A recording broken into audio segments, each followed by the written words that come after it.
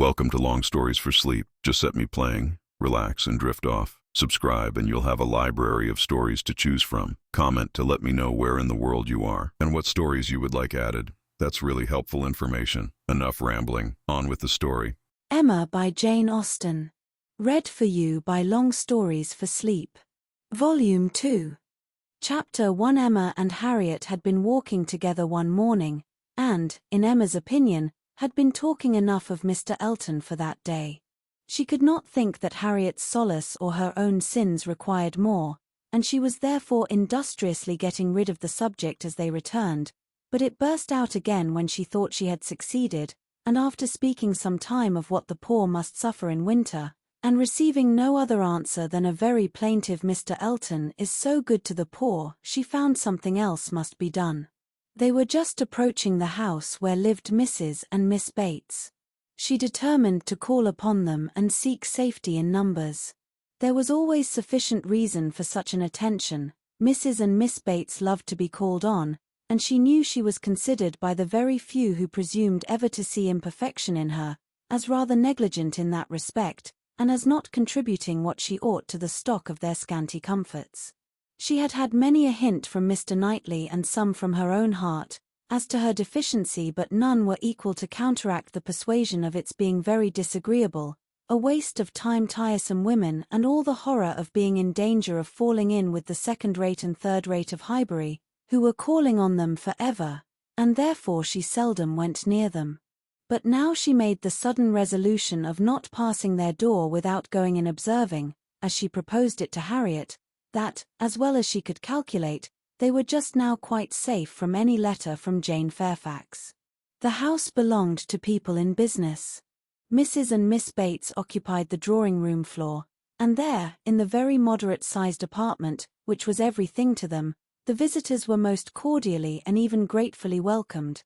The quiet, neat old lady, who with her knitting was seated in the warmest corner, wanting even to give up her place to Miss Woodhouse, and her more active, talking daughter, almost ready to overpower them with care and kindness, thanks for their visit, solicitude for their shoes, anxious inquiries after Mr. Woodhouse's health, cheerful communications about her mother's, and sweet cake from the Beaufort. Mrs. Cole had just been there, just called in for 10 minutes, and had been so good as to sit an hour with them, and she had taken a piece of cake and been so kind as to say she liked it very much, and, therefore, she hoped Miss Woodhouse and Miss Smith would do them the favor to eat a piece too.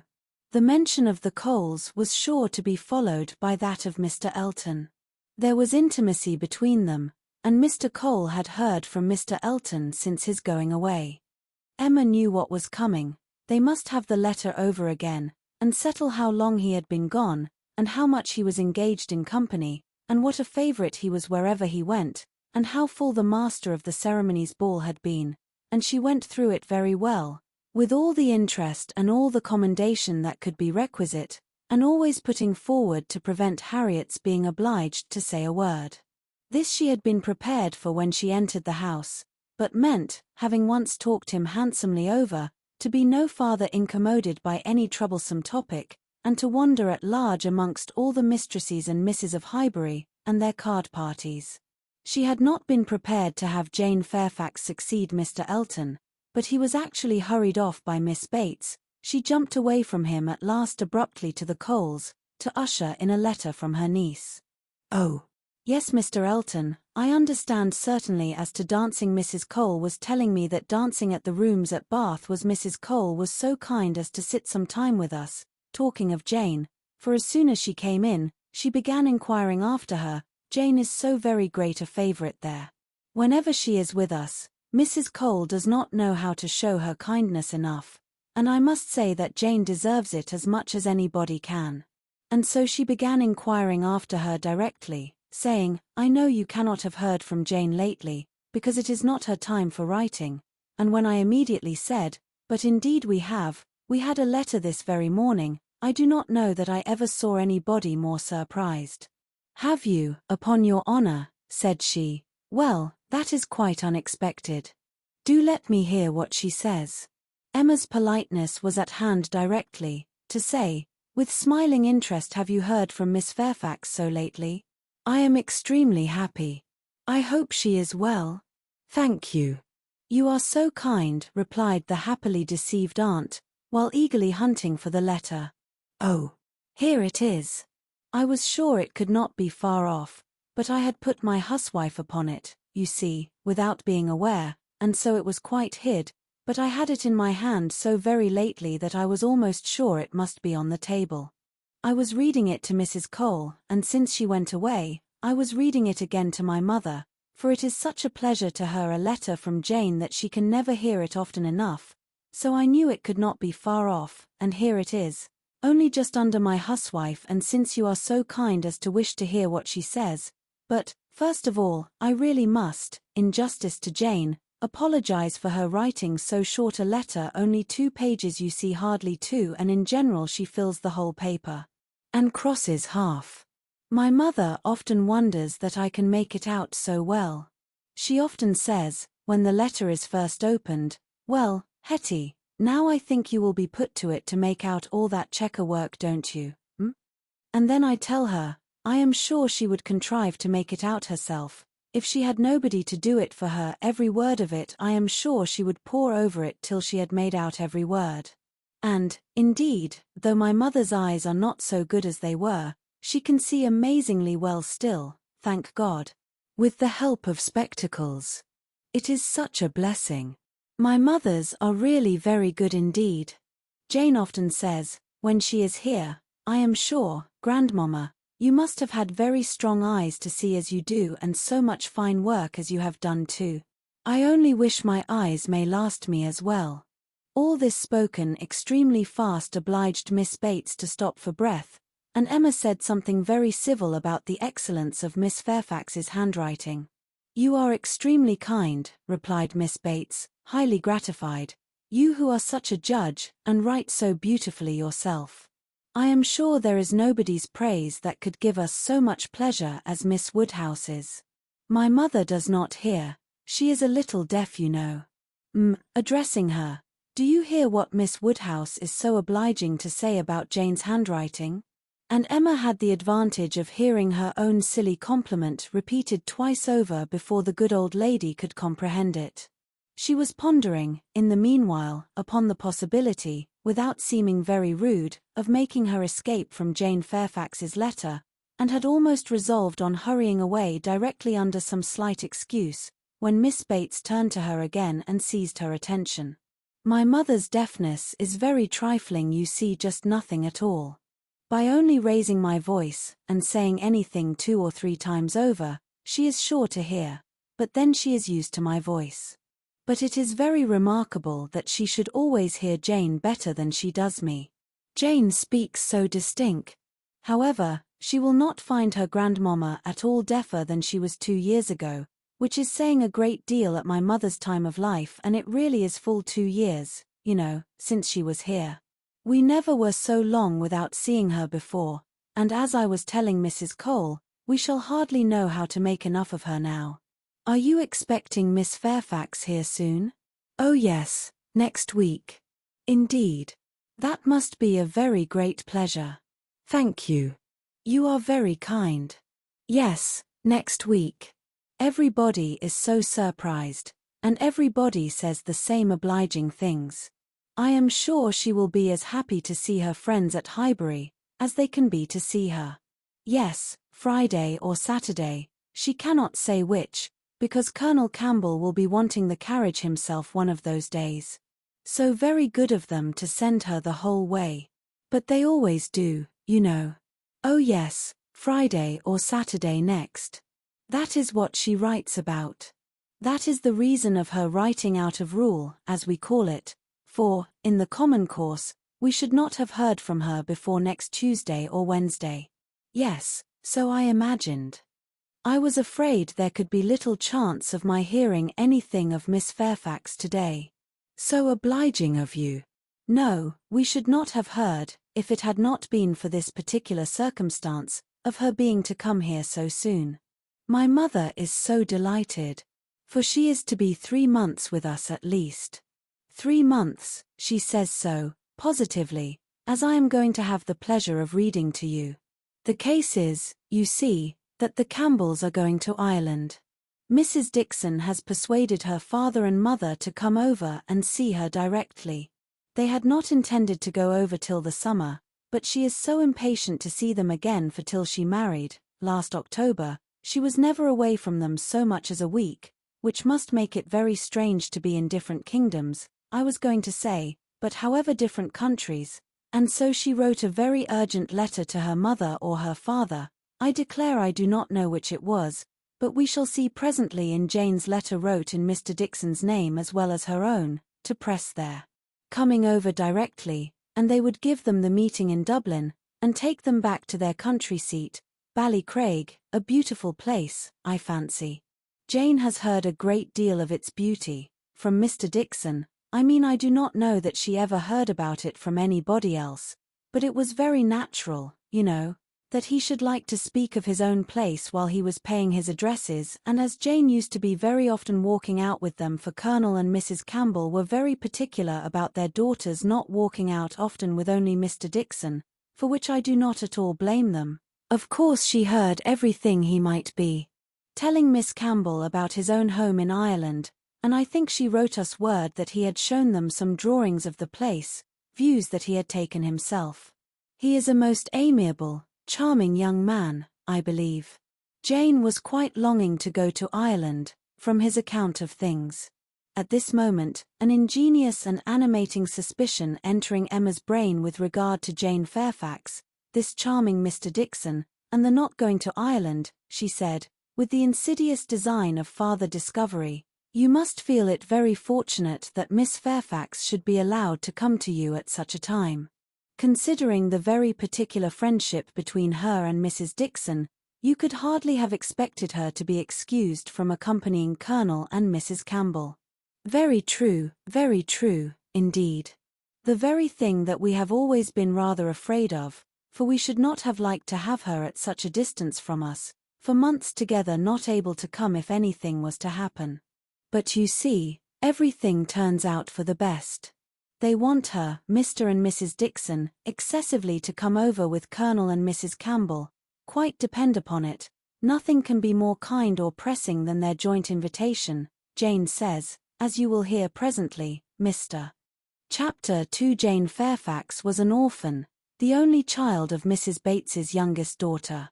The marriage of Lute Fairfax of the Regiment of Infantry, and Miss Jane Bates, had had its day of fame and pleasure, hope and interest, but nothing now remained of it, save the melancholy remembrance of him dying in action abroad, of his widow sinking under consumption and grief soon afterwards, and this girl. By birth she belonged to Highbury, and when at 3 years old, on losing her mother, she became the property, the charge, the consolation, the foundling of her grandmother and aunt, there had seemed every probability of her being permanently fixed there, of her being taught only what very limited means could command, and growing up with no advantages of connection or improvement, to be engrafted on what nature had given her in a pleasing person, good understanding, and warm-hearted, well-meaning relations. But the compassionate feelings of a friend of her father gave a change to her destiny. This was Colonel Campbell, who had very highly regarded Fairfax as an excellent officer and most deserving young man, and father had been indebted to him for such attentions, during a severe camp fever, as he believed had saved his life. These were claims which he did not learn to overlook, though some years passed away from the death of poor Fairfax, before his own return to England put anything in his power. When he did return, he sought out the child and took notice of her. He was a married man, with only one living child, a girl, about Jane's age, and Jane became their guest, paying them long visits and growing a favourite with all. And before she was 9 years old, his daughter's great fondness for her, and his own wish of being a real friend, united to produce an offer from Colonel Campbell of undertaking the whole charge of her education.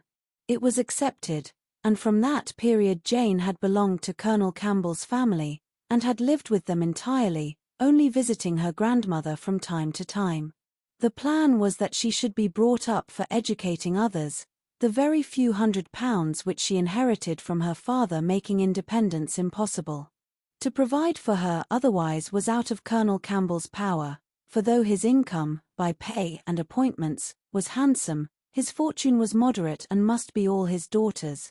But, by giving her an education, he hoped to be supplying the means of respectable subsistence hereafter. Such was Jane Fairfax's history. She had fallen into good hands, known nothing but kindness from the Campbells, and been given an excellent education. Living constantly with right-minded and well-informed people, her heart and understanding had received every advantage of discipline and culture, and Colonel Campbell's residence being in London, every lighter talent had been done full justice to, by the attendance of first-rate masters. Her disposition and abilities were equally worthy of all that friendship could do, and at 18 or 19 she was, as far as such an early age can be qualified for the care of children, fully competent to the office of instruction herself, but she was too much beloved to be parted with. Neither father nor mother could promote, and the daughter could not endure it. The evil day was put off. It was easy to decide that she was still too young, and Jane remained with them, sharing, as another daughter, in all the rational pleasures of an elegant society, and a judicious mixture of home and amusement, with only the drawback of the future, the sobering suggestions of her own good understanding to remind her that all this might soon be over. The affection of the whole family, the warm attachment of Miss Campbell in particular, was the more honourable to each party from the circumstance of Jane's decided superiority both in beauty and acquirements. That nature had given it in feature could not be unseen by the young woman, nor could her higher powers of mind be unfelt by the parents. They continued together with unabated regard, however, till the marriage of Miss Campbell, who by that chance, that luck which so often defies anticipation in matrimonial affairs, giving attraction to what is moderate rather than to what is superior, engaged the affections of Mr. Dickson, a young man, rich and agreeable, almost as soon as they were acquainted, and was eligibly and happily settled, while Jane Fairfax had yet her bread to earn. This event had very lately taken place, too lately for anything to be yet attempted by her less fortunate friend towards entering on her path of duty, though she had now reached the age which her own judgment had fixed on for beginning. She had long resolved that 21 should be the period.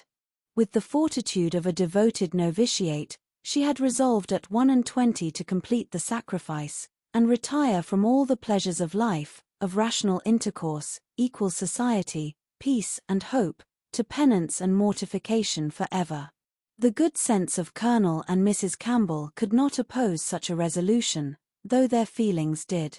As long as they lived, no exertions would be necessary, their home might be hers for ever, and for their own comfort they would have retained her wholly, but this would be selfishness. What must be at last, had better be soon.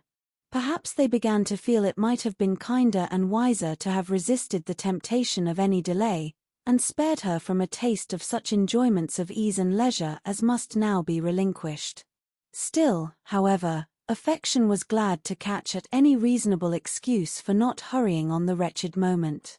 She had never been quite well since the time of their daughter's marriage. Until she should have completely recovered her usual strength, they must forbid her engaging in duties, which, so far from being compatible with a weakened frame and varying spirits, seemed, under the most favourable circumstances, to require something more than human perfection of body and mind to be discharged with tolerable comfort. With regard to her not accompanying them to Ireland, her account to her aunt contained nothing but truth, though there might be some truths not told.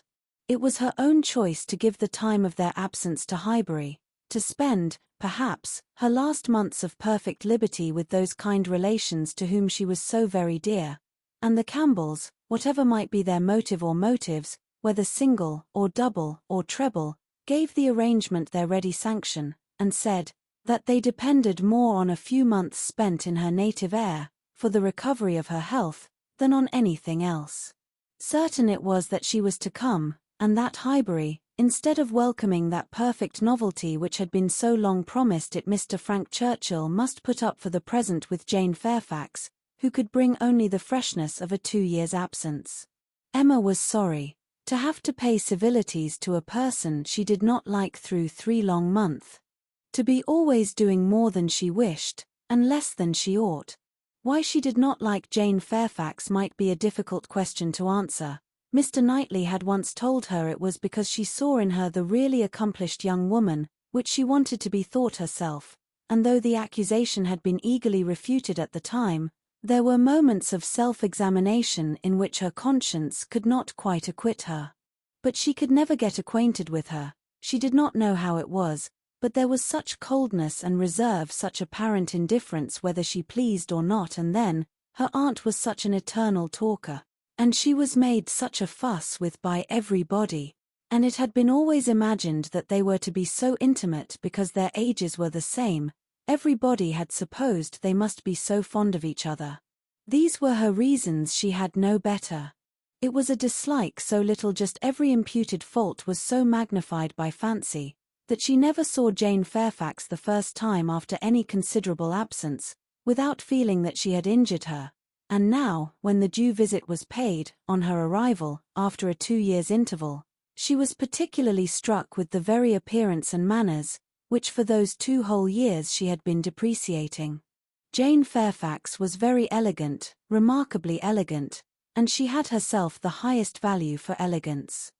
Her height was pretty, just such as almost everybody would think tall, and nobody could think very tall, her figure particularly graceful, her size a most becoming medium, between fat and thin, though a slight appearance of ill health seemed to point out the likeliest evil of the two. Emma could not but feel all this, and then, her face, her features, there was more beauty in them altogether than she had remembered. It was not regular, but it was very pleasing beauty. Her eyes, a deep grey, with dark eyelashes and eyebrows, had never been denied their praise, but the skin, which she had been used to cavil at, as wanting colour, had a clearness and delicacy which really needed no fuller bloom.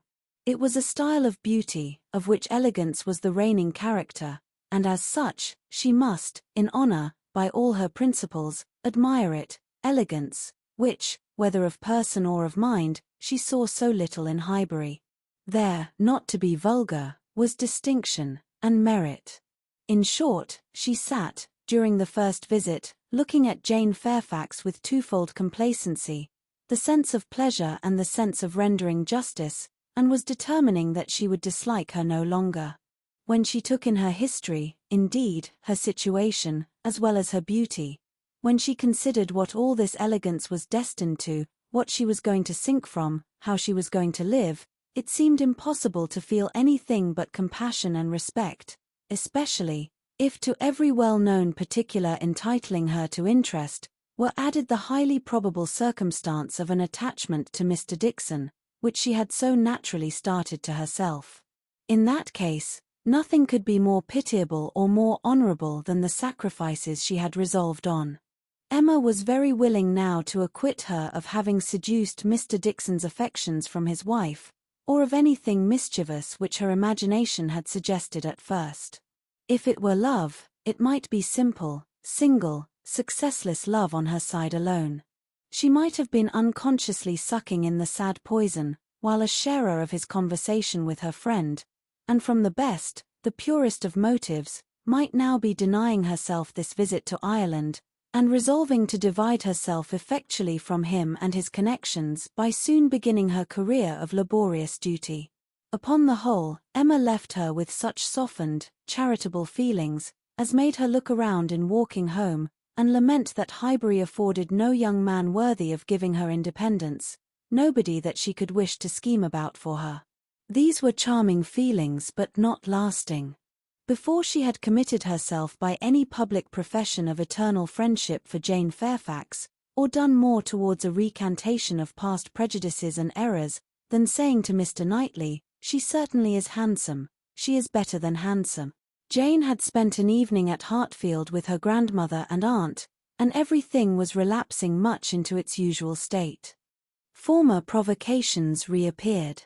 The aunt was as tiresome as ever, more tiresome, because anxiety for her health was now added to admiration of her powers, and they had to listen to the description of exactly how little bread and butter she ate for breakfast, and how small a slice of mutton for dinner, as well as to see exhibitions of new caps and new work-bags for her mother and herself, and Jane's offences rose again. They had music, Emma was obliged to play, and the thanks and praise which necessarily followed appeared to her an affectation of candor, an air of greatness, meaning only to show off in higher style her own very superior performance. She was, besides, which was the worst of all, so cold, so cautious. There was no getting at her real opinion. Wrapped up in a cloak of politeness, she seemed determined to hazard nothing. She was was suspiciously reserved. If anything could be more, where all was most, she was more reserved on the subject of Weymouth and the Dixons than anything. She seemed bent on giving no real insight into Mr. Dixon's character, or her own value for his company, or opinion of the suitableness of the match. It was all general approbation and smoothness, nothing delineated or distinguished. It did her no service, however. Her caution was thrown away. Emma saw its artifice, and returned to her first surmises. There probably was something more to conceal than her own preference. Mr. Dixon, perhaps, had been very near changing one friend for the other, or been fixed only to Miss Campbell, for the sake of the future £12,000. The like reserve prevailed on other topics.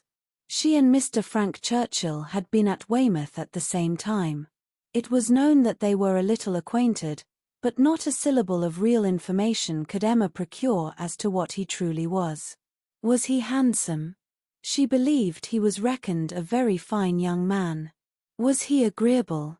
He was generally thought so. Did he appear a sensible young man, a young man of information? At a watering place, or in a common London acquaintance, it was difficult to decide on such points. Manners were all that could be safely judged of, under a much longer knowledge than they had yet had of Mr. Churchill. She believed everybody found his manners pleasing. Emma could not forgive her. Chapter 3. Emma could not forgive her, but as neither provocation nor resentment were discerned by Mr. Knightley, who had been of the party, and had seen only proper attention and pleasing behaviour on each side, he was expressing the next morning, being at Hartfield again on business with Mr. Woodhouse, his approbation of the whole, not so openly as he might have done had her father been out of the room, but speaking plain enough to be very intelligible to Emma. He had been used to think her unjust to Jane, and had now great pleasure in marking an improvement. A very pleasant evening, he began, as soon as Mr. Woodhouse had been talked into what was necessary, told that he understood, and the papers swept away, particularly pleasant. You and Miss Fairfax gave us some very good music. I do not know a more luxurious state, sir, than sitting at one's ease to be entertained a whole evening by two such young women, sometimes with music and sometimes with conversation. I am sure Miss Fairfax must have found the evening pleasant, Emma. You left nothing undone. I was glad you made her play so much, for having no instrument at her grandmother's, it must have been a real indulgence. I am happy you approved, said Emma, smiling, but I hope I am not often deficient in what is due to guests at Hartfield. No, my dear, said her father instantly, that I am sure you are not. There is nobody half so attentive and civil as you are. If anything, you are too attentive. The muffin last night, if it had been handed round once, I think it would have been enough. No, said Mr. Knightley, nearly at the same time, you are not often deficient either in manner or comprehension. I think you understand me, therefore. An arch look expressed I understand you well enough, but she said only, Miss Fairfax is reserved. I always told you she was a little, but you will soon overcome all that part of her reserve which ought to be overcome, all that has its foundation in diffidence. What arises from discretion must be honoured. You think her diffident. I do not see it. My dear Emma, said he, moving from his chair into one close by her, you are not going to tell me, I hope, that you had not a pleasant evening. Oh, no, I was pleased with my own perseverance in asking questions, and amused to think how little information I obtained. I am disappointed, was his only answer. I hope everybody had a pleasant evening, said Mr. Woodhouse, in his quiet way. I had. Once, I felt the fire rather too much, But then I moved back my chair a very little, and it did not disturb me. Miss Bates was very chatty and good-humored, as she always is, though she speaks rather too quick. However, she is very agreeable, and Mrs. Bates too, in a different way. I like old friends, and Miss Jane Fairfax is a very pretty sort of young lady, a very pretty and a very well-behaved young lady indeed. She must have found the evening agreeable, Mr. Knightley, because she had Emma. True, sir, and Emma, because she had Miss Fairfax. Emma saw his anxiety, and wishing to appease it, at least for the present, said, and with a sincerity which no one could question, she is a sort of elegant creature that one cannot keep one's eyes from. I am always watching her to admire, and I do pity her from my heart. Mr. Knightley looked as if he were more gratified than he cared to express, and before he could make any reply, Mr. Woodhouse, whose thoughts were on the Bateses, said it is a great pity that their circumstances should be so confined. A great pity indeed. And I have often wished, but it is so little one can venture to do small, trifling presents, of anything uncommon now we have killed a porker, and Emma thinks of sending them a loin or a leg. It is very small and delicate. Hartfield pork is not like any other pork, but still it is pork, and, my dear Emma, unless one could be sure of their making it into steaks, nicely fried, as ours are fried, without the smallest grease, and not roast it, for no stomach can bear roast pork, I think we had better send the leg. Do not you think so, my dear? My dear papa, I sent the whole hind quarter. I knew you would wish it. There will be the leg to be salted, you know, which is so very nice, and the loin to be dressed directly in any manner they like. That's right, my dear, very right. I had not thought of it before, but that is the best way. They must not over-salt the leg, and then, if it is not over-salted, and if it is very thoroughly boiled, just as Searle boils ours, and eaten very moderately of, with a boiled turnip, and a little carrot or parsnip, I do not consider it unwholesome. Emma, said Mr. Knightley presently, I have a piece of news for you. You like news, and I heard an article in my way hither that I think will interest you. News? Oh, yes, I always like news. What is it? Why do you smile so? Where did you hear it? At Randall's. He had time only to say, no, not at Randall's. I have not been near Randall's, when the door was thrown open, and Miss Bates and Miss Fairfax walked into the room. Full of thanks, and full of news, Miss Bates knew not which to give quickest. Mr. Knightley soon saw that he had lost his moment, and that not another syllable of communication could rest with him. Oh, my dear sir, how are you this morning? My dear Miss Woodhouse, I come quite overpowered. Such a beautiful hind quarter of pork. You are too bountiful. Have you heard the news? Mr. Elton is going to be married. Emma had not had time even to think of Mr. Elton, and she was so completely surprised that she could not avoid a little start, and a little blush, at the sound. There is my news. I thought it would interest you, said Mr. Knightley, with a smile which implied a conviction of some part of what had passed between them. But where could you hear it? Cried Miss Bates. Where could you possibly hear it, Mr. Knightley? For it is not 5 minutes since I received Mrs. Cole's note. No, it cannot be more than 5 or at least 10, for I had got my bonnet and spencer on, just ready to come out. I was only gone down to speak to Patty again about the pork. Jane was standing in the passage, were not you, Jane? For my mother was so afraid that we had not any salting pan large enough. So I said I would go down and see, and Jane said, shall I go down instead? For I think you have a little cold, and Patty has been washing the kitchen. Oh, my dear, said I. Well, and just then came the note. A Miss Hawkins, that's all I know. A Miss Hawkins of Bath. But, Mr. Knightley, how could you possibly have heard it? For the very moment Mr. Cole told Mrs. Cole of it, she sat down and wrote to me. A Miss Hawkins. I was with Mr. Cole on business an hour and a half ago. He had just read Elton's letter as I was shown in, and handed it to me directly. Well, that is quite. I suppose there never was a piece of news more generally interesting. My dear sir, you really are too bountiful. My mother desires her very best compliments and regards, and 1,000 thanks, and says you really quite oppress her. We consider our Hartfield pork, replied Mr. Woodhouse. Indeed it certainly is, so very superior to all other pork, that Emma and I cannot have a greater pleasure than my dear sir, as my mother says, our friends are only too good to us. If ever there were people who, without having great wealth themselves, had everything they could wish for, I am sure it is us. We may well say that our lot is cast in a goodly heritage. Well, Mr. Knightley, and so you actually saw the letter. Well, it was short merely to announce, but cheerful, exulting, of course. Here was a sly glance at Emma. He had been so fortunate as to I forget the precise words, one has no business to remember them. The information was, as you state, that he was going to be married to a Miss Hawkins. By his style, I should imagine it just settled.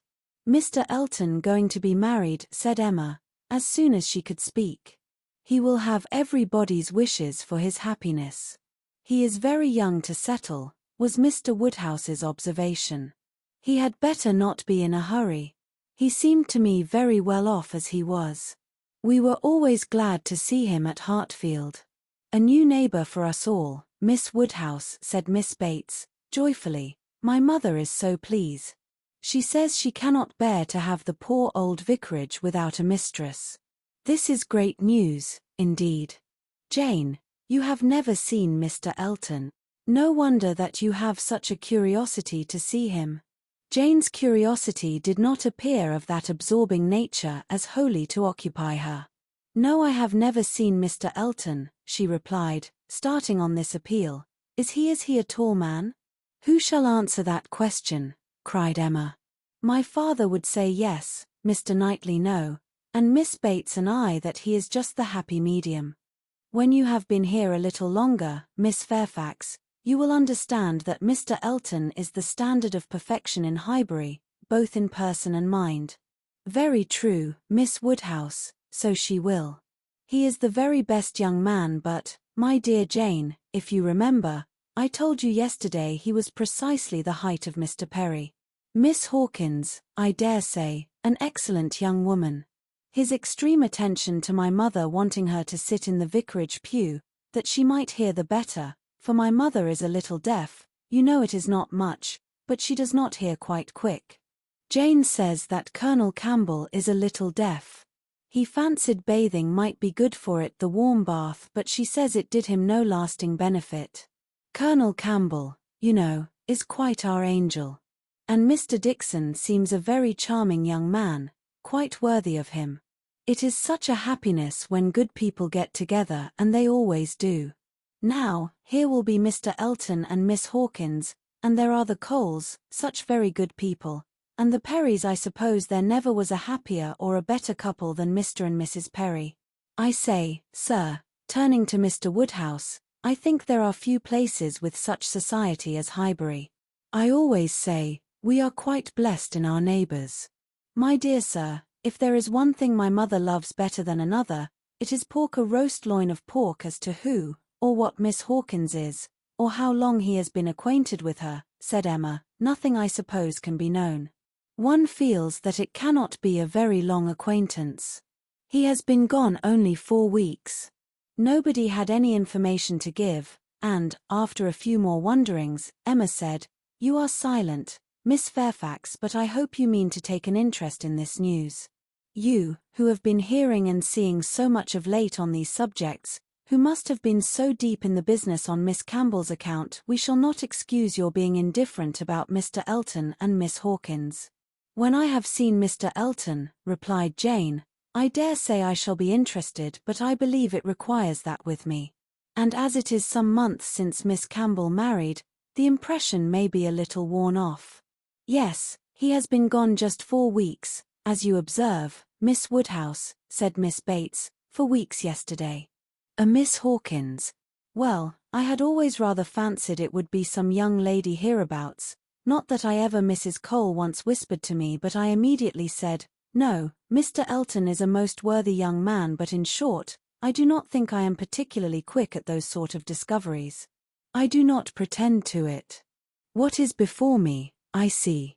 At the same time, nobody could wonder if Mr. Elton should have aspired Miss Woodhouse lets me chatter on, so good-humouredly. She knows I would not offend for the world. How does Miss Smith do? She seems quite recovered now.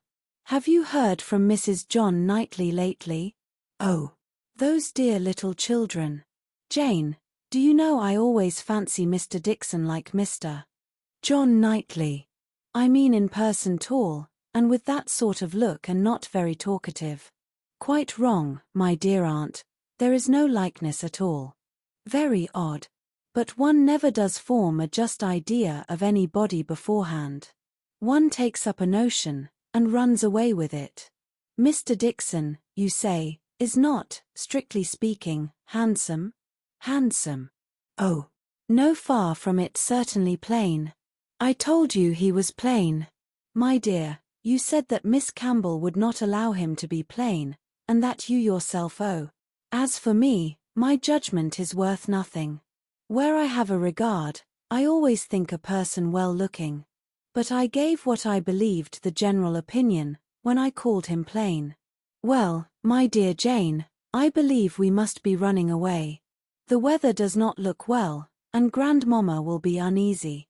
You are too obliging, my dear Miss Woodhouse, but we really must take leave. This has been a most agreeable piece of news indeed. I shall just go round by Mrs. Cole's, but I shall not stop 3 minutes, and, Jane, you had better go home directly. I would not have you out in a shower. We think she is the better for Highbury already. Thank you, we do indeed. I shall not attempt calling on Mrs. Goddard, for I really do not think she cares for anything but boiled pork. When we dress the leg it will be another thing. Good morning to you, my dear sir. Oh, Mr. Knightley is coming too. Well, that is so very.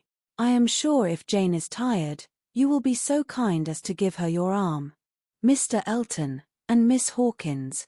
Good morning to you. Emma, alone with her father, had half her attention wanted by him while he lamented that young people would be in such a hurry to marry and to marry strangers too, and the other half she could give to her own view of the subject. It was to herself an amusing and a very welcome piece of news, as proving that Mr. Elton could not have suffered long, but she was sorry for Harriet. Harriet must feel it, and all that she could hope was, by giving the first information herself, to save her from hearing it abruptly from others. It was now about the time that she was likely to call.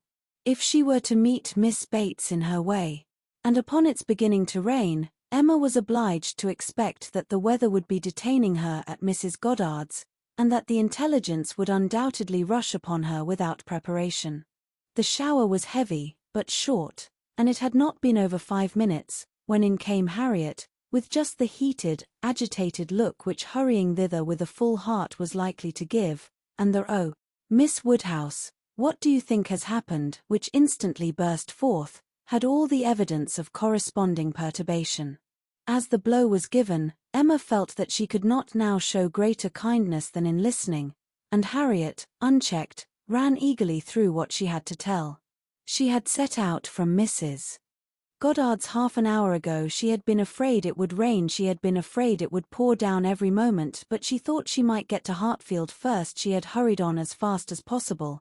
But then, as she was passing by the house where a young woman was making up a gown for her, she thought she would just step in and see how it went on, and though she did not seem to stay half a moment there, soon after she came out it began to rain, and she did not know what to do, so she ran on directly, as fast as she could, and took shelter at Ford's. Ford's was the principal woolen draper, linen draper, and haberdasher's shop united, the shop first in size and fashion in the place. And so, there she had sat, without an idea of anything in the world, full 10 minutes, perhaps, when, all of a sudden, who should come in? To be sure, it was so very odd. But they always dealt at Ford's who should come in, but Elizabeth Martin and her brother. Dear Miss Woodhouse, only think. I thought I should have fainted. I did not know what to do. I was sitting near the door. Elizabeth saw me directly, but he did not. He was busy with the umbrella. I am sure she saw me, but she looked away directly, and took no notice, and they both went to quite the farther end of the shop, and I kept sitting near the door. Oh, dear, I was so miserable. I am sure I must have been as white as my gown. I could not go away, you know, because of the rain, but I did so wish myself anywhere in the world but there. Oh, dear, Miss Woodhouse. Well, at last, I fancy, he looked round and saw me, for instead of going on with her buyings, they began whispering to one another. I am sure they were talking of me, and I could not help thinking that he was persuading her to speak to me. Do you think he was, Miss Woodhouse? For presently she came forward, came quite up to me, and asked me how I did, and seemed ready to shake hands, if I would. She did not do any of it in the same way that she used. I could see she was altered, but, however, she seemed to try to be very friendly, and we shook hands, and stood talking some time, but I know no more what I said, I was in such a tremble. I remember she said she was sorry we never met now, which I thought almost too kind. Dear Miss Woodhouse, I was absolutely miserable. By that time, it was beginning to hold up, and I was determined that nothing should stop me from getting away, and then only think. I found he was coming up towards me too slowly, you know, and as if he did not quite know what to do, and so he came and spoke, and I answered, and I stood for a minute, feeling dreadfully, you know, one can't tell how, and then I took courage, and said it did not rain, and I must go, and so off I set. And I had not got 3 yards from the door, when he came after me, only to say, if I was going to Hartfield, he thought I had much better go round by Mr. Cole's stables, for I should find the near way quite floated by this rain. Oh, dear, I thought it would have been the death of me, so I said I was very much obliged to him, you know I could not do less, and then he went back to Elizabeth, and I came round by the stables, I believe I did, but I hardly knew where I was, or anything about it. Oh, Miss Woodhouse, I would rather done anything than have it happen, and yet, you know, there was a sort of satisfaction in seeing him behave so pleasantly and so kindly. And Elizabeth, too. Oh, Miss Woodhouse, do talk to me and make me comfortable again. Very sincerely did Emma wish to do so, but it was not immediately in her power. She was obliged to stop and think. She was not thoroughly comfortable herself. The young man's conduct, and his sister's, seemed the result of real feeling, and she could not but pity them. As Harriet described it, there had been an interesting mixture of wounded affection and genuine delicacy in their behavior. But she had believed them to be well-meaning, worthy people before, and what difference did this make in the evils of the connection? It was folly to be disturbed by it. Of course, he must be sorry to lose her, they must be all sorry. Ambition, as well as love, had probably been mortified. They might all have hoped to rise by Harriet's acquaintance, and besides, what was the value of Harriet's description? So easily pleased, so little discerning, what signified her praise? She exerted herself, and did try to make her comfortable, by considering all that had passed as a mere trifle, and quite unworthy of being dwelt on. It might be distressing, for the moment, said she, but you seem to have behaved extremely well, and it is over and may never can never, as a first meeting, occur again, and therefore you need not think about it.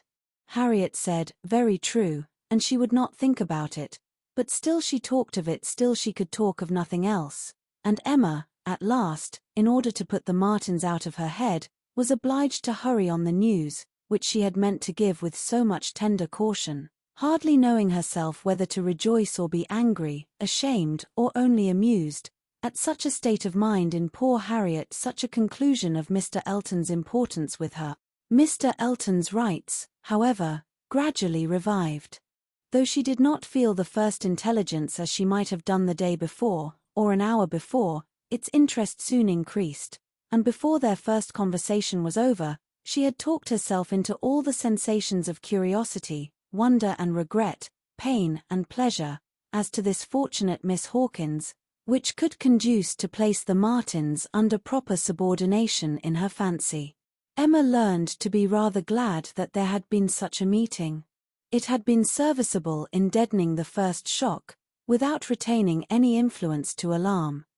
As Harriet now lived, the Martins could not get at her, without seeking her, where hitherto they had wanted either the courage or the condescension to seek her, for since her refusal of the brother, the sisters never had been at Mrs. Goddard's, and a 12-month might pass without their being thrown together again, with any necessity, or even any power of speech. Chapter 4. Human nature is so well disposed towards those who are in interesting situations, that a young person, who either marries or dies, is sure of being kindly spoken of. A week had not passed since Miss Hawkins's name was first mentioned in Highbury, before she was, by some means or other, discovered to have every recommendation of person and mind, to be handsome, elegant, highly accomplished, and perfectly amiable. And when Mr. Elton himself arrived to triumph in his happy prospects, and circulate the fame of her merits, there was very little more for him to do, than to tell her Christian name, and say whose music she principally played.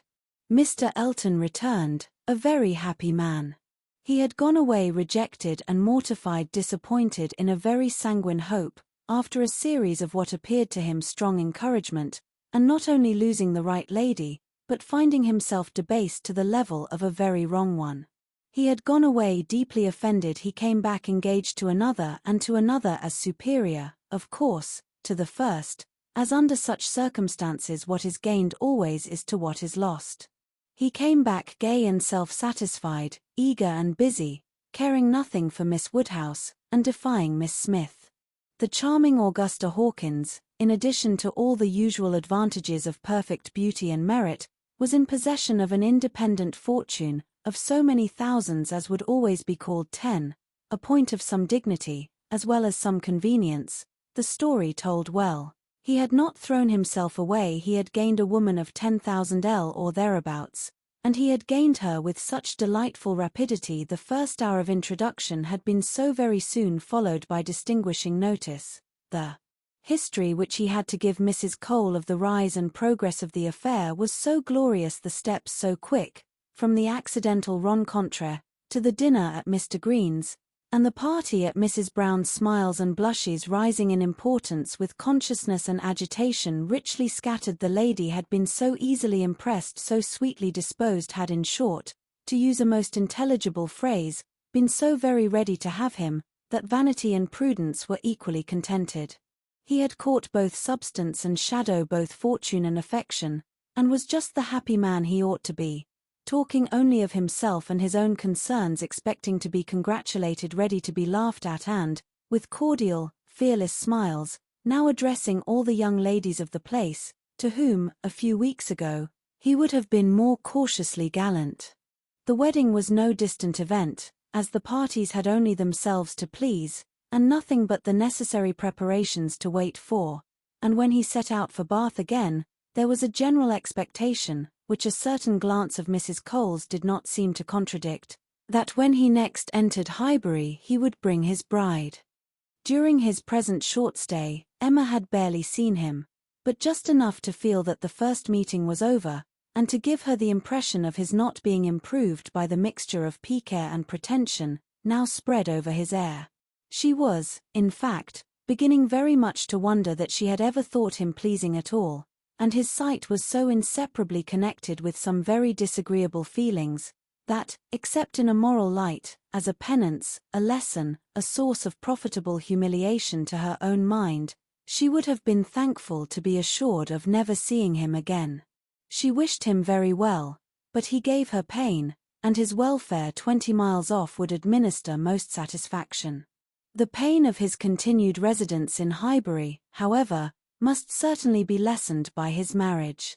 Many vain solicitudes would be prevented, many awkwardnesses smoothed by it. A Mrs. Elton would be an excuse for any change of intercourse, former intimacy might sink without remark. It would be almost beginning their life of civility again. Of the lady, individually, Emma thought very little. She was good enough for Mr. Elton, no doubt, accomplished enough for Highbury, handsome enough to look plain, probably, by Harriet's side.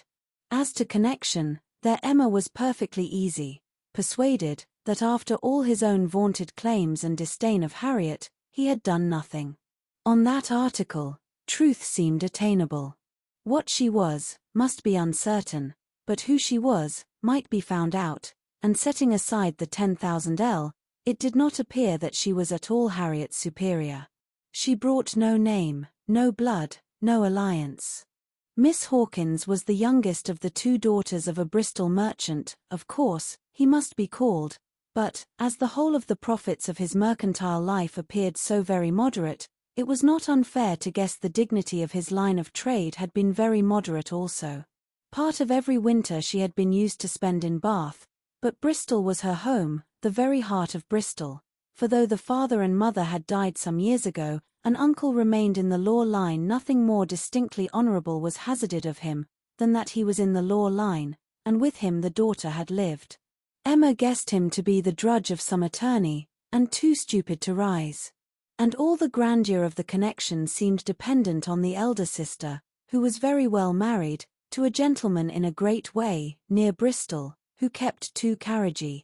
That was the wind-up of the history, that was the glory of Miss Hawkins. Could she but have given Harriet her feelings about it all?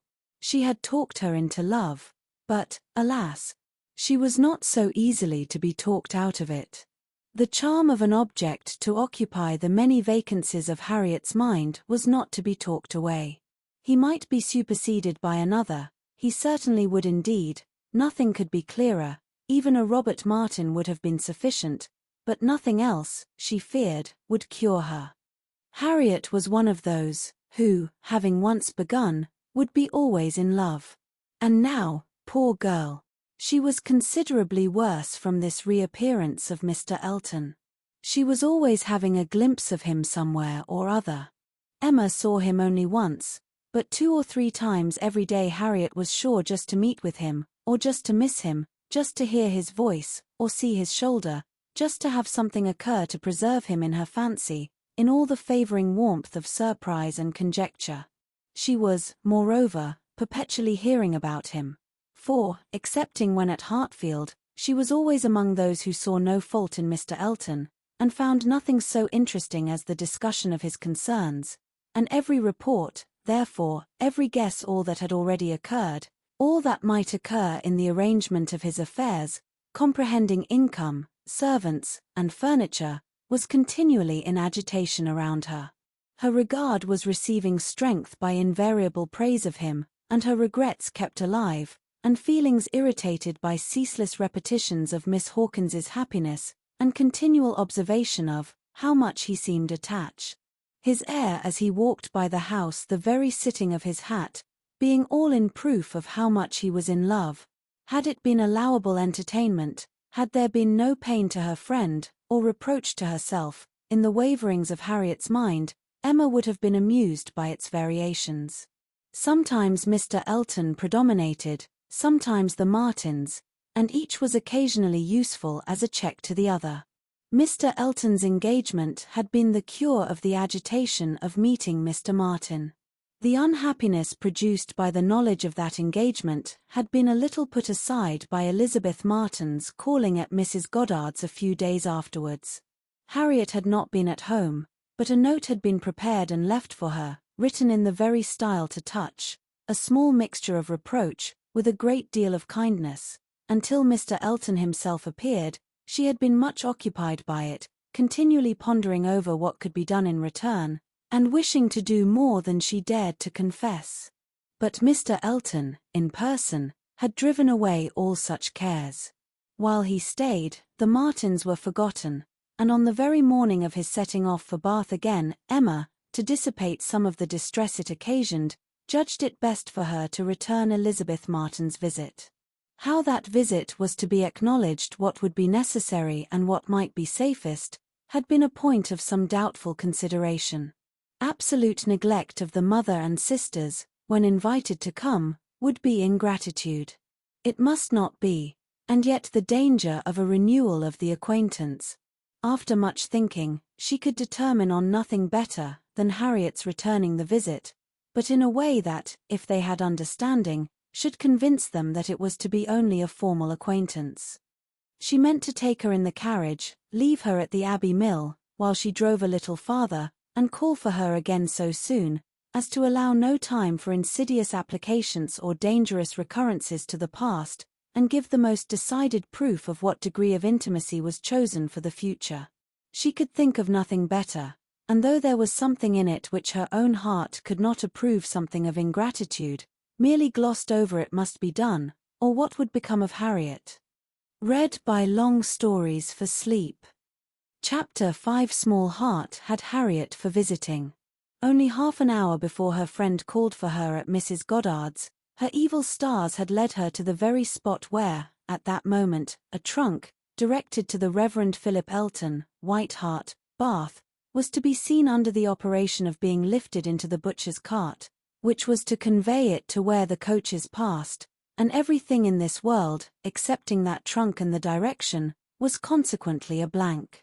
She went, however, and when they reached the farm, and she was to be put down, at the end of the broad, neat gravel walk, which led between espalier apple trees to the front door, the sight of everything which had given her so much pleasure the autumn before, was beginning to revive a little local agitation, and when they parted, Emma observed her to be looking around with a sort of fearful curiosity, which determined her not to allow the visit to exceed the proposed quarter of an hour. She went on herself, to give that portion of time to an old servant who was married, and settled in Donwell.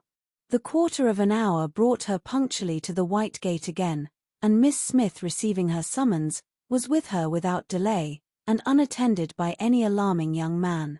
She came solitarily down the gravel walk, a Miss Martin just appearing at the door, and parting with her seemingly with ceremonious civility. Harriet could not very soon give an intelligible account. She was feeling too much, but at last Emma collected from her enough to understand the sort of meeting, and the sort of pain it was creating. She had seen only Mrs. Martin and the two girls. They had received her doubtingly, if not coolly, and nothing beyond the merest commonplace had been talked almost all the time till just at last, when Mrs. Martin, saying, all of a sudden, that she thought Miss Smith was grown, had brought on a more interesting subject, and a warmer manner. In that very room she had been measured last September, with her two friends. There were the penciled marks and memorandums on the wainscot by the window. He had done it. They all seemed to remember the day, the hour, the party, the occasion, to feel the same consciousness, the same regrets, to be ready to return to the same good understanding, and they were just growing again like themselves, Harriet, as Emma must suspect, as ready as the best of them to be cordial and happy, when the carriage reappeared, and all was over. The style of the visit, and the shortness of it, were then felt to be decisive. 14 minutes to be given to those with whom she had thankfully passed 6 weeks, not 6 months ago.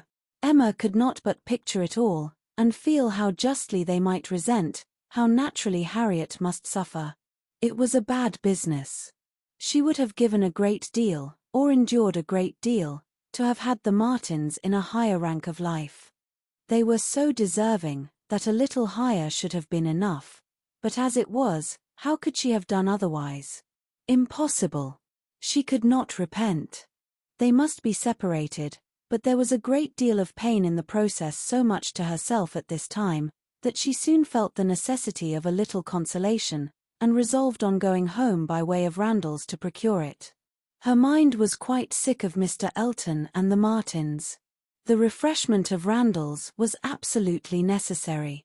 It was a good scheme, but on driving to the door they heard that neither master nor mistress was at home. They had both been out some time. The man believed they were gone to Hartfield. "This is too bad," cried Emma, as they turned away. "And now we shall just miss them. Too provoking. I do not know when I have been so disappointed." And she leaned back in the corner, to indulge her murmurs, or to reason them away, probably a little of both, such being the commonest process of a not ill-disposed mind. Presently the carriage stopped. She looked up. It was stopped by Mr. and Mrs. Weston, who were standing to speak to her. There was instant pleasure in the sight of them, and still greater pleasure was conveyed in sound, for Mr. Weston immediately accosted her with, "How d'ye do? How d'ye do? We have been sitting with your father, glad to see him so well." Frank comes tomorrow. I had a letter this morning. We see him tomorrow by dinner time. To a certainty he is at Oxford today, and he comes for a whole fortnight. I knew it would be so. If he had come at Christmas he could not have stayed 3 days. I was always glad he did not come at Christmas. Now we are going to have just the right weather for him, fine, dry, settled weather.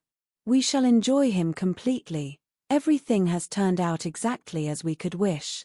There was no resisting such news, no possibility of avoiding the influence of such a happy face as Mr. Weston's, confirmed as it all was by the words and the countenance of his wife, fewer and quieter, but not less to the purpose. To know that she thought his coming certain was enough to make Emma consider it so, and sincerely did she rejoice in their joy. It was a most delightful reanimation of exhausted spirits. The worn-out past was sunk in the freshness of what was coming, and in the rapidity of half a moment's thought, she hoped Mr. Elton would now be talked of no more. Mr. Weston gave her the history of the engagements at Inscombe, which allowed his son to answer for having an entire fortnight at his command, as well as the route and the method of his journey, and she listened, and smiled, and congratulated. "I shall soon bring him over to Hartfield," said he, at the conclusion. Emma could imagine she saw a touch of the arm at this speech, from his wife. "We had better move on, Mr. Weston," said she, "we are detaining the girls." Well, I am ready," and turning again to Emma, "but you must not be expecting such a very fine young man. You have only had my account, you know. I dare say he is really nothing extraordinary, though his own sparkling eyes at the moment were speaking a very different conviction." Emma could look perfectly unconscious and innocent, and answer in a manner that appropriated nothing. "Think of me tomorrow, my dear Emma, about 4 o'clock, was Mrs. Weston's parting injunction, spoken with some anxiety, and meant only for her. 4 o'clock. "Depend upon it he will be here by 3, was Mr. Weston's quick amendment, and so ended a most satisfactory meeting. Emma's spirits were mounted quite up to happiness. Everything wore a different air. James and his horses seemed not half so sluggish as before. When she looked at the hedges, she thought the elder at least must soon be coming out, and when she turned round to Harriet, she saw something like a look of spring, a tender smile even there. Will Mr. Frank Churchill pass through Bath as well as Oxford? Was a question, however, which did not augur much. But neither geography nor tranquillity could come all at once, and Emma was now in a humour to resolve that they should both come in time. The morning of the interesting day arrived, and Mrs. Weston's faithful pupil did not forget either at 10, or 11, or 12 o'clock, that she was to think of her at 4. "My dear, dear anxious friend," said she, in mental soliloquy, while walking downstairs from her own room, always over-careful for everybody's comfort but your own. "I see you now in all your little fidgets, going again and again into his room, to be sure that all is right." The clock struck 12 as she passed through the hall. "'Tis 12, I shall not forget to think of you 4 hours hence, and by this time tomorrow, perhaps, or a little later, I may be thinking of the possibility of their all calling here.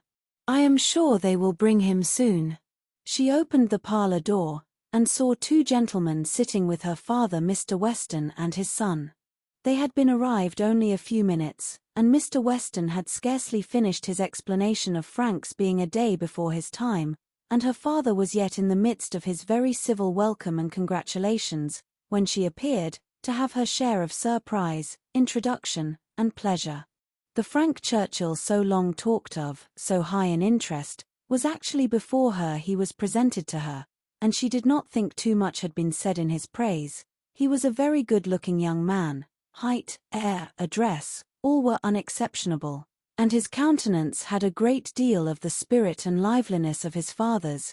He looked quick and sensible. She felt immediately that she should like him, and there was a well-bred ease of manner, and a readiness to talk, which convinced her that he came intending to be acquainted with her, and that acquainted they soon must be. He had reached Randalls the evening before. She was pleased with the eagerness to arrive which had made him alter his plan, and travel earlier, later, and quicker, that he might gain half a day. "I told you yesterday," cried Mr. Weston with exultation, I told you all that he would be here before the time named. I remembered what I used to do myself. One cannot creep upon a journey, one cannot help getting on faster than one has planned, and the pleasure of coming in upon one's friends before the lookout begins is worth a great deal more than any little exertion it needs. It is a great pleasure where one can indulge in it, said the young man, though there are not many houses that I should presume on so far, but in coming home I felt I might do anything. The word home made his father look on him with fresh complacency. Emma was directly sure that he knew how to make himself agreeable. The conviction was strengthened by what followed. He was very much pleased with Randalls, thought it a most admirably arranged house, would hardly allow it even to be very small, admired the situation, the walk to Highbury, Highbury itself, Hartfield still more, and professed himself to have always felt the sort of interest in the country which none but one's own country gives, and the greatest curiosity to visit it. That he should never have been able to indulge so amiable a feeling before, passed suspiciously through Emma's brain, but still, if it were a falsehood, it was a pleasant one, and pleasantly handled. His manner had no air of study or exaggeration. He did really look and speak as if in a state of no common enjoyment. Their subjects in general were such as belong to an opening acquaintance. On his side were the inquiries: was she a horsewoman? Pleasant rides? Pleasant walks? Had they a large neighborhood? Highbury, perhaps, afforded society enough. There were several very pretty houses in and about it. Balls, had they balls? Was it a musical society? But when satisfied on all these points, and their acquaintance proportionably advanced, he contrived to find an opportunity, while their two fathers were engaged with each other, of introducing his mother-in-law, and speaking of her with so much handsome praise, so much warm admiration, so much gratitude for the happiness she secured to his father, and her very kind reception of himself, as was an additional proof of his knowing how to please and of his certainly thinking it worth while to try to please her. He did not advance a word of praise beyond what she knew to be thoroughly deserved by Mrs. Weston, but, undoubtedly he could know very little of the matter. He understood what would be welcome, he could be sure of little else. His father's marriage, he said, had been the wisest measure, every friend must rejoice in it, and the family from whom he had received such a blessing must be ever considered as having conferred the highest obligation on him. He got as near as he could to thanking her for Miss Taylor's merits, without seeming quite to forget that in the common course of things it was to be rather supposed that Miss Taylor had formed Miss Woodhouse's character, than Miss Woodhouse Miss Taylor's. And at last, as if resolved to qualify his opinion completely for travelling round to its object, he wound it all up with astonishment at the youth and beauty of her person. Elegant, agreeable manners, I was prepared for, said he, but I confess that, considering everything, I had not expected more than a very tolerably well-looking woman of a certain age. I did not know that I was to find a pretty young woman in Mrs. Weston. You cannot see too much perfection in Mrs. Weston for my feelings, said Emma. Were you to guess her to be 18, I should listen with pleasure, but she would be ready to quarrel with you for using such words. Don't let her imagine that you have spoken of her as a pretty young woman.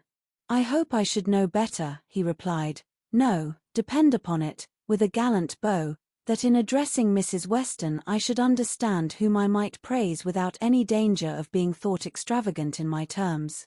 Emma wondered whether the same suspicion of what might be expected from their knowing each other, which had taken strong possession of her mind, had ever crossed his, and whether his compliments were to be considered as marks of acquiescence, or proofs of defiance. She must see more of him to understand his ways. At present she only felt they were agreeable. She had no doubt of what Mr. Weston was often thinking about. His quick eye she detected again and again glancing towards them with a happy expression, and even, when he might have determined not to look, she was confident that he was often listening.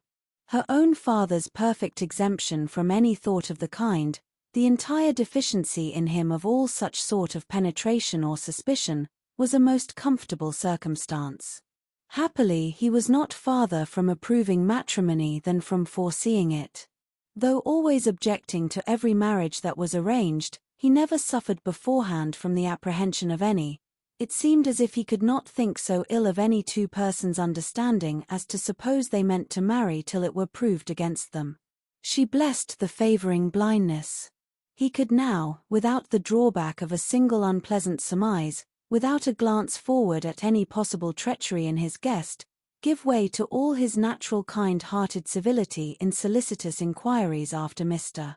Frank Churchill's accommodation on his journey, through the sad evils of sleeping 2 nights on the road, and express very genuine unmixed anxiety to know that he had certainly escaped catching cold, which, however, he could not allow him to feel quite assured of himself till after another night. A reasonable visit paid, Mr. Weston began to move. He must be going. He had business at the Crown about his hay, and a great many errands for Mrs. Weston at Ford's, but he need not hurry anybody else. His son, too well bred to hear the hint, rose immediately also, saying, "As you are going farther on business, sir, I will take the opportunity of paying a visit, which must be paid some day or other, and therefore may as well be paid now. I have the honour of being acquainted with a neighbour of yours," turning to Emma, "a lady residing in or near Highbury, a family of the name of Fairfax. I shall have no difficulty, I suppose, in finding the house, though Fairfax, I believe, is not the proper name. I should rather say Barnes, or Bates. Do you know any family of that name?" "To be sure we do," cried his father. "Mrs. Bates, we passed her house. I saw Miss Bates at the window." "True, true, you are acquainted with Miss Fairfax. I remember you knew her at Weymouth, and a fine girl she is. Call upon her, by all means." "There is no necessity for my calling this morning," said the young man. "Another day would do as well, but there was that degree of acquaintance at Weymouth which go today, go today. Do not defer it. What is right to be done cannot be done too soon. And, besides, I must give you a hint, Frank, any want of attention to her here should be carefully avoided. You saw her with the Campbells, when she was the equal of everybody she mixed with, but here she is with a poor old grandmother, who has barely enough to live on. If you do not call early it will be a slight." The son looked convinced. "I have heard her speak of the acquaintance," said Emma. "She is a very elegant young woman." He agreed to it, but with so quiet a yes, as inclined her almost to doubt his real concurrence, and yet there must be a very distinct sort of elegance for the fashionable world, if Jane Fairfax could be thought only ordinarily gifted with it. "If you were never particularly struck by her manners before," said she, "I think you will today.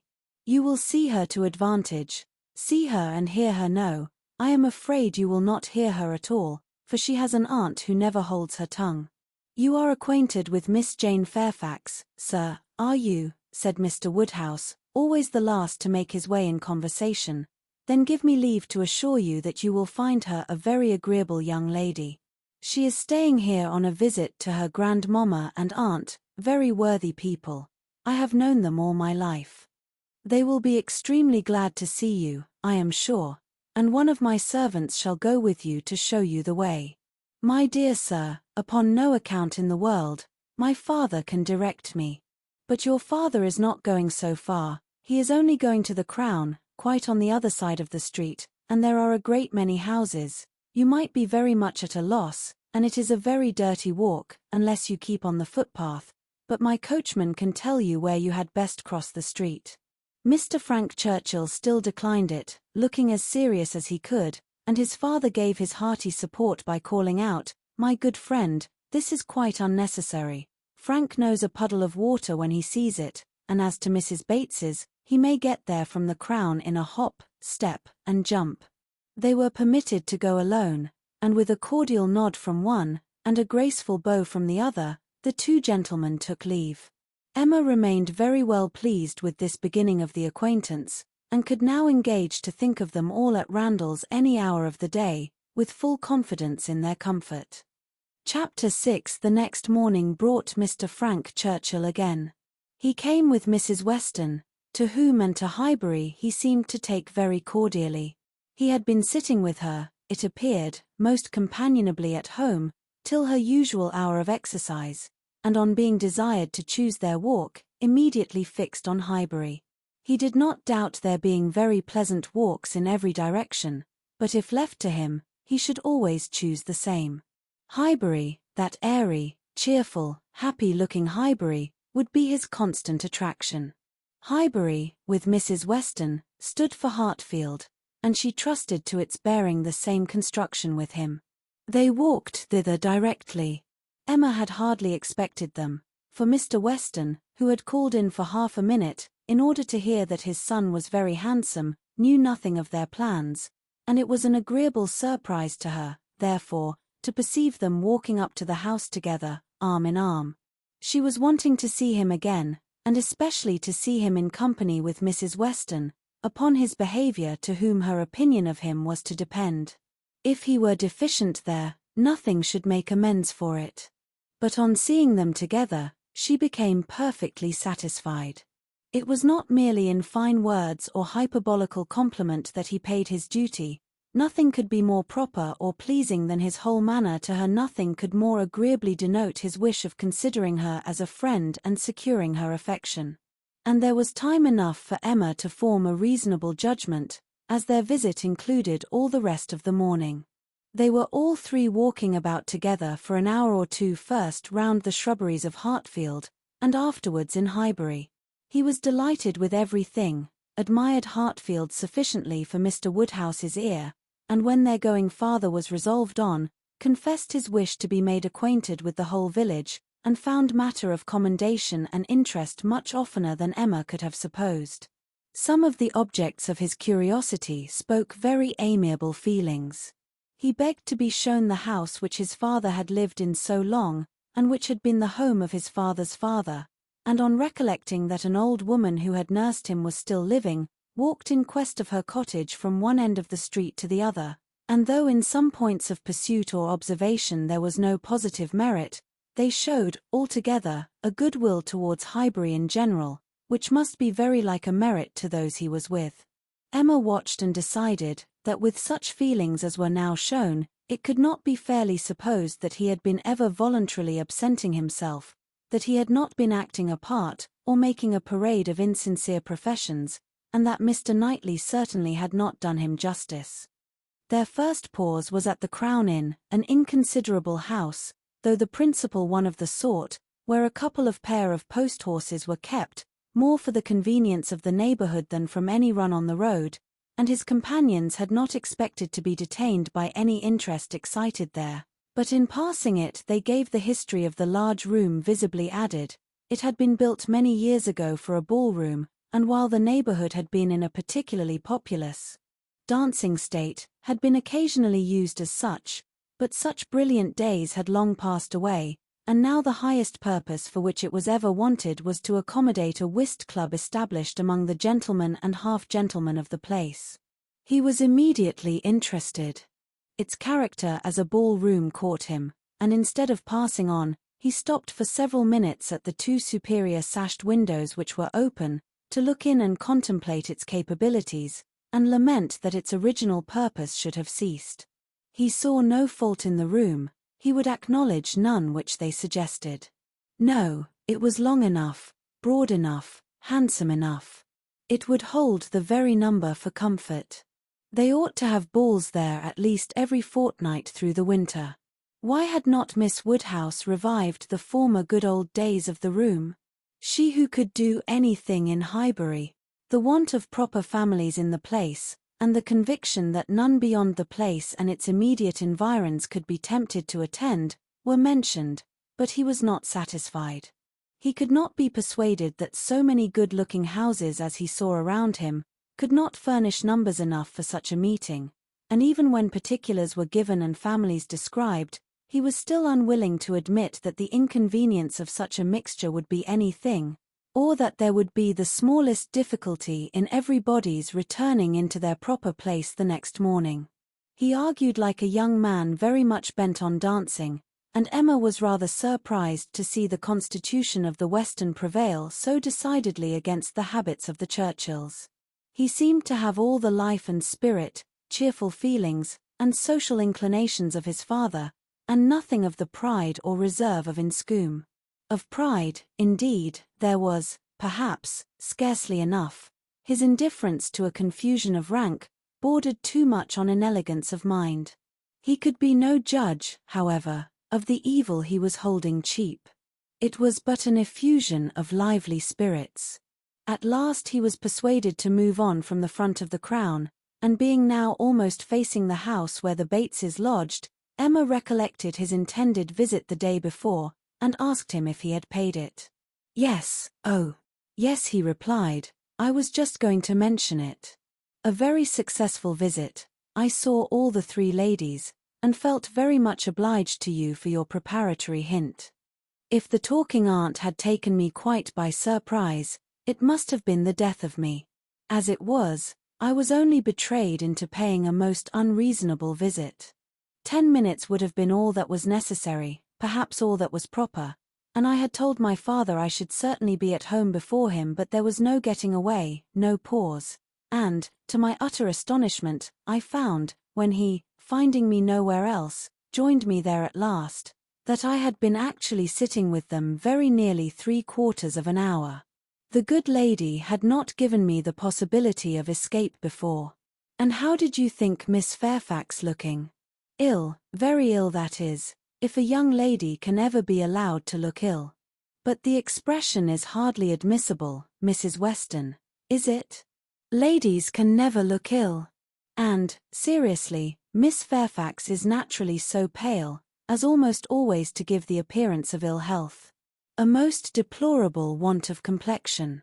Emma would not agree to this, and began a warm defence of Miss Fairfax's complexion. It was certainly never brilliant, but she would not allow it to have a sickly hue in general, and there was a softness and delicacy in her skin which gave peculiar elegance to the character of her face. He listened with all due deference, acknowledged that he had heard many people say the same, but yet he must confess that to him nothing could make amends for the want of the fine glow of health. Where features were indifferent, a fine complexion gave beauty to them all, and where they were good, the effect was fortunately he need not attempt to describe what the effect was. Well, said Emma, there is no disputing about taste.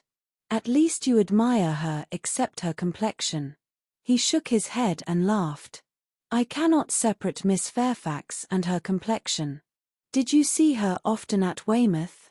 Were you often in the same society? At this moment they were approaching Ford's, and he hastily exclaimed, Ha! This must be the very shop that everybody attends every day of their lives, as my father informs me. He comes to Highbury himself, he says, 6 days out of the 7, and has always business at Ford's.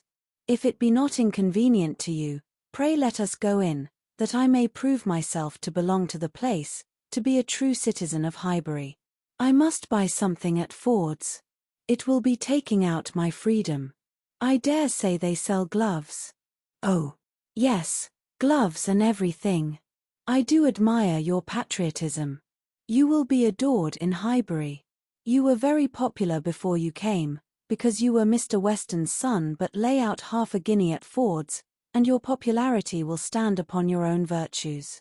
They went in, and while the sleek, well-tied parcels of men's beavers and York tan were bringing down and displaying on the counter, he said, But I beg your pardon, Miss Woodhouse, you were speaking to me, you were saying something at the very moment of this burst of my amour patriae. Do not let me lose it. I assure you the utmost stretch of public fame would not make me amends for the loss of any happiness in private life. I merely asked whether you had known much of Miss Fairfax and her party at Weymouth. And now that I understand your question, I must pronounce it to be a very unfair one. It is always the lady's right to decide on the degree of acquaintance. Miss Fairfax must already have given her account. I shall not commit myself by claiming more than she may choose to allow. Upon my word, you answer as discreetly as she could do herself. But her account of everything leaves so much to be guessed, she is so very reserved, so very unwilling to give the least information about anybody, that I really think you may say what you like of your acquaintance with her. May I, indeed? Then I will speak the truth, and nothing suits me so well. I met her frequently at Weymouth. I had known the Campbells a little in town, and at Weymouth we were very much in the same set. Colonel Campbell is a very agreeable man, and Mrs. Campbell a friendly, warm-hearted woman. I like them all. You know Miss Fairfax's situation in life, I conclude, what she is destined to be. Yes, rather hesitatingly, I believe I do. You get upon delicate subjects, Emma, said Mrs. Weston smiling. Remember that I am here. Mr. Frank Churchill hardly knows what to say when you speak of Miss Fairfax's situation in life. I will move a little farther off. I certainly do forget to think of her, said Emma, as having ever been anything but my friend and my dearest friend. He looked as if he fully understood and honored such a sentiment. When the gloves were bought, and they had quitted the shop again, did you ever hear the young lady we were speaking of play? Said Frank Churchill. Ever hear her? Repeated Emma. You forget how much she belongs to Highbury. I have heard her every year of our lives since we both began. She plays charmingly. You think so, do you? I wanted the opinion of someone who could really judge. She appeared to me to play well, that is, with considerable taste, but I know nothing of the matter myself. I am excessively fond of music, but without the smallest skill or right of judging of anybody's performance. I have been used to hear her admired, and I remember one proof of her being thought to play well, a man, a very musical man, and in love with another woman engaged to her on the point of marriage would yet never ask that other woman to sit down to the instrument. If the lady in question could sit down instead never seemed to like to hear one if he could hear the other. That, I thought, in a man of known musical talent, was some proof. Proof indeed, said Emma, highly amused. Mr. Dixon is very musical, is he? We shall know more about them all, in half an hour, from you, than Miss Fairfax would have vouchsafed in half a year. Yes, Mr. Dixon and Miss Campbell were the persons, and I thought it a very strong proof. Certainly very strong it was. To own the truth, a great deal stronger than, if I had been Miss Campbell, would have been at all agreeable to me. I could not excuse a man's having more music than love, more ear than I, a more acute sensibility to fine sounds than to my feelings. How did Miss Campbell appear to like it? It was her very particular friend, you know. Poor comfort, said Emma, laughing. One would rather have a stranger preferred than one's very particular friend. With a stranger it might not recur again, but the misery of having a very particular friend always at hand, to do everything better than one does oneself. Poor Mrs. Dixon. Well, I am glad she is gone to settle in Ireland. You are right. It was not very flattering to Miss Campbell, but she really did not seem to feel it. So much the better or so much the worse, I do not know which. But be it sweetness or be it stupidity in her quickness of friendship, or dullness of feeling, there was one person, I think, who must have felt it, Miss Fairfax herself. She must have felt the improper and dangerous distinction. As to that I do not owe. Do not imagine that I expect an account of Miss Fairfax's sensations from you, or from anybody else. They are known to no human being, I guess, but herself. But if she continued to play whenever she was asked by Mr. Dixon, one may guess what one chooses.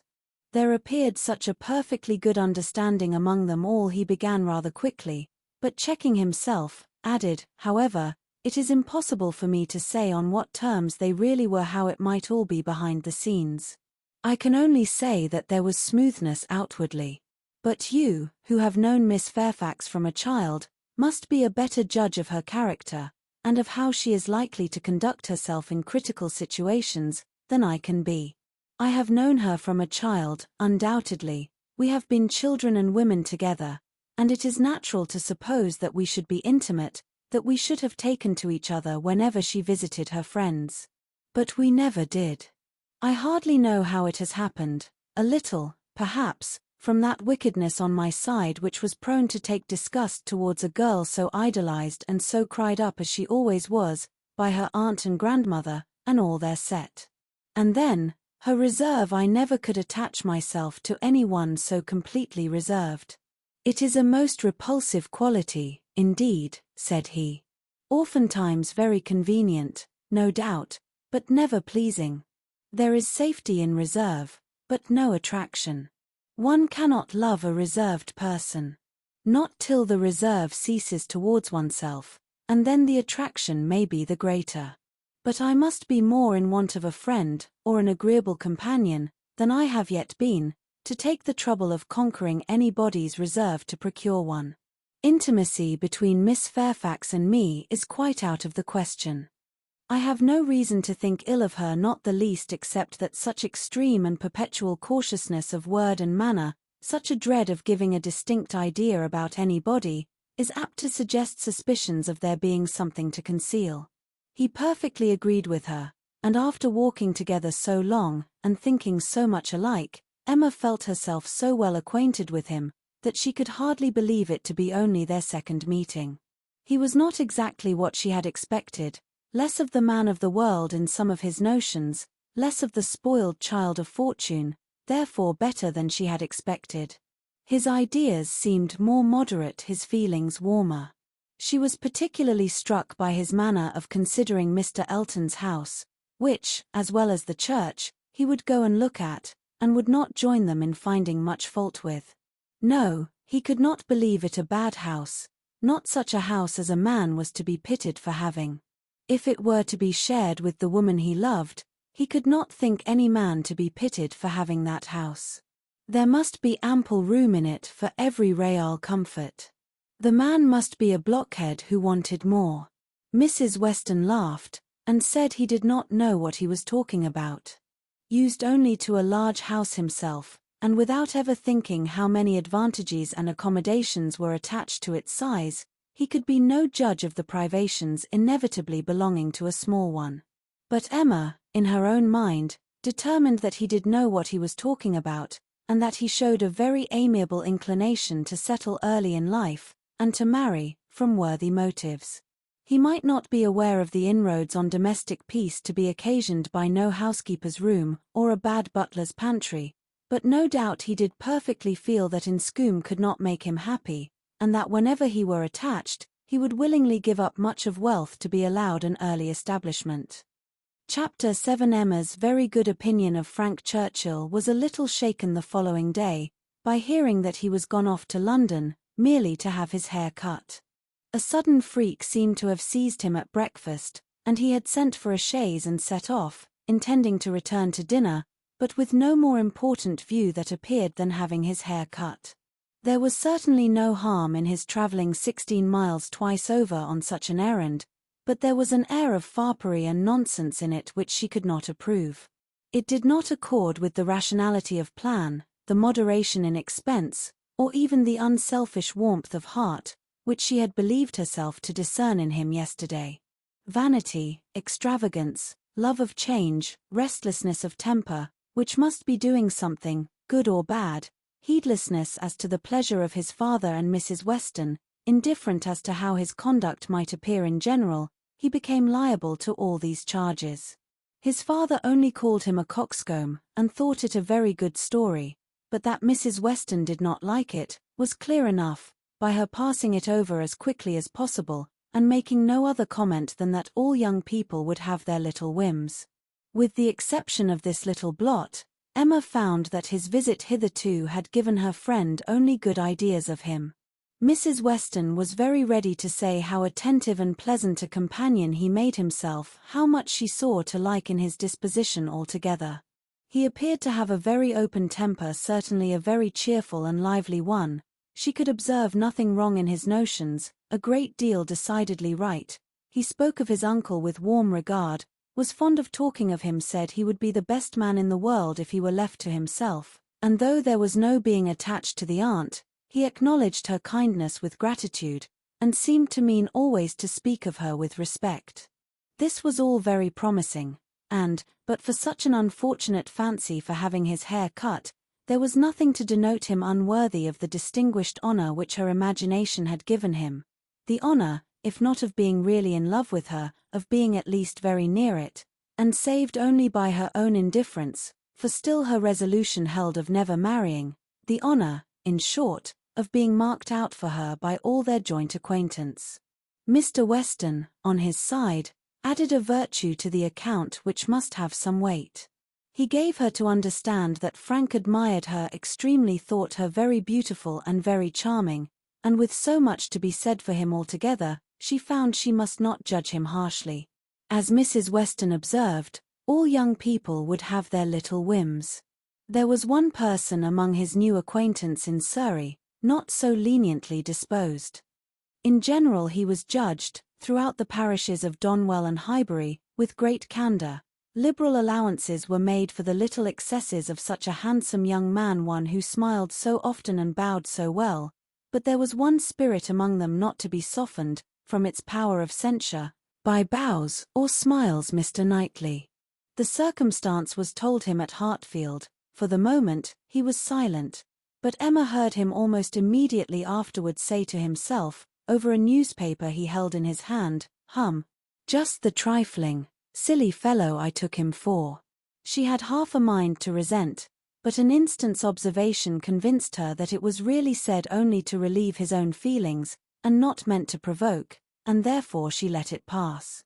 Although in one instance the bearers of not good tidings, Mr. and Mrs. Weston's visit this morning was in another respect particularly opportune. Something occurred while they were at Hartfield, to make Emma want their advice, and, which was still more lucky, she wanted exactly the advice they gave. This was the occurrence. The Coles had been settled some years in Highbury, and were very good sort of people, friendly, liberal, and unpretending. But, on the other hand, they were of low origin, in trade, and only moderately genteel. On their first coming into the country, they had lived in proportion to their income, quietly, keeping little company, and that little unexpensively, but the last year or two had brought them a considerable increase of means. The house in town had yielded greater profits, and fortune in general had smiled on them. With their wealth, their views increased, their want of a larger house, their inclination for more company. They added to their house, to their number of servants, to their expenses of every sort, and by this time were, in fortune and style of living, second only to the family at Hartfield. Their love of society, and their new dining-room, prepared everybody for their keeping dinner company, and a few parties, chiefly among the single men, had already taken place. The regular and best families Emma could hardly suppose they would presume to invite neither Donwell, nor Hartfield, nor Randalls. Nothing should tempt her to go, if they did, and she regretted that her father's known habits would be giving her refusal less meaning than she could wish. The Coles were very respectable in their way, but they ought to be taught that it was not for them to arrange the terms on which the superior families would visit them. This lesson, she very much feared, they would receive only from herself. She had little hope of Mr. Knightley, none of Mr. Weston.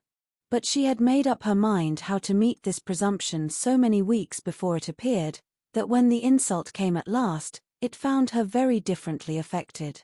Donwell and Randalls had received their invitation, and none had come for her father and herself, and Mrs. Weston's accounting for it with "I suppose they will not take the liberty with you, they know you do not dine out," was not quite sufficient. She felt that she should like to have had the power of refusal, and afterwards, as the idea of the party to be assembled there, consisting precisely of those whose society was dearest to her, occurred again and again, she did not know that she might not have been tempted to accept. Harriet was to be there in the evening, and the Bateses. They had been speaking of it as they walked about Highbury the day before, and Frank Churchill had most earnestly lamented her absence. Might not the evening end in a dance? Had been a question of his. The bare possibility of it acted as a farther irritation on her spirits, and her being left in solitary grandeur, even supposing the omission to be intended as a compliment, was but poor comfort. It was the arrival of this very invitation while the Westons were at Hartfield, which made their presence so acceptable, for though her first remark, on reading it, was that of course it must be declined, she so very soon proceeded to ask them what they advised her to do, that their advice for her going was most prompt and successful. She owned that, considering everything, she was not absolutely without inclination for the party. The Coles expressed themselves so properly, there was so much real attention in the manner of it, so much consideration for her father. They would have solicited the honour earlier, but had been waiting the arrival of a folding screen from London, which they hoped might keep Mr. Woodhouse from any draught of air, and therefore induce him the more readily to give them the honour of his company. Upon the whole, she was very persuadable, and it being briefly settled among themselves how it might be done without neglecting his comfort, how certainly Mrs. Goddard, if not Mrs. Bates, might be depended on for bearing him company, Mr. Woodhouse was to be talked into an acquiescence of his daughter's going out to dinner on a day now near at hand, and spending the whole evening away from him. As for his going, Emma did not wish him to think it possible. The hours would be too late, and the party too numerous. He was soon pretty well resigned. "I am not fond of dinner visiting," said he. "I never was. No more is Emma. Late hours do not agree with us. I am sorry Mr. and Mrs. Cole should have done it. I think it would be much better if they would come in one afternoon next summer, and take their tea with us, take us in their afternoon walk, which they might do, as our hours are so reasonable, and yet get home without being out in the damp of the evening. The dews of a summer evening are what I would not expose anybody to. However, as they are so very desirous to have dear Emma dine with them, and as you will both be there, and Mr. Knightley too, to take care of her, I cannot wish to prevent it, provided the weather be what it ought, neither damp, nor cold, nor windy." Then turning to Mrs. Weston, with a look of gentle reproach, "Miss Taylor, if you had not married, you would have stayed at home with me." "Well, sir," cried Mr. Weston, "as I took Miss Taylor away, it is incumbent on me to supply her place, if I can, and I will step to Mrs. Goddard in a moment, if you wish it." But the idea of anything to be done in a moment was increasing, not lessening, Mr. Woodhouse's agitation. The ladies knew better how to allay it. Mr. Weston must be quiet, and everything deliberately arranged. With this treatment, Mr. Woodhouse was soon composed enough for talking as usual. He should be happy to see Mrs. Goddard. He had a great regard for Mrs. Goddard, and Emma should write a line, and invite her. James could take the note. But first of all, there must be an answer written to Mrs. Cole. "You will make my excuses, my dear, as civilly as possible. You will say that I am quite an invalid, and go nowhere, and therefore must decline their obliging invitation, beginning with my compliments, of course. But you will do everything right. I need not tell you what is to be done. We must remember to let James know that the carriage will be wanted on Tuesday. I shall have no fears for you with him. We have never been there above once since the new approach was made, but still I have no doubt that James will take you very safely. And when you get there, you must tell him at what time you would have him come for you again, and you had better name an early hour. You will not like staying late. You will get very tired when tea is over. But you would not wish me to come away before I am tired, Papa?" "Oh, no, my love, but you will soon be tired. There will be a great many people talking at once. You will not like the noise." "But, my dear sir," cried Mr. Weston, "if Emma comes away early, it will be breaking up the party." "And no great harm if it does," said Mr. Woodhouse. "The sooner every party breaks up, the better. But you do not consider how it may appear to the Coles. Emma's going away directly after tea might be giving offence. They are good-natured people, and think little of their own claims, but still they must feel that anybody's hurrying away is no great compliment, and Miss Woodhouse's doing it would be more thought of than any other person's in the room. You would not wish to disappoint and mortify the Coles, I am sure, sir, friendly, good sort of people as ever lived, and who have been your neighbours these 10 years. No, upon no account in the world, Mr. Weston. I am much obliged to you for reminding me. I should be extremely sorry to be giving them any pain. I know what worthy people they are. Perry tells me that Mr. Cole never touches malt liquor. You would not think it to look at him, but he is bilious. Mr. Cole is very bilious. No, I would not be the means of giving them any pain. My dear Emma, we must consider this. I am sure, rather than run the risk of hurting Mr. and Mrs. Cole, you would stay a little longer than you might wish. You will not regard being tired. You will be perfectly safe, you know, among your friends. Oh yes, Papa. I have no fears at all for myself, and I should have no scruples of staying as late as Mrs. Weston, but on your account. I am only afraid of your sitting up for me. I am not afraid of your not being exceedingly comfortable with Mrs. Goddard. She loves piquet, you know, but when she is gone home, I am afraid you will be sitting up by yourself, instead of going to bed at your usual time, and the idea of that would entirely destroy my comfort. You must promise me not to sit up. He did, on the condition of some promises on her side, such as that, if she came home cold, she would be sure to warm herself thoroughly, if hungry, that she would take something to eat, that her own maid should sit up for her, and that Searle and the butler should see that everything was safe in the house, as usual. Chapter 8. Frank Churchill came back again, and if he kept his father's dinner waiting, it was not known at Hartfield, for Mrs. Weston was too anxious for his being a favourite with Mr. Woodhouse, to betray any imperfection which could be concealed. He came back, had had his hair cut, and laughed at himself with a very good grace, but without seeming really at all ashamed of what he had done. He had no reason to wish his hair longer, to conceal any confusion of face, no reason to wish the money unspent, to improve his spirits. He was quite as undaunted and as lively as ever, and, after seeing him, Emma thus moralized to herself, I do not know whether it ought to be so, but certainly silly things do cease to be silly if they are done by sensible people in an impudent way. Wickedness is always wickedness, but folly is not always folly. It depends upon the character of those who handle it. Mr. Knightley, he is not a trifling, silly young man. If he were, he would have done this differently. He would either have gloried in the achievement, or been ashamed of it. There would have been either the ostentation of a coxcomb, or the evasions of a mind too weak to defend its own vanities. No, I am perfectly sure that he is not trifling or silly.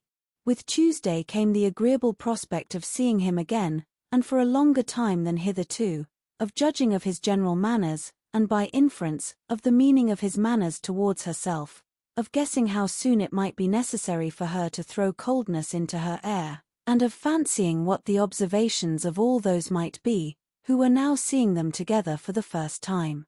She meant to be very happy, in spite of the scene being laid at Mr. Cole's, and without being able to forget that among the failings of Mr. Elton, even in the days of his favour, none had disturbed her more than his propensity to dine with Mr. Cole.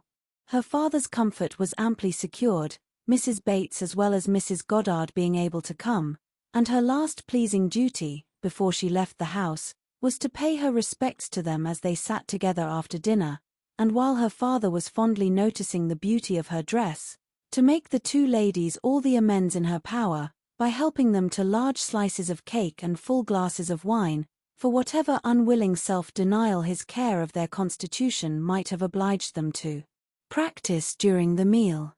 She had provided a plentiful dinner for them. She wished she could know that they had been allowed to eat it. She followed another carriage to Mr. Cole's door, and was pleased to see that it was Mr. Knightley's, for Mr. Knightley, keeping no horses, having little spare money and a great deal of health, activity, and independence, was too apt, in Emma's opinion, to get about as he could, and not use his carriage so often as became the owner of Donwell Abbey. She had an opportunity now of speaking her approbation while warm from her heart, for he stopped to hand her out. "This is coming as you should do," said she, "like a gentleman. I am quite glad to see you." He thanked her, observing, "How lucky that we should arrive at the same moment, for, if we had met first in the drawing-room, I doubt whether you would have discerned me to be more of a gentleman than usual. You might not have distinguished how I came, by my look or manner." "Yes, I should, I am sure I should. There is always a look of consciousness or bustle when people come in a way which they know to be beneath them. You think you carry it off very well, I dare say, but with you it is a sort of bravado, an air of affected unconcern, I always observe it whenever I meet you under those circumstances. Now you have nothing to try for. You are not afraid of being supposed ashamed. You are not striving to look taller than anybody else. Now I shall really be very happy to walk into the same room with you. Nonsensical girl, was his reply, but not at all in anger. Emma had as much reason to be satisfied with the rest of the party as with Mr. Knightley. She was received with a cordial respect which could not but please, and given all the consequence she could wish for.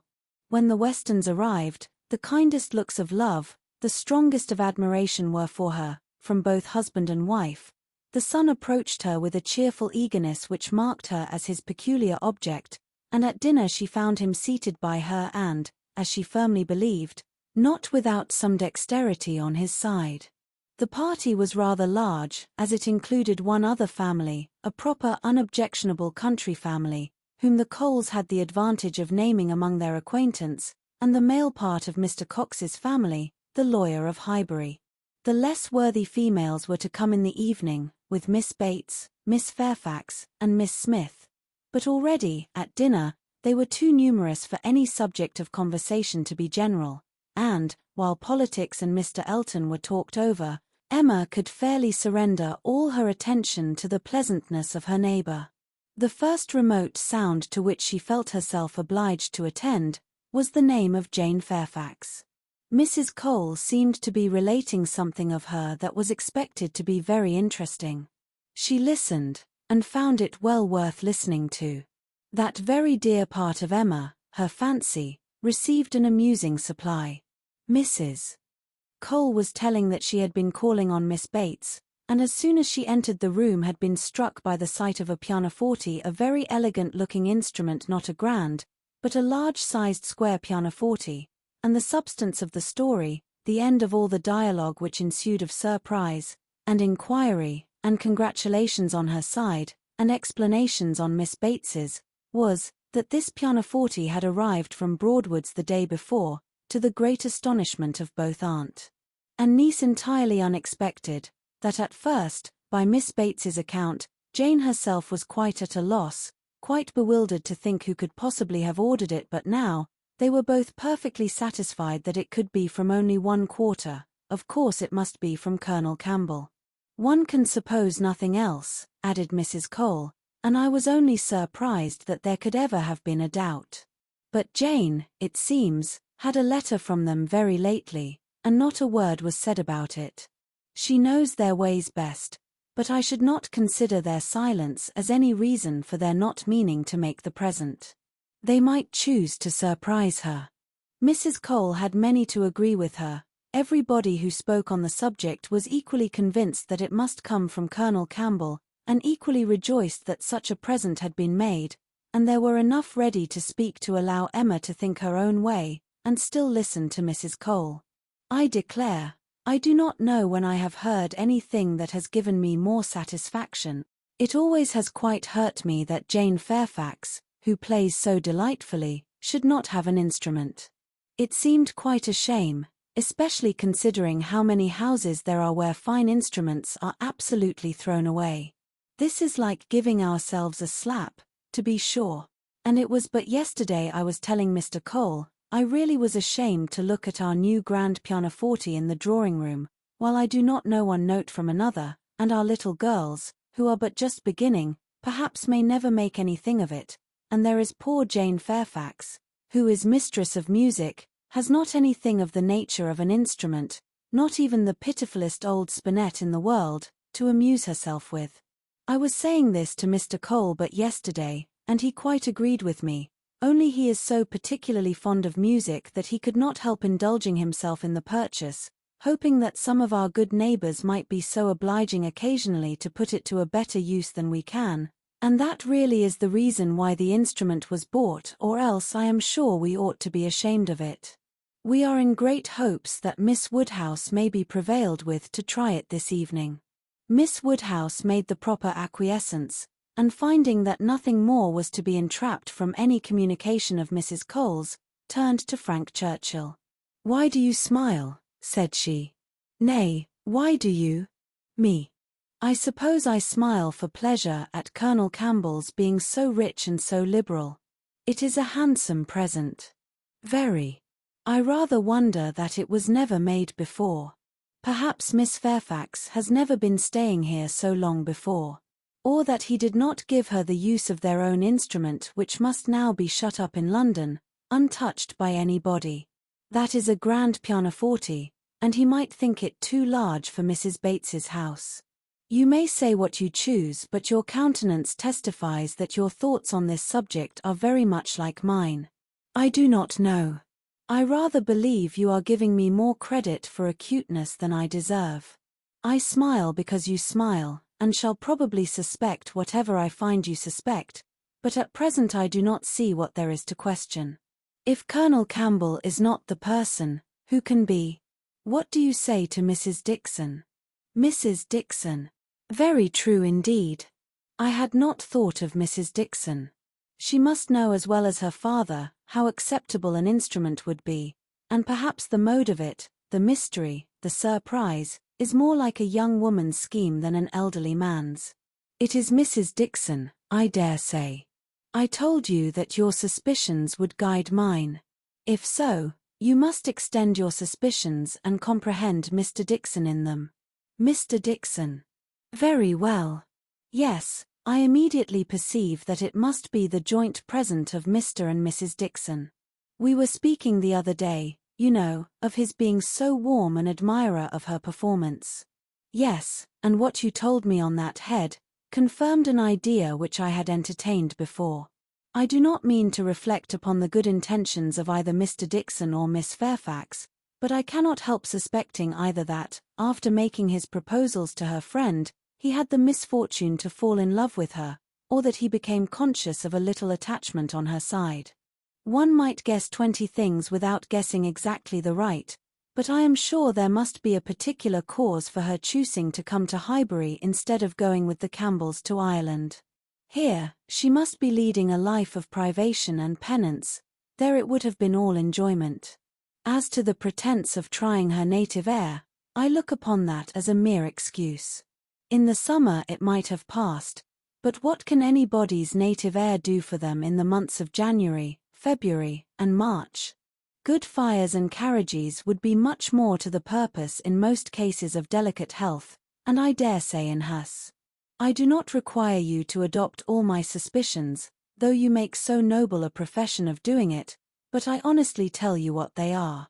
And, upon my word, they have an air of great probability. Mr. Dixon's preference of her music to her friends, I can answer for being very decided. And then, he saved her life. Did you ever hear of that? A water party, and by some accident she was falling overboard. He caught her. He did. I was there one of the party. Were you really? Well. But you observed nothing of course, for it seems to be a new idea to you. If I had been there, I think I should have made some discoveries. I dare say you would, but I saw nothing but the fact that Miss Fairfax was nearly dashed from the vessel and that Mr. Dixon caught her. It was the work of a moment. And though the consequent shock and alarm was very great and much more durable indeed, I believe it was half an hour before any of us were comfortable again, yet that was too general a sensation for anything of peculiar anxiety to be observable. I do not mean to say, however, that you might not have made discoveries. The conversation was here interrupted. They were called on to share in the awkwardness of a rather long interval between the courses, and obliged to be as formal and as orderly as the others, but when the table was again safely covered, when every corner dish was placed exactly right, and occupation and ease were generally restored, Emma said, "The arrival of this pianoforte is decisive with me. I wanted to know a little more, and this tells me quite enough.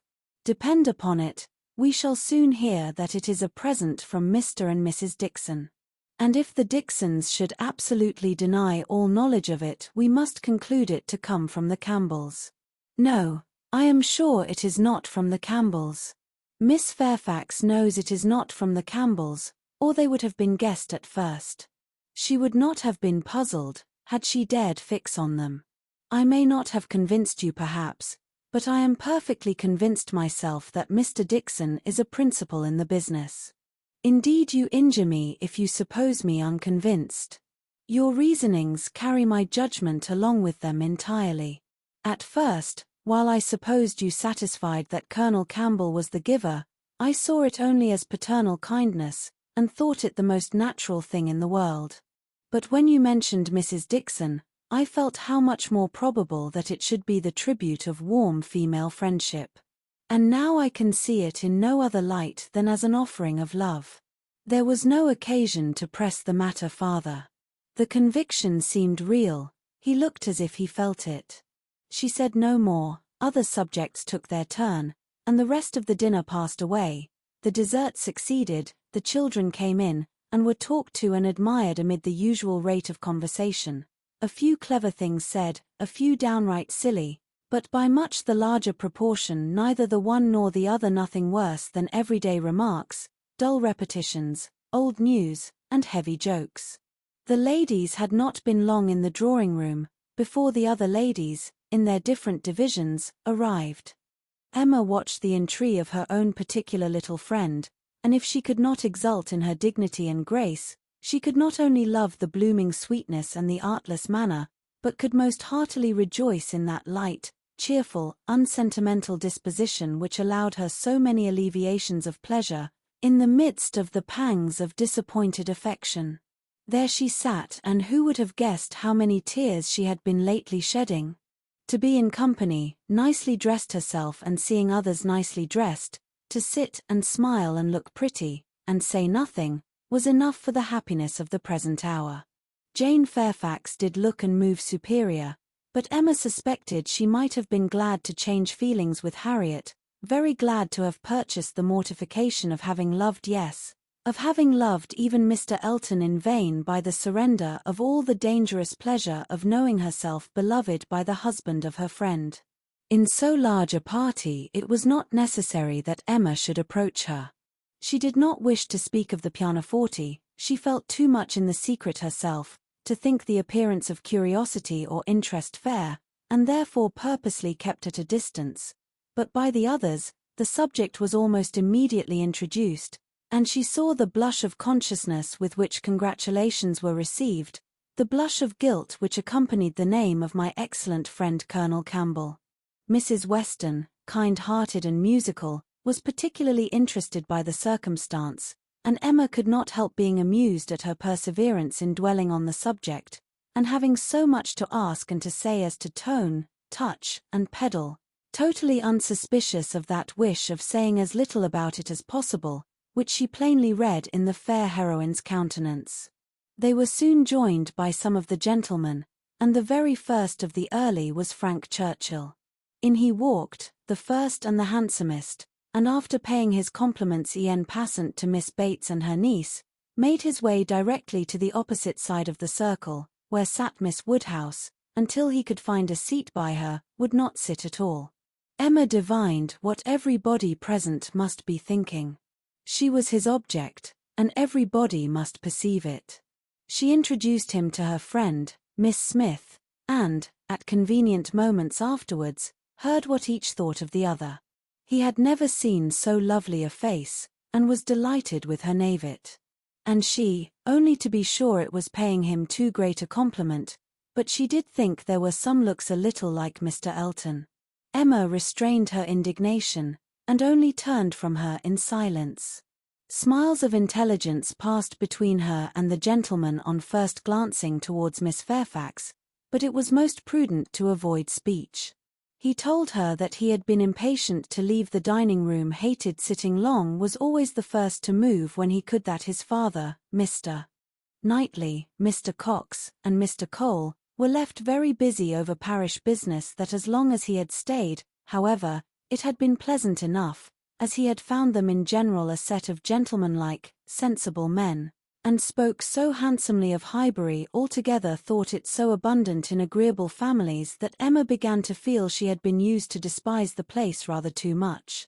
She questioned him as to the society in Yorkshire, the extent of the neighbourhood about Inscombe, and the sort, and could make out from his answers that, as far as Inscombe was concerned, there was very little going on, that their visitings were among a range of great families, none very near, and that even when days were fixed, and invitations accepted, it was an even chance that Mrs. Churchill were not in health and spirits for going, that they made a point of visiting no fresh person, and that, though he had his separate engagements, it was not without difficulty, without considerable address at times, that he could get away, or introduce an acquaintance for a night. She saw that Inscombe could not satisfy, and that Highbury, taken at its best, might reasonably please a young man who had more retirement at home than he liked. His importance at Inscombe was very evident. He did not boast, but it naturally betrayed itself, that he had persuaded his aunt where his uncle could do nothing, and on her laughing and noticing it, he owned that he believed, excepting 1 or 2 points, he could with time persuade her to anything. One of those points on which his influence failed, he then mentioned. He had wanted very much to go abroad, had been very eager indeed to be allowed to travel, but she would not hear of it. This had happened the year before. Now, he said, he was beginning to have no longer the same wish. The unpersuadable point, which he did not mention, Emma guessed to be good behavior to his father. "I have made a most wretched discovery," said he, after a short pause. "I have been here a week, tomorrow half my time. I never knew days fly so fast. A week tomorrow, and I have hardly begun to enjoy myself. But just got acquainted with Mrs. Weston, and others. I hate the recollection. Perhaps you may now begin to regret that you spent one whole day, out of so few, in having your hair cut." "No," said he, smiling, "that is no subject of regret at all. I have no pleasure in seeing my friends, unless I can believe myself fit to be seen." The rest of the gentlemen being now in the room, Emma found herself obliged to turn from him for a few minutes, and listen to Mr. Cole. When Mr. Cole had moved away, and her attention could be restored as before, she saw Frank Churchill looking intently across the room at Miss Fairfax, who was sitting exactly opposite. "What is the matter?" said she. He started. "Thank you for rousing me," he replied. "I believe I have been very rude, but really Miss Fairfax has done her hair in so odd a way, so very odd a way, that I cannot keep my eyes from her. I never saw anything so outre. Those curls. This must be a fancy of her own. I see nobody else looking like her. I must go and ask her whether it is an Irish fashion." "Shall I?" "Yes, I will, I declare I will, and you shall see how she takes it, whether she colours." He was gone immediately, and Emma soon saw him standing before Miss Fairfax, and talking to her, but as to its effect on the young lady, as he had improvidently placed himself exactly between them, exactly in front of Miss Fairfax, she could absolutely distinguish nothing. Before he could return to his chair, it was taken by Mrs. Weston. "This is the luxury of a large party," said she, "one can get near everybody, and say everything. My dear Emma, I am longing to talk to you. I have been making discoveries and forming plans, just like yourself, and I must tell them while the idea is fresh. Do you know how Miss Bates and her niece came here?" "How?" "They were invited, were not they?" "Oh, yes, but how they were conveyed hither? The manner of their coming? They walked, I conclude. How else could they come?" "Very true.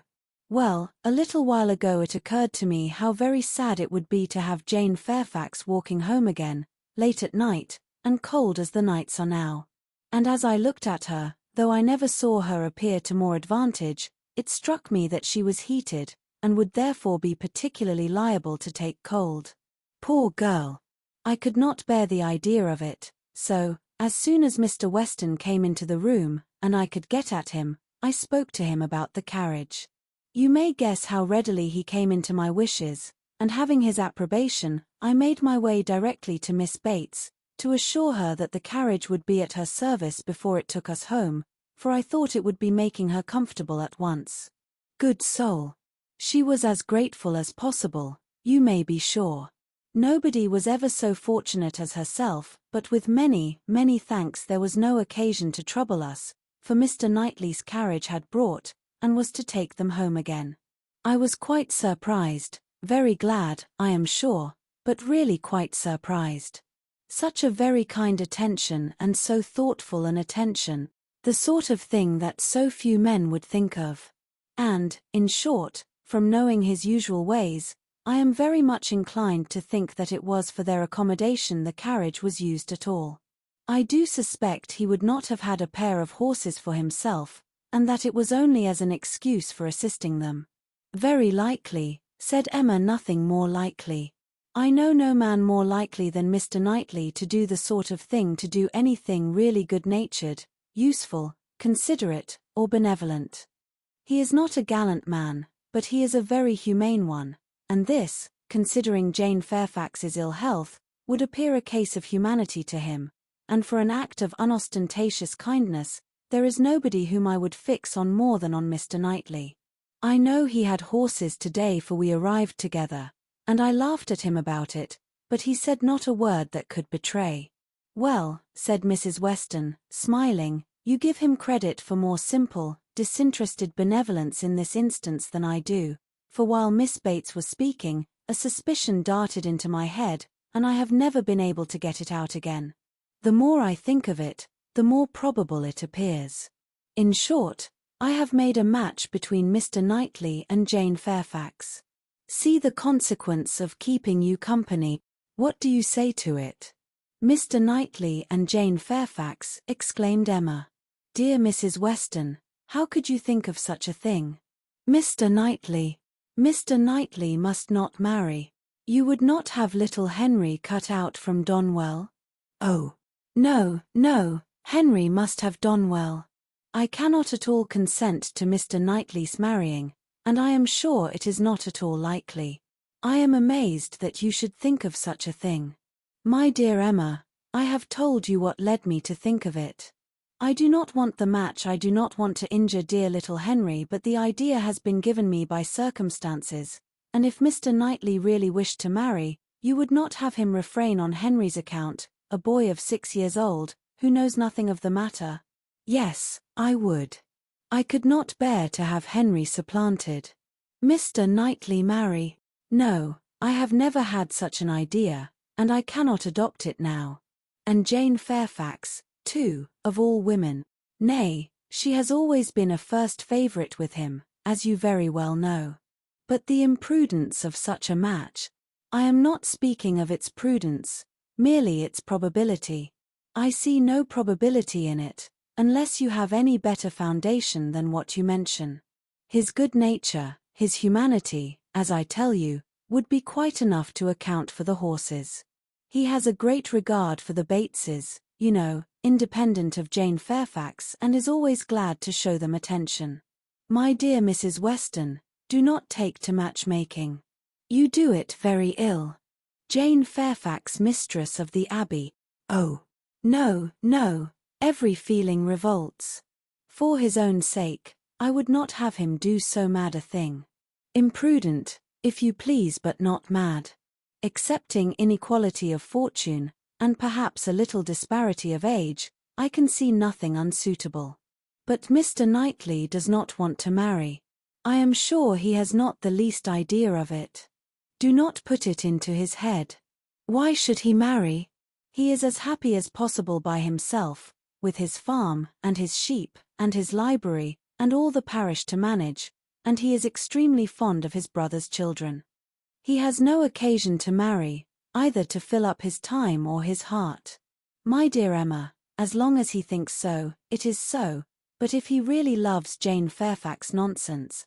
He does not care about Jane Fairfax. In the way of love, I am sure he does not. He would do any good to her, or her family.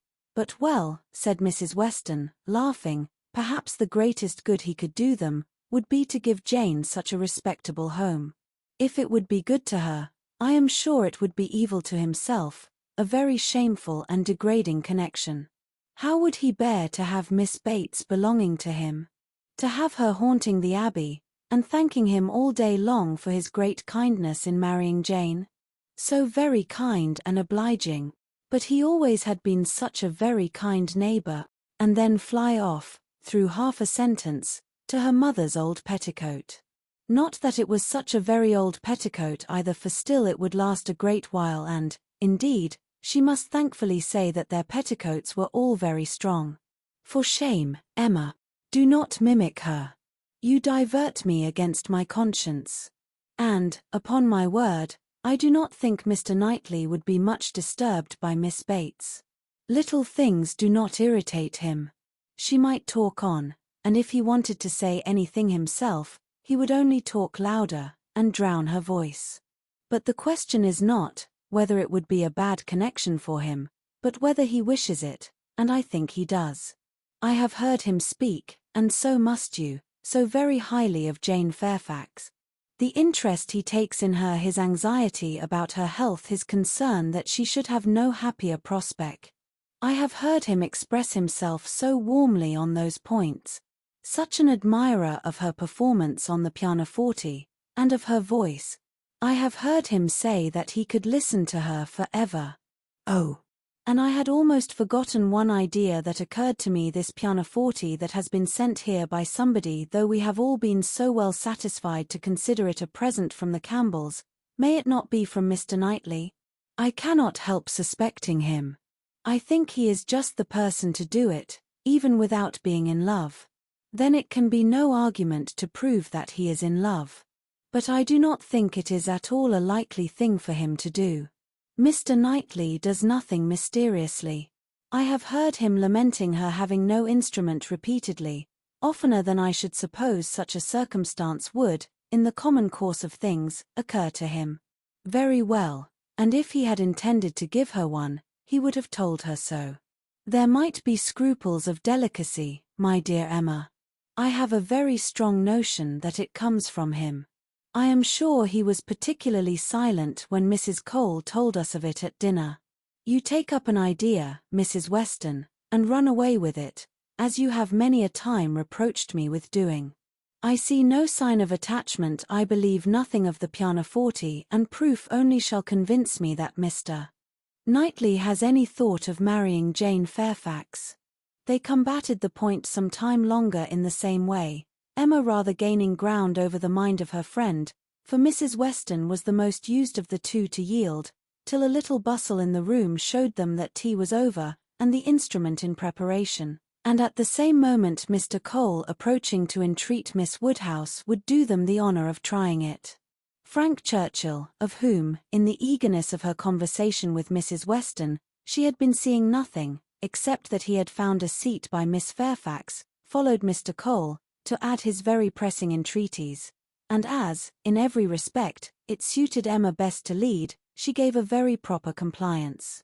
She knew the limitations of her own powers too well to attempt more than she could perform with credit.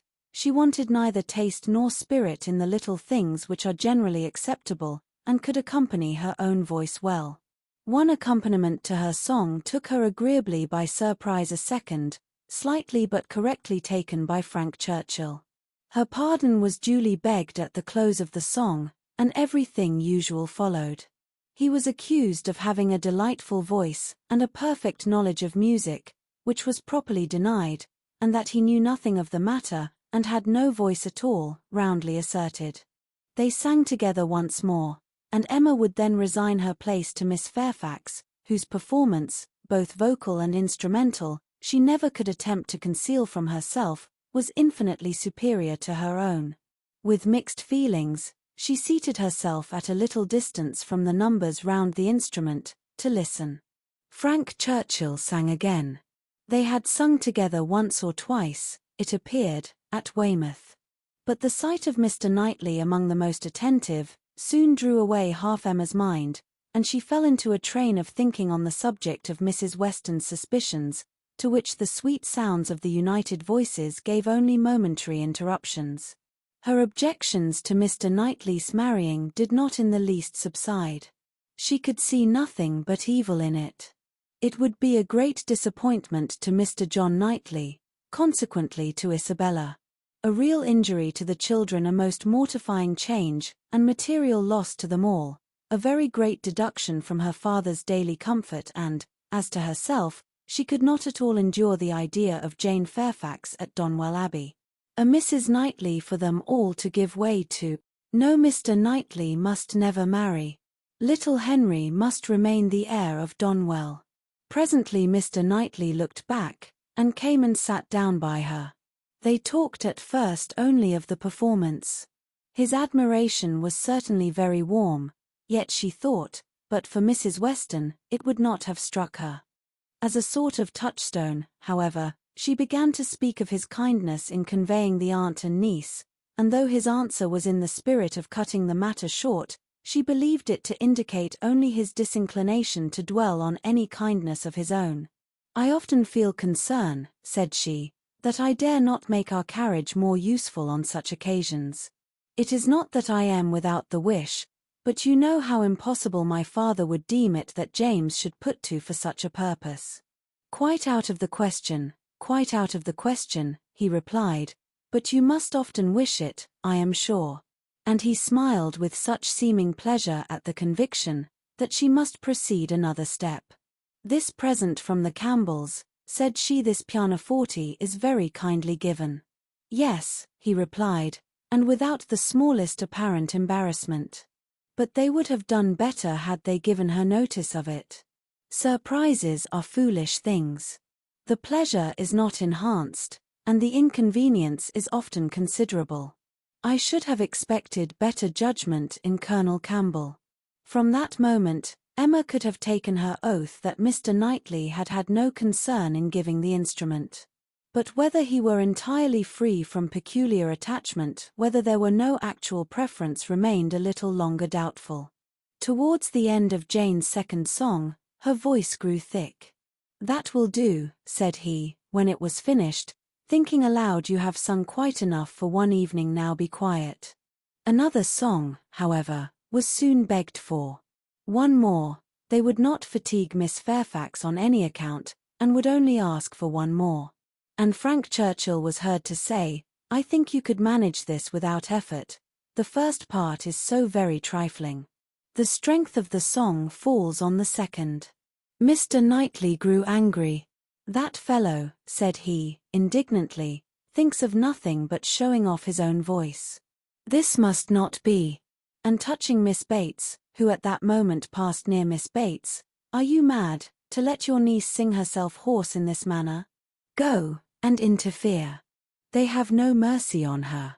Miss Bates, in her real anxiety for Jane, could hardly stay even to be grateful, before she stepped forward and put an end to all farther singing.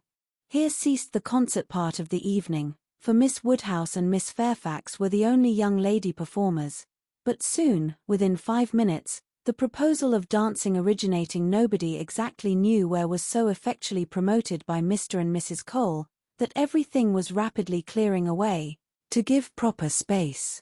Mrs. Weston, capital in her country dances, was seated, and beginning an irresistible waltz, and Frank Churchill, coming up with most becoming gallantry to Emma, had secured her hand, and led her up to the top. While waiting till the other young people could pair themselves off, Emma found time, in spite of the compliments she was receiving on her voice and her taste, to look about, and see what became of Mr. Knightley. This would be a trial. He was no dancer in general. If he were to be very alert in engaging Jane Fairfax now, it might augur something. There was no immediate appearance. No, he was talking to Mrs. Cole, he was looking on unconcerned. Jane was asked by somebody else, and he was still talking to Mrs. Cole. Emma had no longer an alarm for Henry, his interest was yet safe, and she led off the dance with genuine spirit and enjoyment. Not more than 5 couple could be mustered, but the rarity and the suddenness of it made it very delightful, and she found herself well matched in a partner. They were a couple worth looking at. 2 dances, unfortunately, were all that could be allowed. It was growing late, and Miss Bates became anxious to get home, on her mother's account. After some attempts, therefore, to be permitted to begin again, they were obliged to thank Mrs. Weston, look sorrowful, and have done. "Perhaps it is as well," said Frank Churchill, as he attended Emma to her carriage. "I must have asked Miss Fairfax, and her languid dancing would not have agreed with me, after yours." Read by Long Stories for Sleep. Chapter 9. Emma did not repent her condescension in going to the Coles. The visit afforded her many pleasant recollections the next day, and all that she might be supposed to have lost on the side of dignified seclusion must be amply repaid in the splendor of popularity. She must have delighted the Coles worthy people, who deserved to be made happy, and left a name behind her that would not soon die away. Perfect happiness, even in memory, is not common, and there were 2 points on which she was not quite easy. She doubted whether she had not transgressed the duty of woman by woman, in betraying her suspicions of Jane Fairfax's feelings to Frank Churchill. It was hardly right, but it had been so strong an idea that it would escape her, and his submission to all that she told was a compliment to her penetration, which made it difficult for her to be quite certain that she ought to have held her tongue. The other circumstance of regret related also to Jane Fairfax, and there she had no doubt. She did unfeignedly and unequivocally regret the inferiority of her own playing and singing. She did most heartily grieve over the idleness of her childhood and sat down and practiced vigorously an hour and a half. She was then interrupted by Harriet's coming in, and if Harriet's praise could have satisfied her, she might soon have been comforted. "Oh, if I could but play as well as you and Miss Fairfax. Don't class us together, Harriet. My playing is no more like Huss than a lamp is like sunshine. Oh, dear, I think you play the best of the two. I think you play quite as well as she does. I am sure I had much rather hear you. Everybody last night said how well you played." Those who knew anything about it must have felt the difference. "The truth is, Harriet, that my playing is just good enough to be praised, but Jane Fairfax's is much beyond it." "Well, I always shall think that you play quite as well as she does, or that if there is any difference nobody would ever find it out. Mr. Cole said how much taste you had, and Mr. Frank Churchill talked a great deal about your taste, and that he valued taste much more than execution." "Ah, but Jane Fairfax has them both, Harriet." "Are you sure? I saw she had execution, but I did not know she had any taste. Nobody talked about it. And I hate Italian singing. There is no understanding a word of it. Besides, if she does play so very well, you know, it is no more than she is obliged to do, because she will have to teach. The Coxes were wondering last night whether she would get into any great family. How did you think the Coxes looked? Just as they always do, very vulgar." "They told me something," said Harriet rather hesitatingly, "but it is nothing of any consequence." Emma was obliged to ask what they had told her, though fearful of its producing Mr. Elton. "They told me that Mr. Martin dined with them last Saturday." "Oh." "He came to their father upon some business, and he asked him to stay to dinner." "Oh." "They talked a great deal about him, especially Anne Cox. I do not know what she meant, but she asked me if I thought I should go and stay there again next summer. She meant to be impertinently curious, just as such an Anne Cox should be. She said he was very agreeable the day he dined there. He sat by her at dinner. Miss Nash thinks either of the Coxes would be very glad to marry him." "Very likely. I think they are, without exception, the most vulgar girls in Highbury." Harriet had business at Ford's. Emma thought it most prudent to go with her. Another accidental meeting with the Martins was possible, and in her present state, would be dangerous. Harriet, tempted by everything and swayed by half a word, was always very long at a purchase, and while she was still hanging over muslins and changing her mind, Emma went to the door for amusement.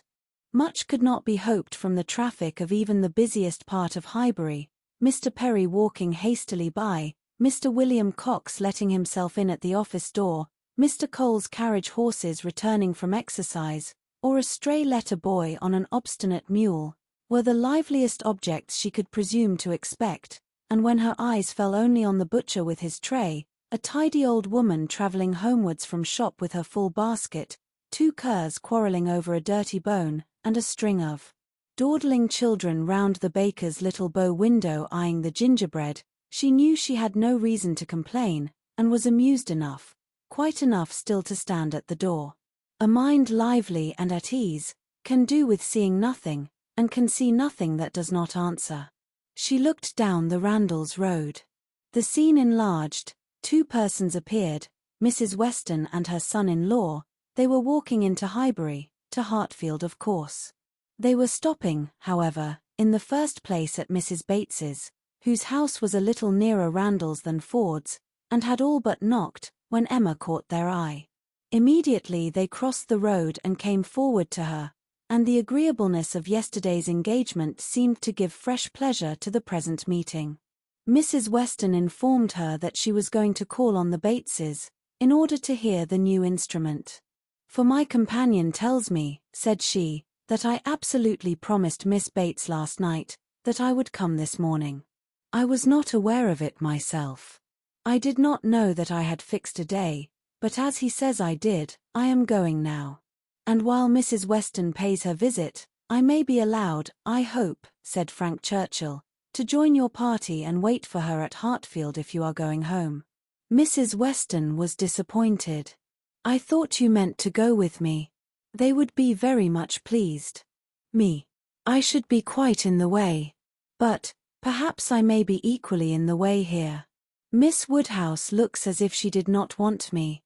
My aunt always sends me off when she is shopping. She says I fidget her to death, and Miss Woodhouse looks as if she could almost say the same. What am I to do?" "I am here on no business of my own," said Emma. "I am only waiting for my friend. She will probably have soon done, and then we shall go home. But you had better go with Mrs. Weston and hear the instrument." "Well, if you advise it. But," with a smile, "if Colonel Campbell should have employed a careless friend, and if it should prove to have an indifferent tone, what shall I say? I shall be no support to Mrs. Weston. She might do very well by herself. A disagreeable truth would be palatable through her lips, but I am the wretchedest being in the world at a civil falsehood." "I do not believe any such thing," replied Emma. "I am persuaded that you can be as insincere as your neighbors, when it is necessary, but there is no reason to suppose the instrument is indifferent.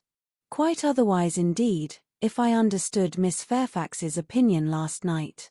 "Do come with me," said Mrs. Weston, "if it be not very disagreeable to you. It need not detain us long. We will go to Hartfield afterwards." "We will follow them to Hartfield. I really wish you to call with me. It will be felt so great an attention, and I always thought you meant it." He could say no more, and with the hope of Hartfield to reward him, returned with Mrs. Weston to Mrs. Bates's door. Emma watched them in, and then joined Harriet at the interesting counter, trying, with all the force of her own mind, to convince her that if she wanted plain muslin it was of no use to look at figured, and that a blue ribbon, be it ever so beautiful, would still never match her yellow pattern. At last it was all settled, even to the destination of the parcel. "Should I send it to Mrs. Goddard's?" asked Mrs. Ford. "Yes, no, yes, to Mrs. Goddard's. Only my pattern gown is at Hartfield." "No, you shall send it to Hartfield, if you please.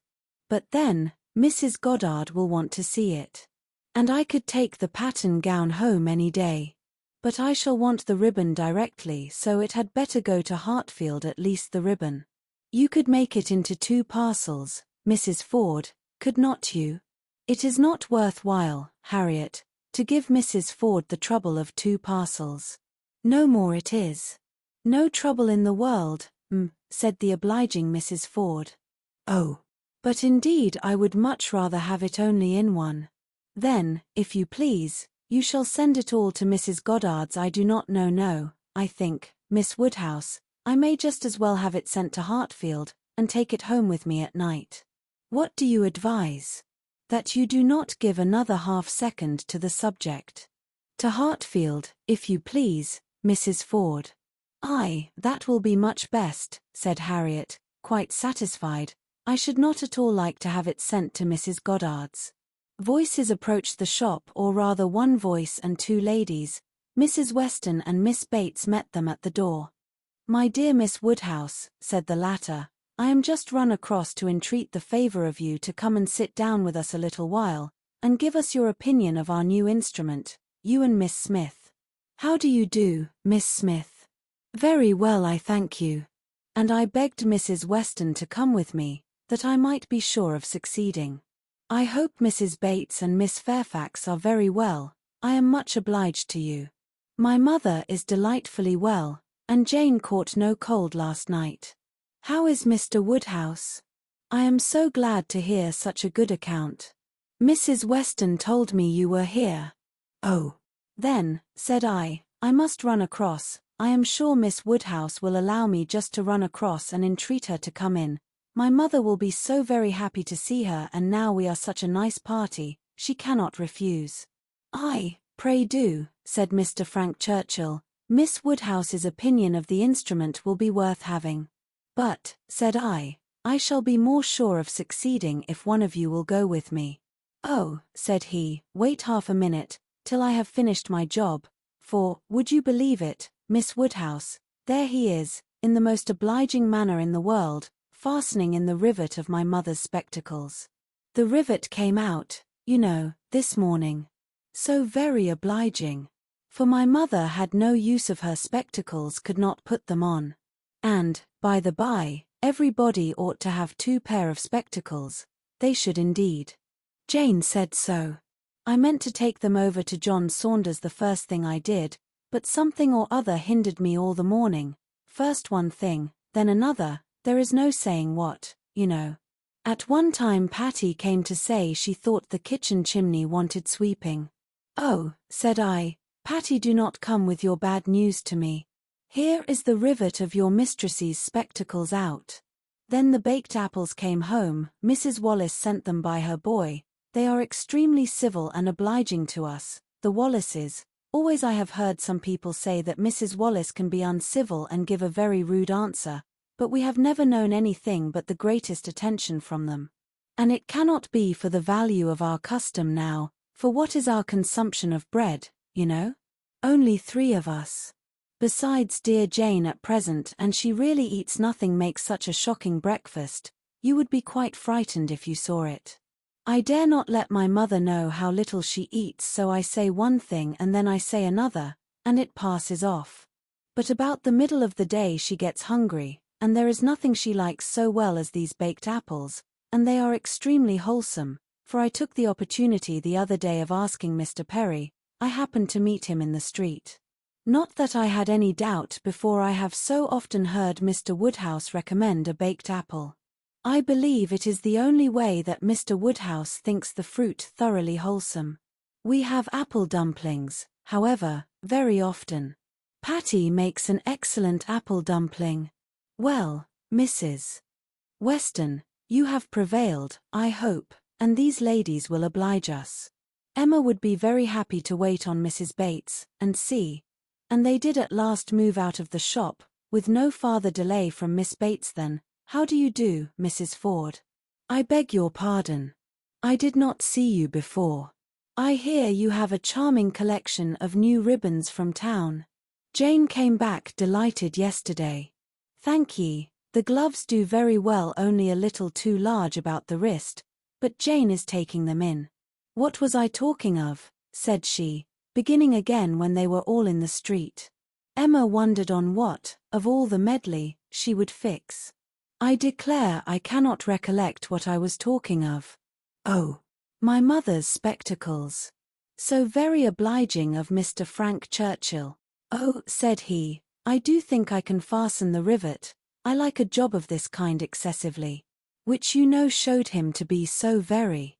Indeed, I must say that, much as I had heard of him before and much as I had expected, he very far exceeds anything. I do congratulate you, Mrs. Weston, most warmly. He seems everything the fondest parent could. Oh, said he, I can fasten the rivet. I like a job of that sort excessively. I never shall forget his manner. And when I brought out the baked apples from the closet, and hoped our friends would be so very obliging as to take some, oh, said he directly, there is nothing in the way of fruit half so good, and these are the finest looking home-baked apples I ever saw in my life. That, was so very. And I am sure, by his manner, it was no compliment. Indeed, they are very delightful apples, and Mrs. Wallace does them full justice, only we do not have them baked more than twice, and Mr. Woodhouse made us promise to have them done 3 times, but Miss Woodhouse will be so good as not to mention it. The apples themselves are the very finest sort for baking, beyond a doubt, all from Donwell, some of Mr. Knightley's most liberal supply. He sends us a sack every year, and certainly there never was such a keeping apple anywhere as one of his trees. I believe there is 2 of them. My mother says the orchard was always famous in her younger days. But I was really quite shocked the other day, for Mr. Knightley called one morning, and Jane was eating these apples, and we talked about them and said how much she enjoyed them, and he asked whether we were not got to the end of our stock. "I am sure you must be," said he, "and I will send you another supply, for I have a great many more than I can ever use. William Larkins let me keep a larger quantity than usual this year. I will send you some more, before they get good for nothing." So I begged he would not, for really as to ours being gone, I could not absolutely say that we had a great many left, it was but 6 indeed, but they should be all kept for Jane, and I could not at all bear that he should be sending us more, so liberal as he had been already, and Jane said the same. And when he was gone, she almost quarrelled with me. No, I should not say quarrelled, for we never had a quarrel in our lives, but she was quite distressed that I had owned the apples were so nearly gone. She wished I had made him believe we had a great many left. "Oh," said I, "my dear, I did say as much as I could." However, the very same evening William Larkins came over with a large basket of apples, the same sort of apples, a bushel at least, and I was very much obliged, and went down and spoke to William Larkins and said everything, as you may suppose. William Larkins is such an old acquaintance. I am always glad to see him. But, however, I found afterwards from Patty, that William said it was all the apples of that sort his master had. He had brought them all, and now his master had not one left to bake or boil. William did not seem to mind it himself, he was so pleased to think his master had sold so many, for William, thinks more of his master's profit than anything. But Mrs. Hodges, he said, was quite displeased at their being all sent away. She could not bear that her master should not be able to have another apple tart this spring. He told Patty this, but bid her not mind it, and be sure not to say anything to us about it, for Mrs. Hodges would be cross sometimes, and as long as so many sacks were sold, it did not signify who ate the remainder. And so Patty told me, and I was excessively shocked indeed. I would not have Mr. Knightley know anything about it for the world. He would be so very. I wanted to keep it from Jane's knowledge, but, unluckily, I had mentioned it before I was aware. Miss Bates had just done as Patty opened the door, and her visitors walked upstairs without having any regular narration to attend to, pursued only by the sounds of her desultory goodwill. "Pray take care, Mrs. Weston, there is a step at the turning. Pray take care, Miss Woodhouse. Ours is rather a dark staircase, rather darker and narrower than one could wish. Miss Smith, pray take care. Miss Woodhouse, I am quite concerned, I am sure you hit your foot. Miss Smith, the step at the turning." Chapter 10. The appearance of the little sitting room as they entered was tranquillity itself. Mrs. Bates, deprived of her usual employment, slumbering on one side of the fire, Frank Churchill, at a table near her, most deedily occupied about her spectacles, and Jane Fairfax, standing with her back to them, intent on her pianoforte. Busy as he was, however, the young man was yet able to show a most happy countenance on seeing Emma again. "This is a pleasure," said he, in rather a low voice, coming at least 10 minutes earlier than I had calculated. "You find me trying to be useful. Tell me if you think I shall succeed." "What," said Mrs. Weston, "have not you finished it yet? You would not earn a very good livelihood as a working silversmith at this rate." "I have not been working uninterruptedly," he replied. "I have been assisting Miss Fairfax in trying to make her instrument stand steadily. It was not quite firm, an unevenness in the floor, I believe. You see, we have been wedging one leg with paper. This was very kind of you to be persuaded to come. I was almost afraid you would be hurrying home." He contrived that she should be seated by him, and was sufficiently employed in looking out the best baked apple for her, and trying to make her help or advise him in his work, till Jane Fairfax was quite ready to sit down to the pianoforte again. That she was not immediately ready, Emma did suspect to arise from the state of her nerves. She had not yet possessed the instrument long enough to touch it without emotion. She must reason herself into the power of performance, and Emma could not but pity such feelings, whatever their origin, and could not but resolve never to expose them to her neighbour again. At last Jane began, and though the first bars were feebly given, the powers of the instrument were gradually done full justice to.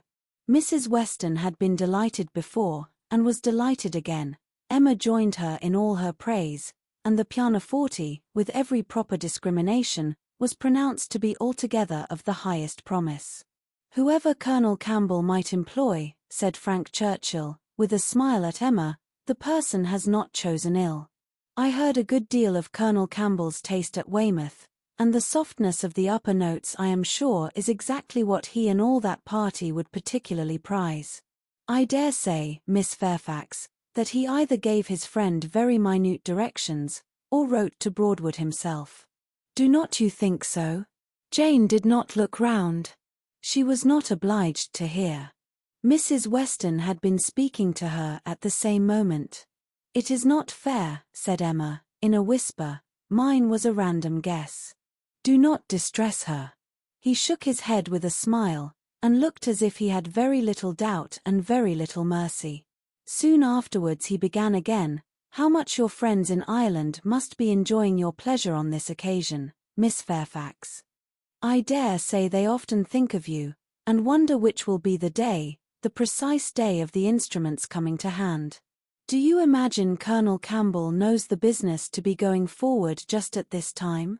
Do you imagine it to be the consequence of an immediate commission from him, or that he may have sent only a general direction, an order indefinite as to time, to depend upon contingencies and conveniences?"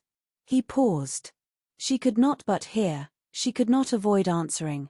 "Till I have a letter from Colonel Campbell," said she, in a voice of forced calmness, "I can imagine nothing with any confidence. It must be all conjecture." "Conjecture, aye. Sometimes one conjectures right, and sometimes one conjectures wrong.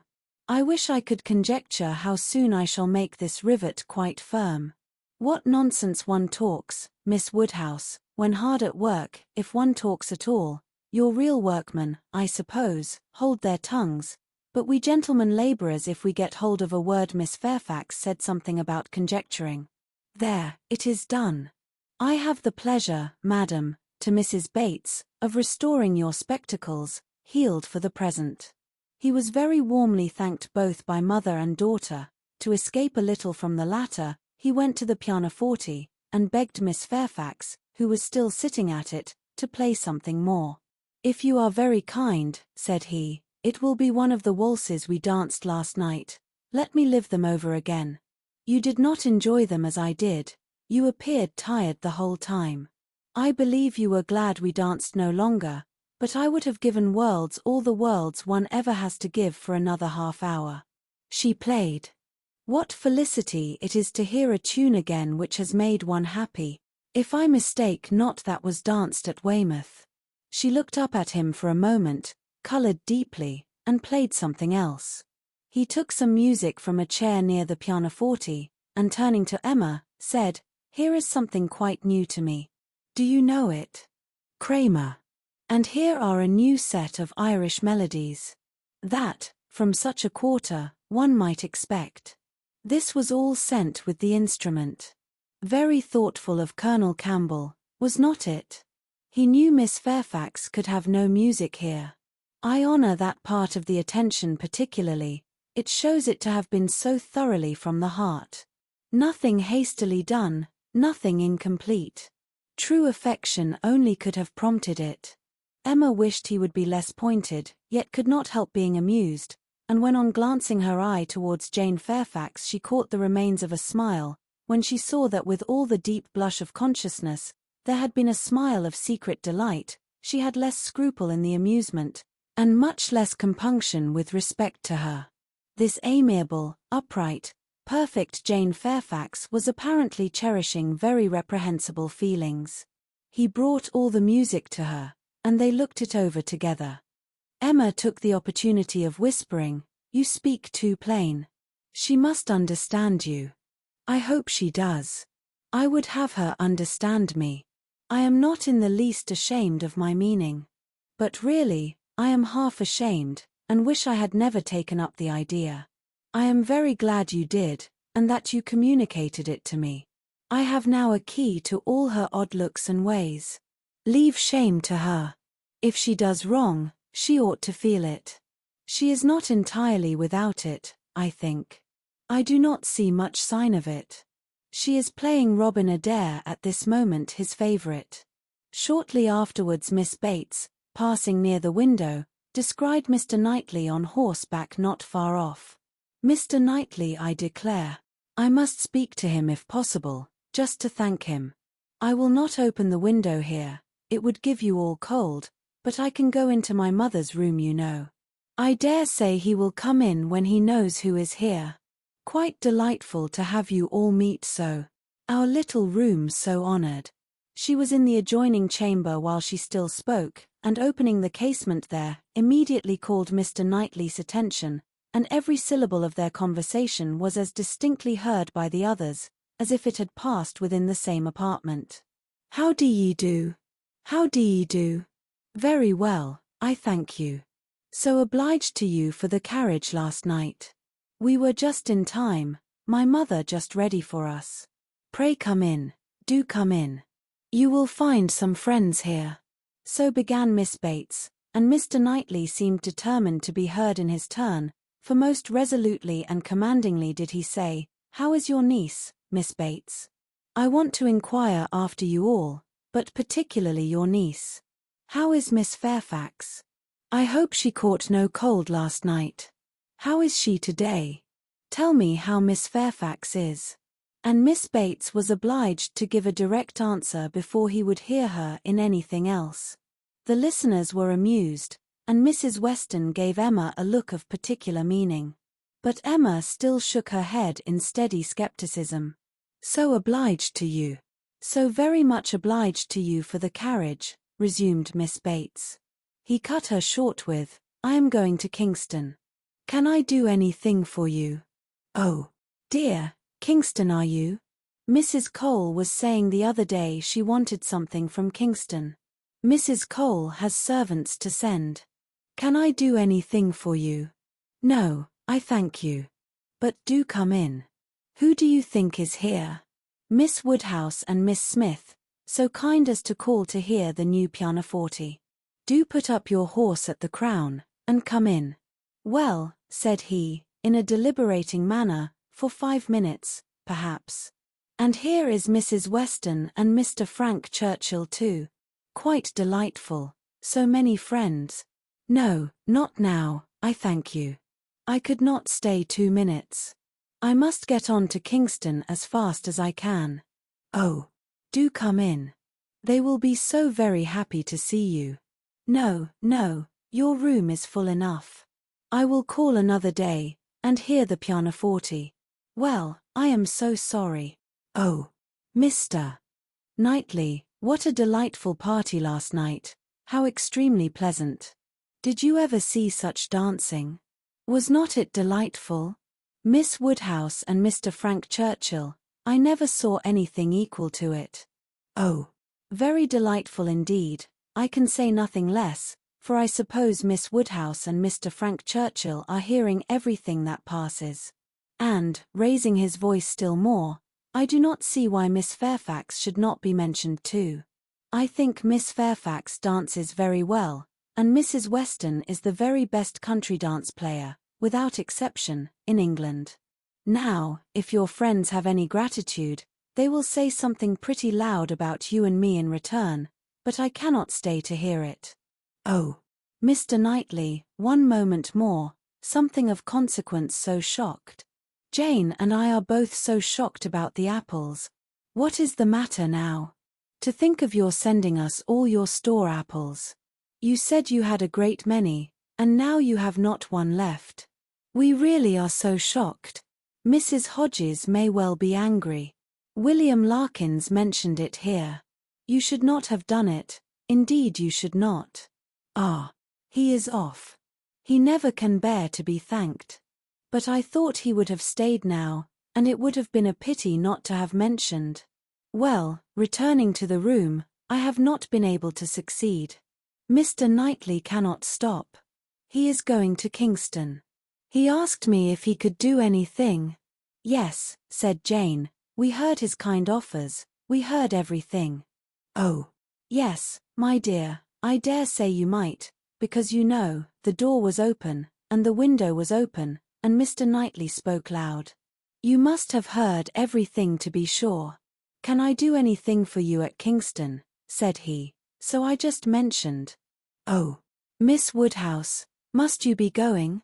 You seem but just come so very obliging of you. Emma found it really time to be at home. The visit had already lasted long, and on examining watches, so much of the morning was perceived to be gone, that Mrs. Weston and her companion taking leave also, could allow themselves only to walk with the two young ladies to Hartfield gates, before they set off for Randalls. Chapter 11. It may be possible to do without dancing entirely. Instances have been known of young people passing many, many months successively, without being at any ball of any description, and no material injury accrue either to body or mind, but when a beginning is made when the felicities of rapid motion have once been, though slightly, felt, it must be a very heavy set that does not ask for more. Frank Churchill had danced once at Highbury, and longed to dance again, and the last half hour of an evening which Mr. Woodhouse was persuaded to spend with his daughter at Randalls, was passed by the two young people in schemes on the subject. Frank's was the first idea, and his the greatest zeal in pursuing it, for the lady was the best judge of the difficulties, and the most solicitous for accommodation and appearance.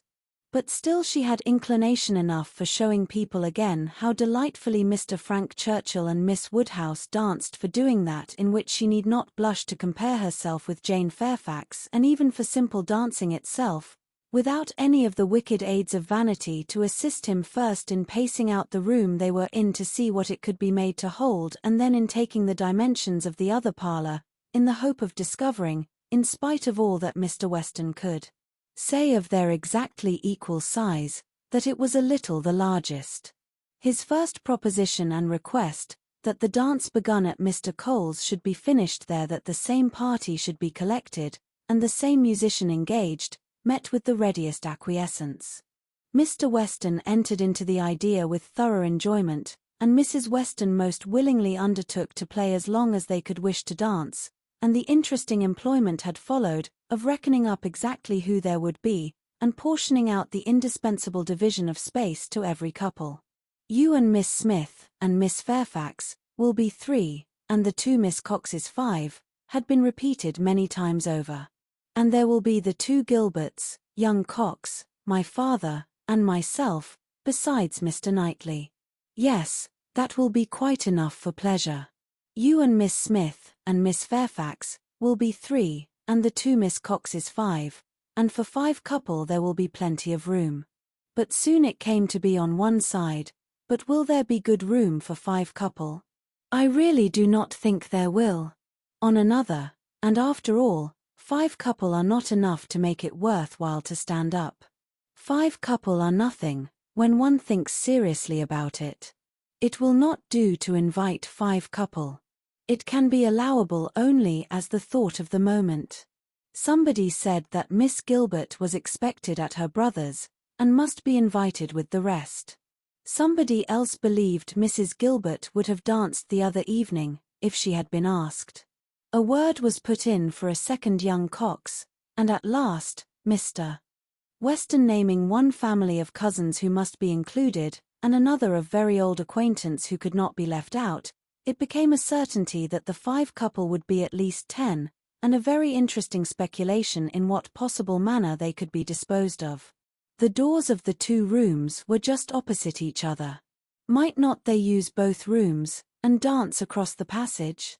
It seemed the best scheme, and yet it was not so good but that many of them wanted a better. Emma said it would be awkward, Mrs. Weston was in distress about the supper, and Mr. Woodhouse opposed it earnestly, on the score of health.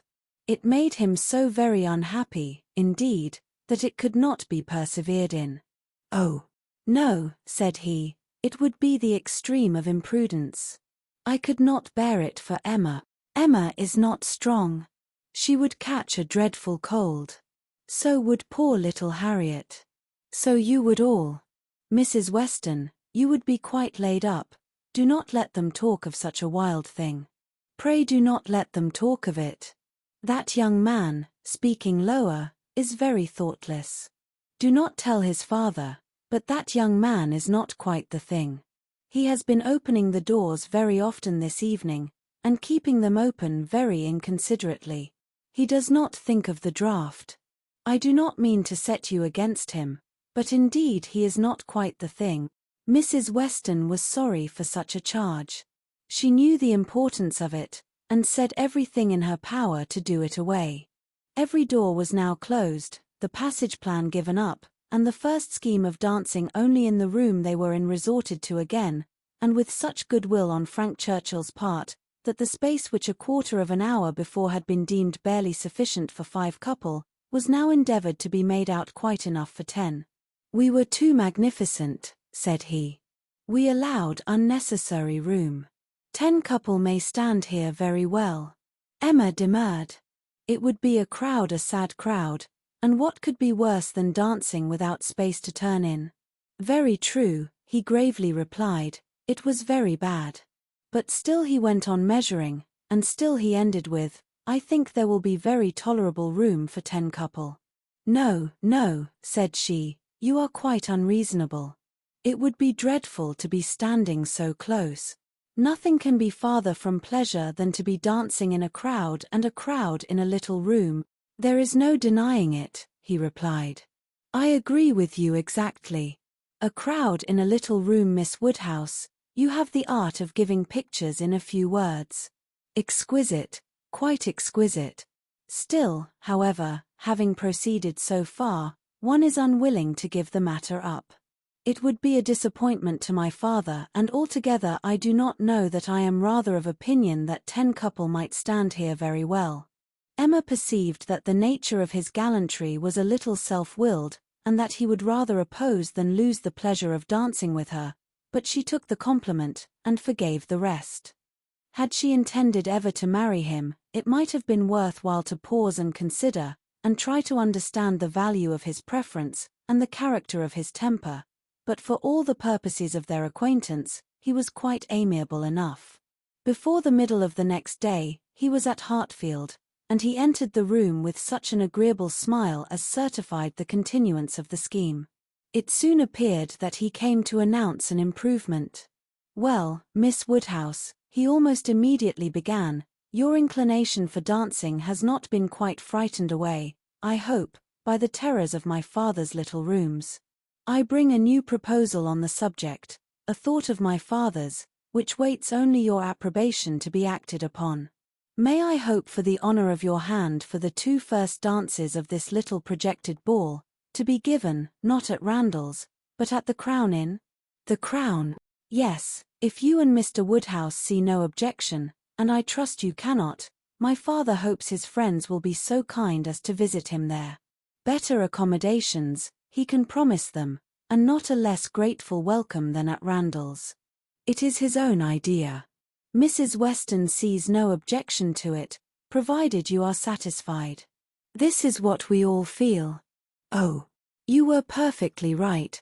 10 couple, in either of the Randalls' rooms, would have been insufferable, dreadful.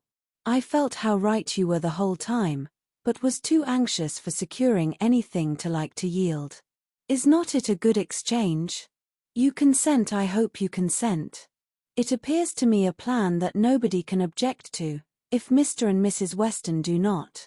I think it admirable, and, as far as I can answer for myself, shall be most happy. It seems the only improvement that could be. Papa, do you not think it an excellent improvement?" She was obliged to repeat and explain it, before it was fully comprehended, and then, being quite new, Farther representations were necessary to make it acceptable. No, he thought it very far from an improvement, a very bad plan, much worse than the other. A room at an inn was always damp and dangerous, never properly aired, or fit to be inhabited. If they must dance, they had better dance at Randall's. He had never been in the room at the Crown in his life, did not know the people who kept it by sight. Oh, no, a very bad plan. They would catch worse colds at the Crown than anywhere. I was going to observe, sir, said Frank Churchill, that one of the great recommendations of this change would be the very little danger of anybody's catching cold, so much less danger at the Crown than at Randall. Mr. Perry might have reason to regret the alteration, but nobody else could. Sir, said Mr. Woodhouse, rather warmly, you are very much mistaken if you suppose Mr. Perry to be that sort of character. Mr. Perry is extremely concerned when any of us are ill.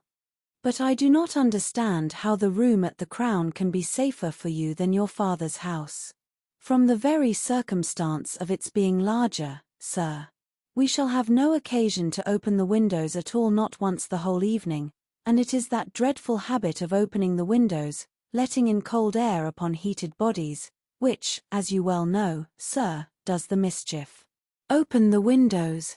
But surely, Mr. Churchill, nobody would think of opening the windows at Randall's. Nobody could be so imprudent. I never heard of such a thing. Dancing with open windows. I am sure neither your father nor Mrs. Weston, poor Miss Taylor that was, would suffer it. Ah, sir, but a thoughtless young person will sometimes step behind a window curtain and throw up a sash, without its being suspected. I have often known it done myself. Have you indeed, sir?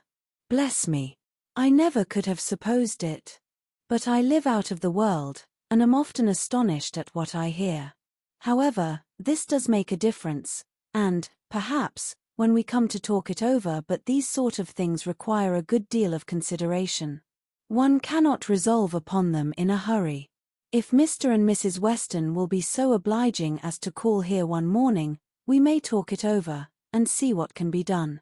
But, unfortunately, sir, my time is so limited. Oh, interrupted Emma, there will be plenty of time for talking everything over.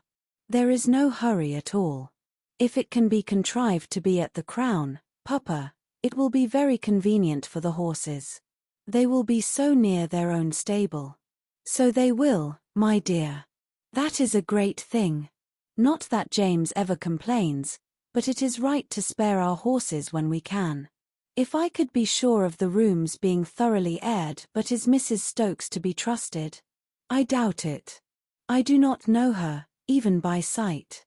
I can answer for everything of that nature, sir, because it will be under Mrs. Weston's care. Mrs. Weston undertakes to direct the whole. There, Papa. Now you must be satisfied, our own dear Mrs. Weston, who is carefulness itself.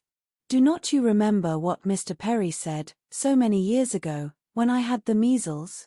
If Miss Taylor undertakes to wrap Miss Emma up, you need not have any fears, sir. How often have I heard you speak of it as such a compliment to her? Aye, very true. Mr. Perry did say so. I shall never forget it. Poor little Emma. You were very bad with the measles, that is, you would have been very bad, but for Perry's great attention. He came 4 times a day for a week. He said, from the first, it was a very good sort, which was our great comfort, but the measles are a dreadful complaint. I hope whenever poor Isabella's little ones have the measles, she will send for Perry. My father and Mrs. Weston are at the Crown at this moment, said Frank Churchill, examining the capabilities of the house. I left them there and came on to Hartfield, impatient for your opinion, and hoping you might be persuaded to join them and give your advice on the spot.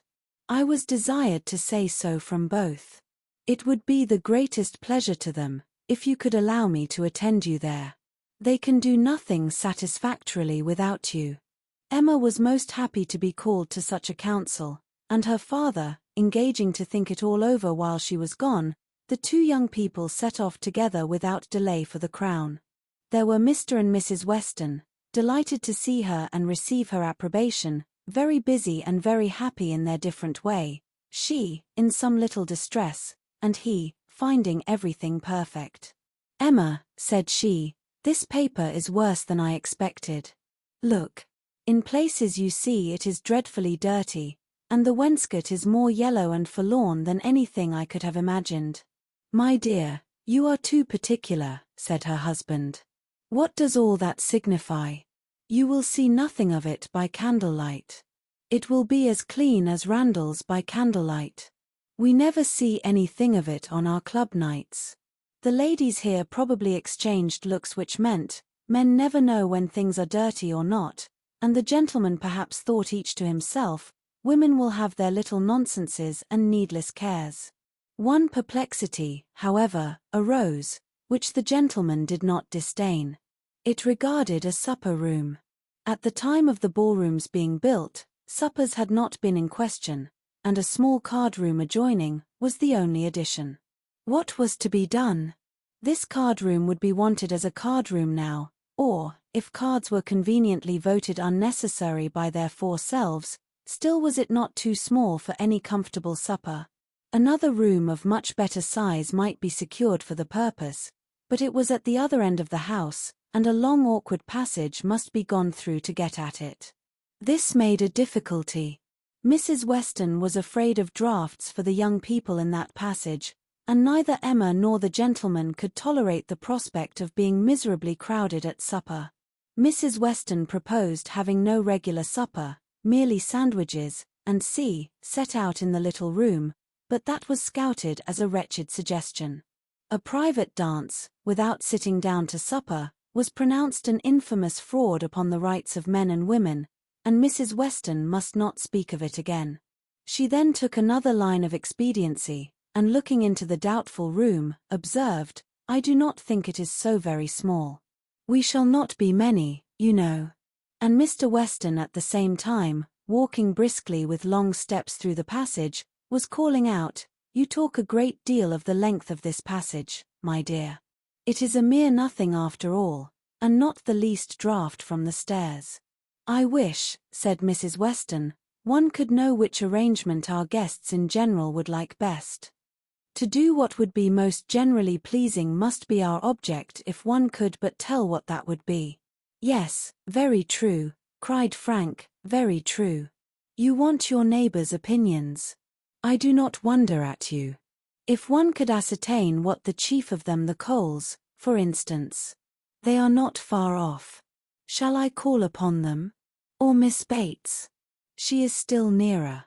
And I do not know whether Miss Bates is not as likely to understand the inclinations of the rest of the people as anybody. I think we do want a larger council. Suppose I go and invite Miss Bates to join us?" "Well, if you please," said Mrs. Weston rather hesitating, "if you think she will be of any use." "You will get nothing to the purpose from Miss Bates," said Emma. "She will be all delight and gratitude, but she will tell you nothing. She will not even listen to your questions. I see no advantage in consulting Miss Bates. But she is so amusing, so extremely amusing. I am very fond of hearing Miss Bates talk. And I need not bring the whole family, you know." Here Mr. Weston joined them, and on hearing what was proposed, gave it his decided approbation. "I do, Frank. Go and fetch Miss Bates, and let us end the matter at once. She will enjoy the scheme, I am sure, and I do not know a properer person for showing us how to do away difficulties. Fetch Miss Bates. We are growing a little too nice. She is a standing lesson of how to be happy. But fetch them both. Invite them both." "Both, sir. Can the old lady?" "The old lady. No, the young lady, to be sure. I shall think you a great blockhead, Frank, if you bring the aunt without the niece."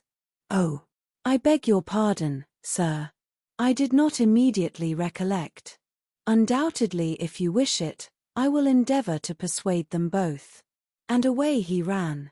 Long before he reappeared, attending the short, neat, brisk-moving aunt, and her elegant niece, Mrs. Weston, like a sweet-tempered woman and a good wife, had examined the passage again, and found the evils of it much less than she had supposed before, indeed very trifling. And here ended the difficulties of decision.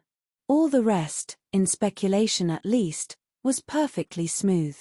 All the minor arrangements of table and chair, lights and music, tea and supper, made themselves, or were left as mere trifles to be settled at any time between Mrs. Weston and Mrs. Stokes. Everybody invited was certainly to come. Frank had already written to Inscombe to propose staying a few days beyond his fortnight, which could not possibly be refused. And a delightful dance it was to be. Most cordially, when Miss Bates arrived, did she agree that it must. As a counsellor she was not wanted, but as an approver, a much safer character, she was truly welcome. Her approbation, at once general and minute, warm and incessant, could not but please, and for another half-hour they were all walking to and fro, between the different rooms, some suggesting, some attending, and all in happy enjoyment of the future. The party did not break up without Emma's being positively secured for the 2 first dances by the hero of the evening, nor without her overhearing Mr. Weston whisper to his wife, "He has asked her, my dear." "That's right. I knew he would." Chapter 12. One thing only was wanting to make the prospect of the ball completely satisfactory to Emma: its being fixed for a day within the granted term of Frank Churchill's stay in Surrey. For, in spite of Mr. Weston's confidence, she could not think it so very impossible that the Churchills might not allow their nephew to remain a day beyond his fortnight. But this was not judged feasible. The preparations must take their time, nothing could be properly ready till the 3rd week were entered on, and for a few days they must be planning, proceeding and hoping in uncertainty, at the risk, in her opinion, the great risk, of its being all in vain. Inscombe, however, was gracious in fact, if not in word. His wish of staying longer evidently did not please, but it was not opposed. All was safe and prosperous, and as the removal of one solicitude generally makes way for another, Emma, being now certain of her ball, began to adopt as the next vexation Mr. Knightley's provoking indifference about it. Either because he did not dance himself, or because the plan had been formed without his being consulted, he seemed resolved that it should not interest him, determined against its exciting any present curiosity, or affording him any future amusement. To her voluntary communications Emma could get no more approving reply than, "Very well. If the Westons think it worth while to be at all this trouble for a few hours of noisy entertainment, I have nothing to say against it, but that they shall not choose pleasures for me. Oh, yes, I must be there, I could not refuse, and I will keep as much awake as I can, but I would rather be at home, looking over William Larkins's week's account, much rather, I confess. Pleasure in seeing dancing? Not I. Indeed, I never look at it. I do not know who does. Fine dancing, I believe, like virtue, must be its own reward. Those who are standing by are usually thinking of something very different." This Emma felt was aimed at her, and it made her quite angry. It was not in compliment to Jane Fairfax, however, that he was so indifferent, or so indignant. He was not guided by her feelings in reprobating the ball, for she enjoyed the thought of it to an extraordinary degree. It made her animated, open-hearted. She voluntarily said, "Oh, Miss Woodhouse, I hope nothing may happen to prevent the ball. What a disappointment it would be. I do look forward to it, I own, with very great pleasure." It was not to oblige Jane Fairfax, therefore, that he would have preferred the society of William Larkins. No. She was more and more convinced that Mrs. Weston was quite mistaken in that surmise. There was a great deal of friendly and of compassionate attachment on his side, but no love. Alas! There was soon no leisure for quarrelling with Mr. Knightley. 2 days of joyful security were immediately followed by the overthrow of everything. A letter arrived from Mr. Churchill to urge his nephew's instant return. Mrs. Churchill was unwell, far too unwell to do without him. She had been in a very suffering state, so said her husband, when writing to her nephew 2 days before, though from her usual unwillingness to give pain, and constant habit of never thinking of herself, she had not mentioned it, but now she was too ill to trifle, and must entreat him to set off for Inscombe without delay. The substance of this letter was forwarded to Emma, in a note from Mrs. Weston, instantly. As to his going, it was inevitable. He must be gone within a few hours, though without feeling any real alarm for his aunt, to lessen his repugnance. He knew her illnesses, they never occurred but for her own convenience. Mrs. Weston added that he could only allow himself time to hurry to Highbury, after breakfast, and take leave of the few friends there whom he could suppose to feel any interest in him, and that he might be expected at Hartfield very soon. This wretched note was the finale of Emma's breakfast. When once it had been read, there was no doing anything but lament and exclaim. The loss of the ball, the loss of the young man, and all that the young man might be feeling. It was too wretched. Such a delightful evening as it would have been, everybody so happy, and she and her partner the happiest. I said it would be so, was the only consolation. Her father's feelings were quite distinct. He thought principally of Mrs. Churchill's illness, and wanted to know how she was treated, and as for the ball, it was shocking to have dear Emma disappointed, but they would all be safer at home.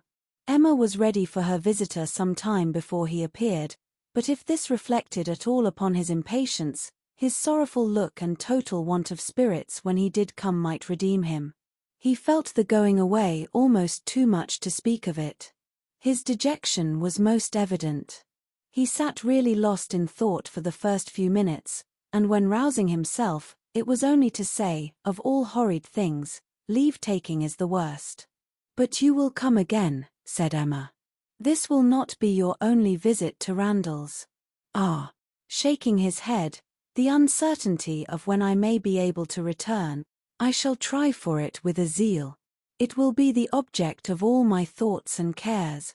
And if my uncle and aunt go to town this spring, but I am afraid they did not stir last spring, I am afraid it is a custom gone for ever. Our poor ball must be quite given up. Ah, that ball. Why did we wait for anything? Why not seize the pleasure at once? How often is happiness destroyed by preparation, foolish preparation? You told us it would be so. Oh, Miss Woodhouse, why are you always so right? Indeed, I am very sorry to be right in this instance. I would much rather have been merry than wise. If I can come again, we are still to have our ball. My father depends on it. Do not forget your engagement." Emma looked graciously. "Such a fortnight as it has been," he continued, "every day more precious and more delightful than the day before. Every day making me less fit to bear any other place. Happy those who can remain at Highbury." "As you do us such ample justice now," said Emma, laughing, "I will venture to ask, whether you did not come a little doubtfully at first. Do not we rather surpass your expectations? I am sure we do. I am sure you did not much expect to like us. You would not have been so long in coming, if you had had a pleasant idea of Highbury." He laughed rather consciously, and though denying the sentiment, Emma was convinced that it had been so. "And you must be off this very morning?" "Yes, my father is to join me here, we shall walk back together, and I must be off immediately. I am almost afraid that every moment will bring him. Not 5 minutes to spare even for your friends Miss Fairfax and Miss Bates. How unlucky! Miss Bates's powerful, argumentative mind might have strengthened yours. Yes, I have called there. Passing the door, I thought it better. It was a right thing to do. I went in for 3 minutes, and was detained by Miss Bates's being absent. She was out, and I felt it impossible not to wait till she came in. She is a woman that one must laugh at, but that one would not wish to slight. It was better to pay my visit." Then he hesitated, got up, walked to a window. "In short," said he, "perhaps, Miss Woodhouse, I think you can hardly be quite without suspicion." He looked at her, as if wanting to read her thoughts.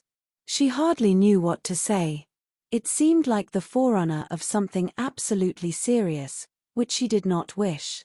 Forcing herself to speak, therefore, in the hope of putting it by, she calmly said, "You are quite in the right. It was most natural to pay your visit." Then he was silent. She believed he was looking at her, probably reflecting on what she had said, and trying to understand the manner. She heard him sigh. It was natural for him to feel that he had cause to sigh. He could not believe her to be encouraging him. A few awkward moments passed, and he sat down again, and in a more determined manner said, "It was something to feel that all the rest of my time might be given to Hartfield. My regard for Hartfield is most warm." He stopped again, rose again, and seemed quite embarrassed. He was more in love with her than Emma had supposed, and who can say how it might have ended, if his father had not made his appearance? Mr. Woodhouse soon followed, and the necessity of exertion made him composed. A very few minutes more, however, completed the present trial. Mr. Weston, always alert when business was to be done, and as incapable of procrastinating any evil that was inevitable, as of foreseeing any that was doubtful, said it was time to go, and the young man, though he might and did sigh, could not but agree to take leave. "I shall hear about you all," said he. "That is my chief consolation. I shall hear of everything that is going on among you. I have engaged Mrs. Weston to correspond with me. She has been so kind as to promise it. Oh, the blessing of a female correspondent, when one is really interested in the absent. She will tell me everything. In her letters I shall be at dear Highbury again." A very friendly shake of the hand, a very earnest goodbye, closed the speech, and the door had soon shut out Frank Churchill. Short had been the notice short their meeting, he was gone, and Emma felt so sorry to part, and foresaw so great a loss to their little society from his absence as to begin to be afraid of being too sorry, and feeling it too much. It was a sad change. They had been meeting almost every day since his arrival. Certainly his being at Randalls had given great spirit to the last 2 weeks, indescribable spirit. The idea, the expectation of seeing him which every morning had brought, the assurance of his attentions, his liveliness, his manner.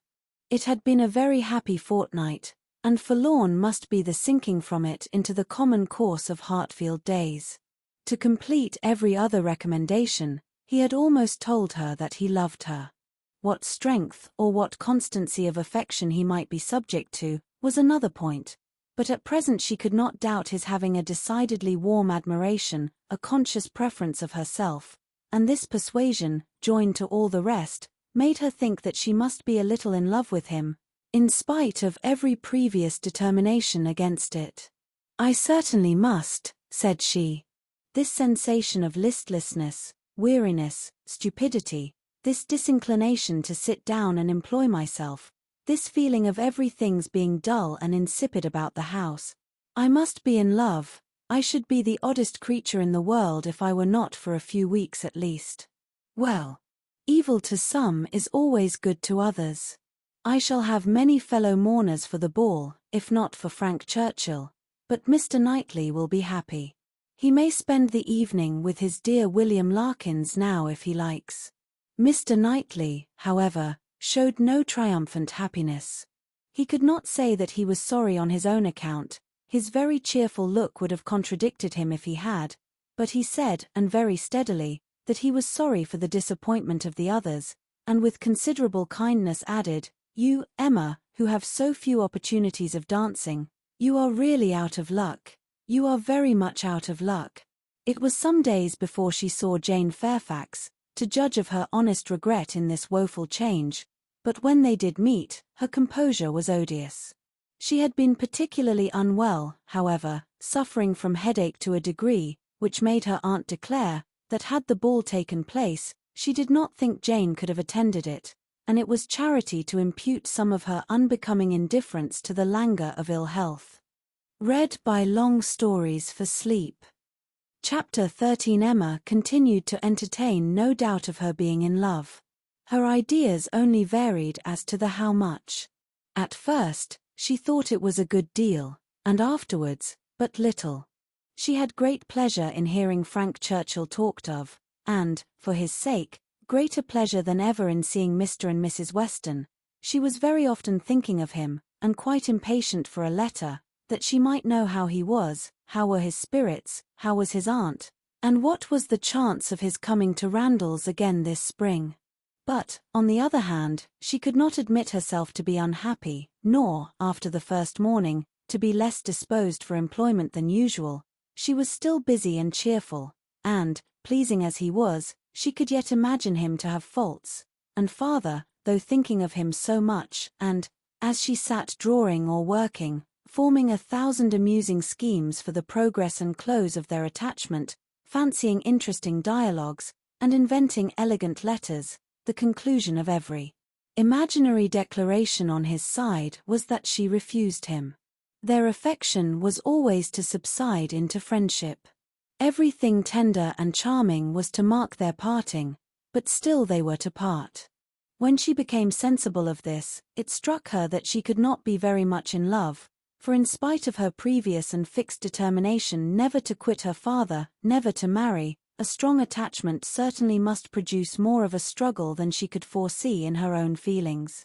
"I do not find myself making any use of the word sacrifice," said she. "In not one of all my clever replies, my delicate negatives, is there any allusion to making a sacrifice. I do suspect that he is not really necessary to my happiness. So much the better.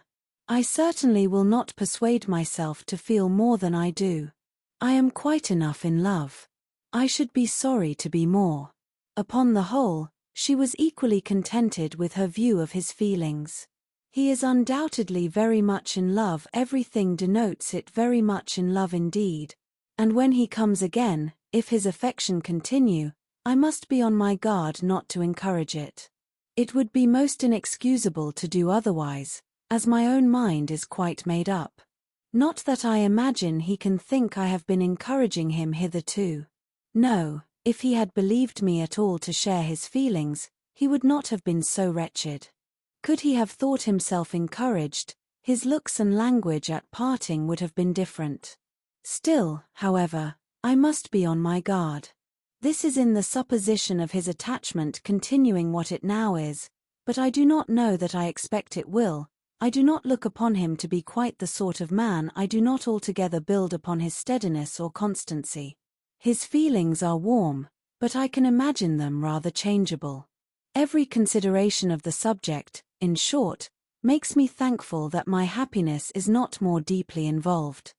I shall do very well again after a little while, and then, it will be a good thing over, for they say everybody is in love once in their lives, and I shall have been let off easily. When his letter to Mrs. Weston arrived, Emma had the perusal of it, and she read it with a degree of pleasure and admiration which made her at first shake her head over her own sensations, and think she had undervalued their strength.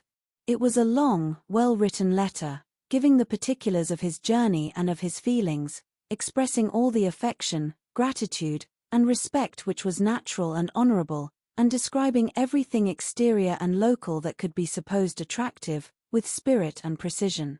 No suspicious flourishes now of apology or concern. It was the language of real feeling towards Mrs. Weston, and the transition from Highbury to Inscombe, the contrast between the places in some of the first blessings of social life was just enough touched on to show how keenly it was felt, and how much more might have been said but for the restraints of propriety. The charm of her own name was not wanting. Miss Woodhouse appeared more than once, and never without a something of pleasing connection, either a compliment to her taste, or a remembrance of what she had said, and in the very last time of its meeting her eye, unadorned as it was by any such broad wreath of gallantry, she yet could discern the effect of her influence and acknowledge the greatest compliment perhaps of all conveyed. Compressed into the very lowest vacant corner were these words: "I had not a spare moment on Tuesday, as you know, for Miss Woodhouse's beautiful little friend. Pray make my excuses and adieus to her." This, Emma could not doubt, was all for herself. Harriet was remembered only from being her friend. His information and prospects as to Inscombe were neither worse nor better than had been anticipated. Mrs. Churchill was recovering, and he dared not yet, even in his own imagination, fix a time for coming to Randalls again. Gratifying, however, and stimulative as was the letter in the material part, its sentiments, she yet found, when it was folded up and returned to Mrs. Weston, that it had not added any lasting warmth, that she could still do without the writer, and that he must learn to do without her. Her intentions were unchanged. Her resolution of refusal only grew more interesting by the addition of a scheme for his subsequent consolation and happiness. His recollection of Harriet, and the words which clothed it, the beautiful little friend, suggested to her the idea of Harriet's succeeding her in his affections. Was it impossible? No. Harriet undoubtedly was greatly his inferior in understanding, but he had been very much struck with the loveliness of her face and the warm simplicity of her manner, and all the probabilities of circumstance and connection were in her favor. For Harriet, it would be advantageous and delightful indeed. "I must not dwell upon it," said she. "I must not think of it. I know the danger of indulging such speculations. But stranger things have happened, and when we cease to care for each other as we do now, it will be the means of confirming us in that sort of true disinterested friendship which I can already look forward to with pleasure." It was well to have a comfort in store on Harriet's behalf, though it might be wise to let the fancy touch it seldom, for evil in that quarter was at hand. As Frank Churchill's arrival had succeeded Mr. Elton's engagement in the conversation of Highbury, as the latest interest had entirely borne down the first, so now upon Frank Churchill's disappearance, Mr. Elton's concerns were assuming the most irresistible form. His wedding day was named. He would soon be among them again, Mr. Elton and his bride. There was hardly time to talk over the first letter from Inscombe before Mr. Elton and his bride was in everybody's mouth, and Frank Churchill was forgotten. Emma grew sick at the sound. She had had 3 weeks of happy exemption from Mr. Elton, and Harriet's mind, she had been willing to hope, had been lately gaining strength. With Mr. Weston's ball in view at least, there had been a great deal of insensibility to other things, but it was now too evident that she had not attained such a state of composure as could stand against the actual approach, new carriage, bell ringing, and all. Poor Harriet was in a flutter of spirits which required all the reasonings and soothings and attentions of every kind that Emma could give. Emma felt that she could not do too much for her, that Harriet had a right to all her ingenuity and all her patience, but it was heavy work to be for ever convincing without producing any effect, for ever agreed to, without being able to make their opinions the same. Harriet listened submissively, and said it was very true, it was just as Miss Woodhouse described, it was not worth while to think about them, and she would not think about them any longer, but no change of subject could avail, and the next half-hour saw her as anxious and restless about the Eltons as before. At last Emma attacked her on another ground. "You're allowing yourself to be so occupied and so unhappy about Mr. Elton's marrying, Harriet, is the strongest reproach you can make me. You could not give me a greater reproof for the mistake I fell into. It was all my doing, I know. I have not forgotten it, I assure you. Deceived myself, I did very miserably deceive you, and it will be a painful reflection to me forever. Do not imagine me in danger of forgetting it."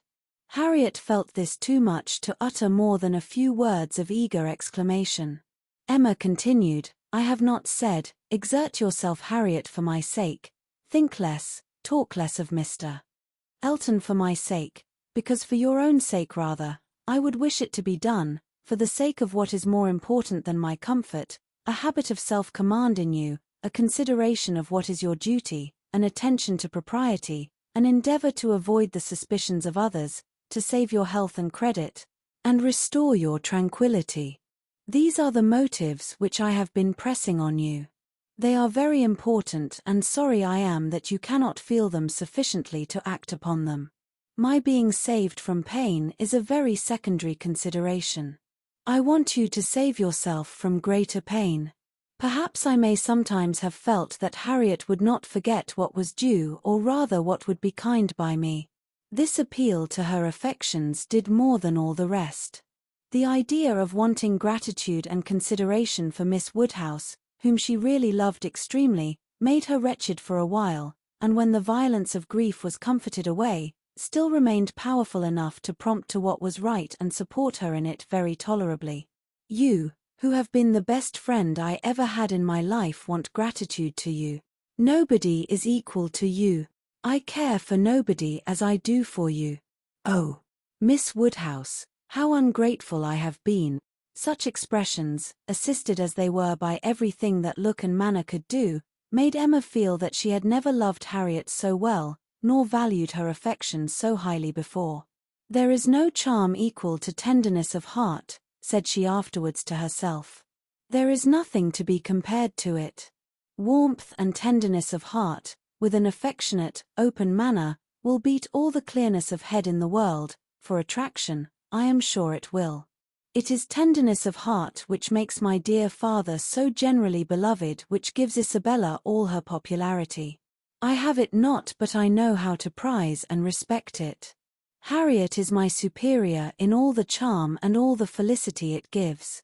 Dear Harriet, I would not change you for the clearest-headed, longest-sighted, best-judging female breathing. Oh, the coldness of a Jane Fairfax! Harriet is worth 100 such, and for a wife, a sensible man's wife, it is invaluable. I mention no names, but happy the man who changes Emma for Harriet. Chapter 14. Mrs. Elton was first seen at church, but though devotion might be interrupted, curiosity could not be satisfied by a bride in a pew, and it must be left for the visits in form which were then to be paid, to settle whether she were very pretty indeed, or only rather pretty, or not pretty at all. Emma had feelings, less of curiosity than of pride or propriety, to make her resolve on not being the last to pay her respects, and she made a point of Harriet's going with her, that the worst of the business might be gone through as soon as possible.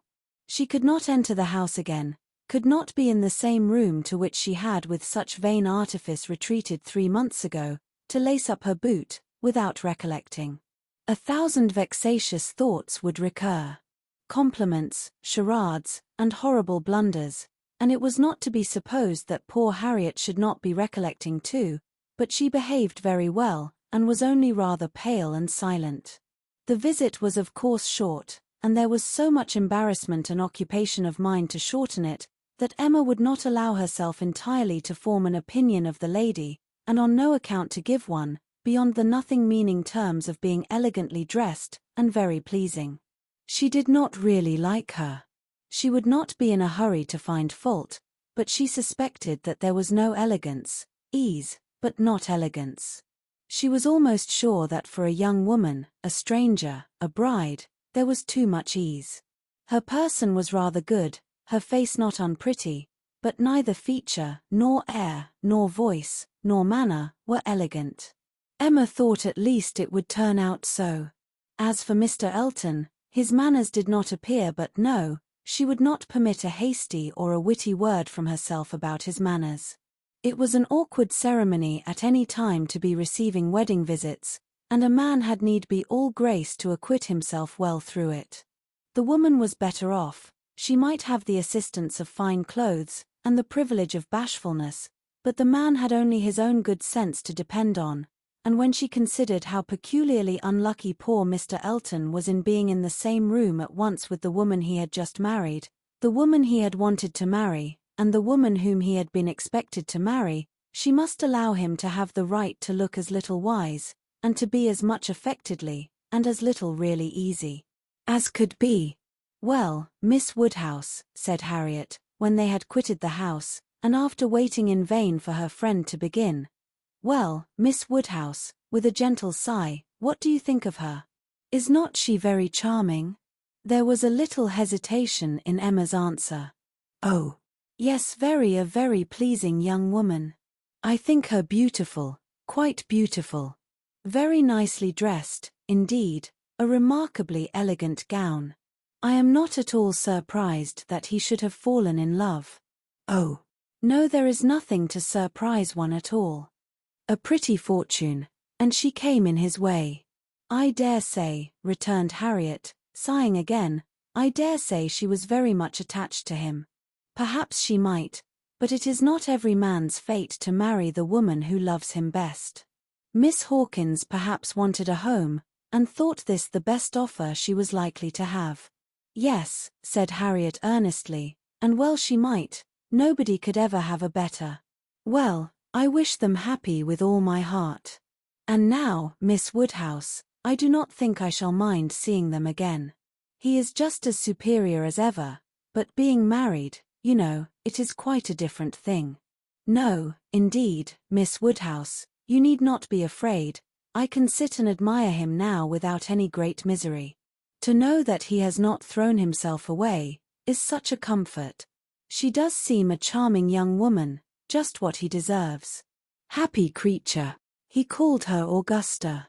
How delightful. When the visit was returned, Emma made up her mind.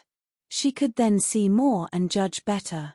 From Harriet's happening not to be at Hartfield, and her father's being present to engage Mr. Elton, she had a quarter of an hour of the lady's conversation to herself, and could composedly attend to her, and the quarter of an hour quite convinced her that Mrs. Elton was a vain woman, extremely well satisfied with herself, and thinking much of her own importance, that she meant to shine and be very superior, but with manners which had been formed in a bad school, pert and familiar, that all her notions were drawn from one set of people and one style of living, that if not foolish she was ignorant, and that her society would certainly do Mr. Elton no good.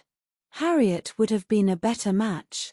If not wise or refined herself, she would have connected him with those who were, but Miss Hawkins, it might be fairly supposed from her easy conceit, had been the best of her own set. The rich brother-in-law near Bristol was the pride of the alliance, and his place and his carriages were the pride of him. The very first subject after being seated was Maple Grove, my brother Mr. Suckling's seat, a comparison of Hartfield to Maple Grove. The grounds of Hartfield were small, but neat and pretty, and the house was modern and well built. Mrs. Elton seemed most favourably impressed by the size of the room, the entrance, and all that she could see or imagine. Very like Maple Grove indeed. She was quite struck by the likeness. That room was the very shape and size of the morning room at Maple Grove, her sister's favourite room. Mr. Elton was appealed to. Was not it astonishingly like? She could really almost fancy herself at Maple Grove. And the staircase, you know, as I came in, I observed how very like the staircase was, placed exactly in the same part of the house. I really could not help exclaiming, "I assure you, Miss Woodhouse, it is very delightful to me, to be reminded of a place I am so extremely partial to as Maple Grove. I have spent so many happy months there." With a little sigh of sentiment. A charming place, undoubtedly. Everybody who sees it is struck by its beauty, but to me, it has been quite a home.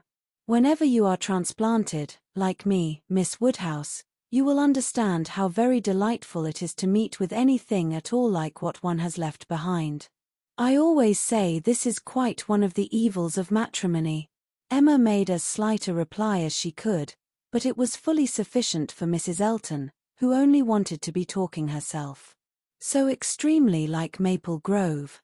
And it is not merely the house, the grounds, I assure you, as far as I could observe, are strikingly like. The laurels at Maple Grove are in the same profusion as here, and stand very much in the same way just across the lawn, and I had a glimpse of a fine large tree, with a bench round it, which put me so exactly in mind. My brother and sister will be enchanted with this place. People who have extensive grounds themselves are always pleased with anything in the same style. Emma doubted the truth of this sentiment. She had a great idea that people who had extensive grounds themselves cared very little for the extensive grounds of anybody else, but it was not worth while to attack an error so double-dyed, and therefore only said in reply, "When you have seen more of this country, I am afraid you will think you have overrated Hartfield. Surrey is full of beauties." "Oh, yes, I am quite aware of that. It is the Garden of England, you know." "Surrey is the Garden of England." "Yes, but we must not rest our claims on that distinction. Many counties, I believe, are called the Garden of England, as well as Surrey." "No, I fancy not," replied Mrs. Elton, with a most satisfied smile. I never heard any county but Surrey called so. Emma was silenced. My brother and sister have promised us a visit in the spring, or summer at farthest, continued Mrs. Elton, and that will be our time for exploring. While they are with us, we shall explore a great deal, I dare say. They will have their barouche landau, of course, which holds four perfectly, and therefore, without saying anything of our carriage, we should be able to explore the different beauties extremely well. They would hardly come in their chaise, I think, at that season of the year. Indeed, when the time draws on, I shall decidedly recommend their bringing the barouche landau. It will be so very much preferable. When people come into a beautiful country of this sort, you know, Miss Woodhouse, one naturally wishes them to see as much as possible, and Mr. Suckling is extremely fond of exploring. We explored to King's Weston twice last summer, in that way, most delightfully, just after their first having the barouche landau. You have many parties of that kind here, I suppose, Miss Woodhouse, every summer? No, not immediately here.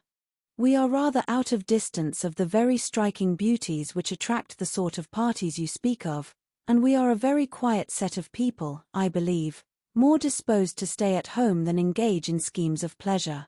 Ah, there is nothing like staying at home for real comfort. Nobody can be more devoted to home than I am. I was quite a proverb for it at Maple Grove.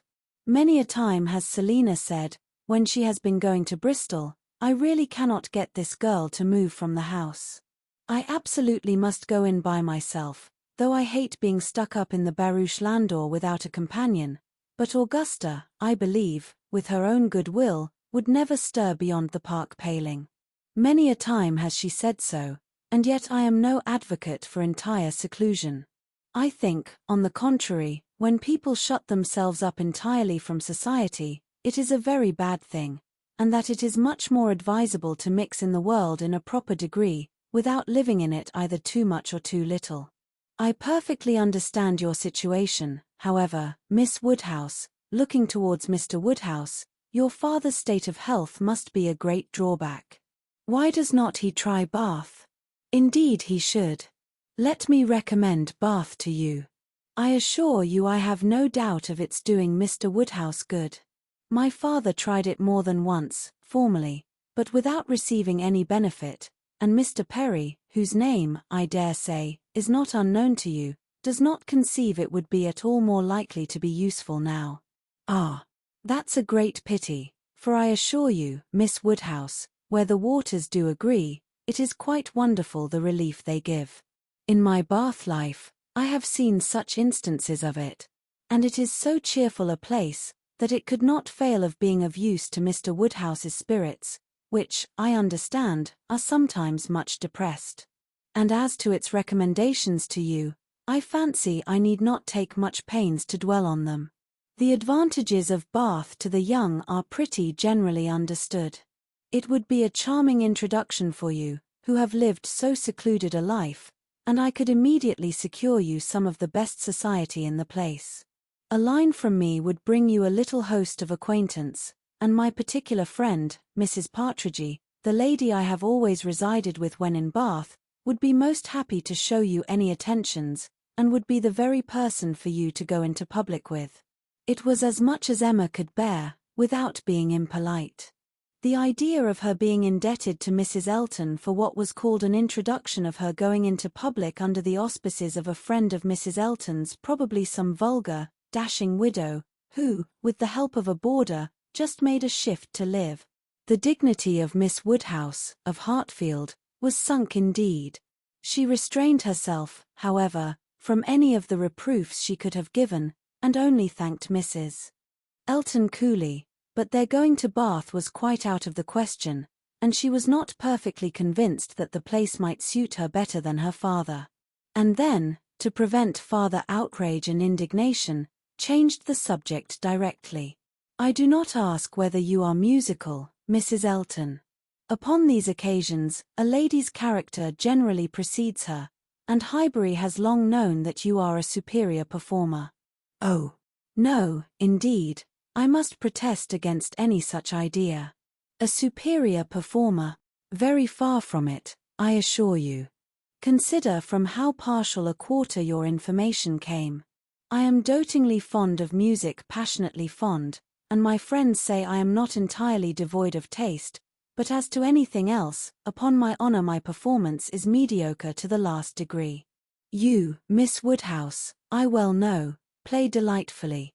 I assure you it has been the greatest satisfaction, comfort, and delight to me, to hear what a musical society I am got into. I absolutely cannot do without music. It is a necessary of life to me, and having always been used to a very musical society, both at Maple Grove and in Bath, it would have been a most serious sacrifice. I honestly said as much to Mr. E. when he was speaking of my future home, and expressing his fears lest the retirement of it should be disagreeable, and the inferiority of the house too, knowing what I had been accustomed to. Of course he was not wholly without apprehension. When he was speaking of it in that way, I honestly said that the world I could give up parties, balls, plays, for I had no fear of retirement. Blessed with so many resources within myself, the world was not necessary to me. I could do very well without it. To those who had no resources it was a different thing, but my resources made me quite independent. And as to smaller-sized rooms than I had been used to, I really could not give it a thought. I hoped I was perfectly equal to any sacrifice of that description. Certainly I had been accustomed to every luxury at Maple Grove, but I did assure him that 2 carriages were not necessary to my happiness, nor were spacious apartments. But, said I, to be quite honest, I do not think I can live without something of a musical society. I condition for nothing else, but without music, life would be a blank to me. We cannot suppose, said Emma, smiling, that Mr. Elton would hesitate to assure you of there being a very musical society in Highbury, and I hope you will not find he has outstepped the truth more than may be pardoned, in consideration of the motive. No, indeed, I have no doubts at all on that head. I am delighted to find myself in such a circle. I hope we shall have many sweet little concerts together. I think, Miss Woodhouse, you and I must establish a musical club, and have regular weekly meetings at your house, or ours. Will not it be a good plan? If we exert ourselves, I think we shall not be long in want of allies. Something of that nature would be particularly desirable for me, as an inducement to keep me in practice.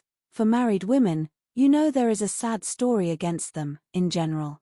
They are but too apt to give up music. But you, who are so extremely fond of it, there can be no danger, surely? I should hope not, but really when I look around among my acquaintance, I tremble. Selina has entirely given up music, never touches the instrument though she played sweetly. And the same may be said of Mrs. Jeffrey's Clara Partridge, that was, and of the 2 Millmans, now Mrs. Bird and Mrs. James Cooper, and of more than I can enumerate. Upon my word, it is enough to put one in a fright. I used to be quite angry with Selina, but really I begin now to comprehend that a married woman has many things to call her attention. I believe I was half an hour this morning shut up with my housekeeper. But everything of that kind, said Emma, will soon be in so regular a train. Well, said Mrs. Elton, laughing, we shall see. Emma, finding her so determined upon neglecting her music, had nothing more to say, and, after a moment's pause, Mrs. Elton chose another subject. We have been calling at Randall's, said she, and found them both at home, and very pleasant people they seem to be. I like them extremely. Mr. Weston seems an excellent creature, quite a first-rate favourite with me already, I assure you. And she appears so truly good, there is something so motherly and kind-hearted about her, that it wins upon one directly. She was your governess, I think? Emma was almost too much astonished to answer, but Mrs. Elton hardly waited for the affirmative before she went on. Having understood as much, I was rather astonished to find her so very ladylike. But she is really quite the gentlewoman. Mrs. Weston's manners, said Emma, were always particularly good. Their propriety, simplicity, and elegance would make them the safest model for any young woman. And who do you think came in while we were there? Emma was quite at a loss. The tone implied some old acquaintance, and how could she possibly guess? Knightley, continued Mrs. Elton, Knightley himself, was not it lucky? For, not being within when he called the other day, I had never seen him before, and of course, as so particular a friend of Mr. E.S., I had a great curiosity. My friend Knightley had been so often mentioned, that I was really impatient to see him, and I must do my cara sposo the justice to say that he need not be ashamed of his friend. Knightley is quite the gentleman. I like him very much. Decidedly, I think, a very gentlemanlike man. Happily, it was now time to be gone. They were off, and Emma could breathe. Insufferable woman, was her immediate exclamation. Worse than I had supposed. Absolutely insufferable. Knightley. I could not have believed it. Knightley. Never seen him in her life before, and call him Knightley. And discover that he is a gentleman. A little upstart, vulgar being, with her Mr. E., and her caro sposo, and her resources, and all her airs of pert pretension and underbred finery. Actually to discover that Mr. Knightley is a gentleman, I doubt whether he will return the compliment, and discover her to be a lady. I could not have believed it. And to propose that she and I should unite to form a musical club. One would fancy we were bosom friends.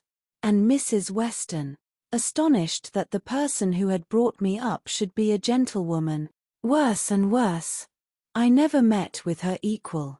Much beyond my hopes. Harriet is disgraced by any comparison. Oh, what would Frank Churchill say to her, if he were here? How angry and how diverted he would be. Ah, there I am thinking of him directly. Always the first person to be thought of. How I catch myself out. Frank Churchill comes as regularly into my mind. All this ran so glibly through her thoughts, that by the time her father had arranged himself, after the bustle of the Eltons' departure, and was ready to speak, she was very tolerably capable of attending. Well, my dear, he deliberately began, considering we never saw her before, she seems a very pretty sort of young lady, and I dare say she was very much pleased with you. She speaks a little too quick. A little quickness of voice there is which rather hurts the ear.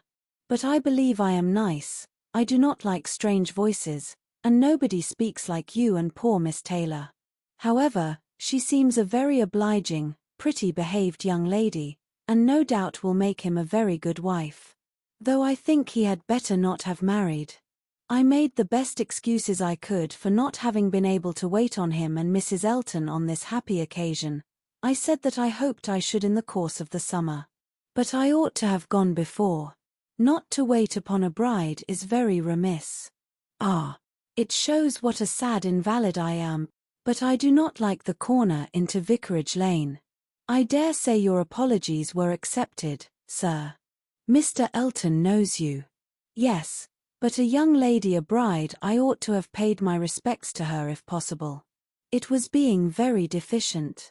But, my dear papa, you are no friend to matrimony, and therefore why should you be so anxious to pay your respects to a bride? It ought to be no recommendation to you. It is encouraging people to marry if you make so much of them. No, my dear, I never encouraged anybody to marry, but I would always wish to pay every proper attention to a lady, and a bride, especially, is never to be neglected. More is avowedly due to her. A bride, you know, my dear, is always the first in company, let the others be who they may. Well, papa, if this is not encouragement to marry, I do not know what is. And I should never have expected you to be lending your sanction to such vanity baits for poor young ladies. My dear, you do not understand me.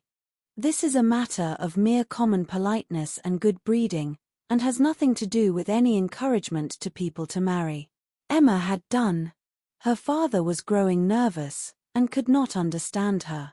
Her mind returned to Mrs. Elton's offences, and long, very long, did they occupy her. Chapter 15. Emma was not required, by any subsequent discovery, to retract her ill opinion of Mrs. Elton. Her observation had been pretty correct. Such as Mrs. Elton appeared to her on this second interview, such she appeared whenever they met again, self-important, presuming, familiar, ignorant, and ill-bred.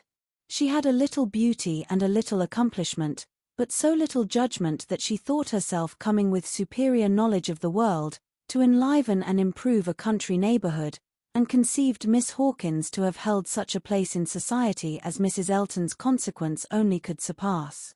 There was no reason to suppose Mr. Elton thought at all differently from his wife. He seemed not merely happy with her, but proud.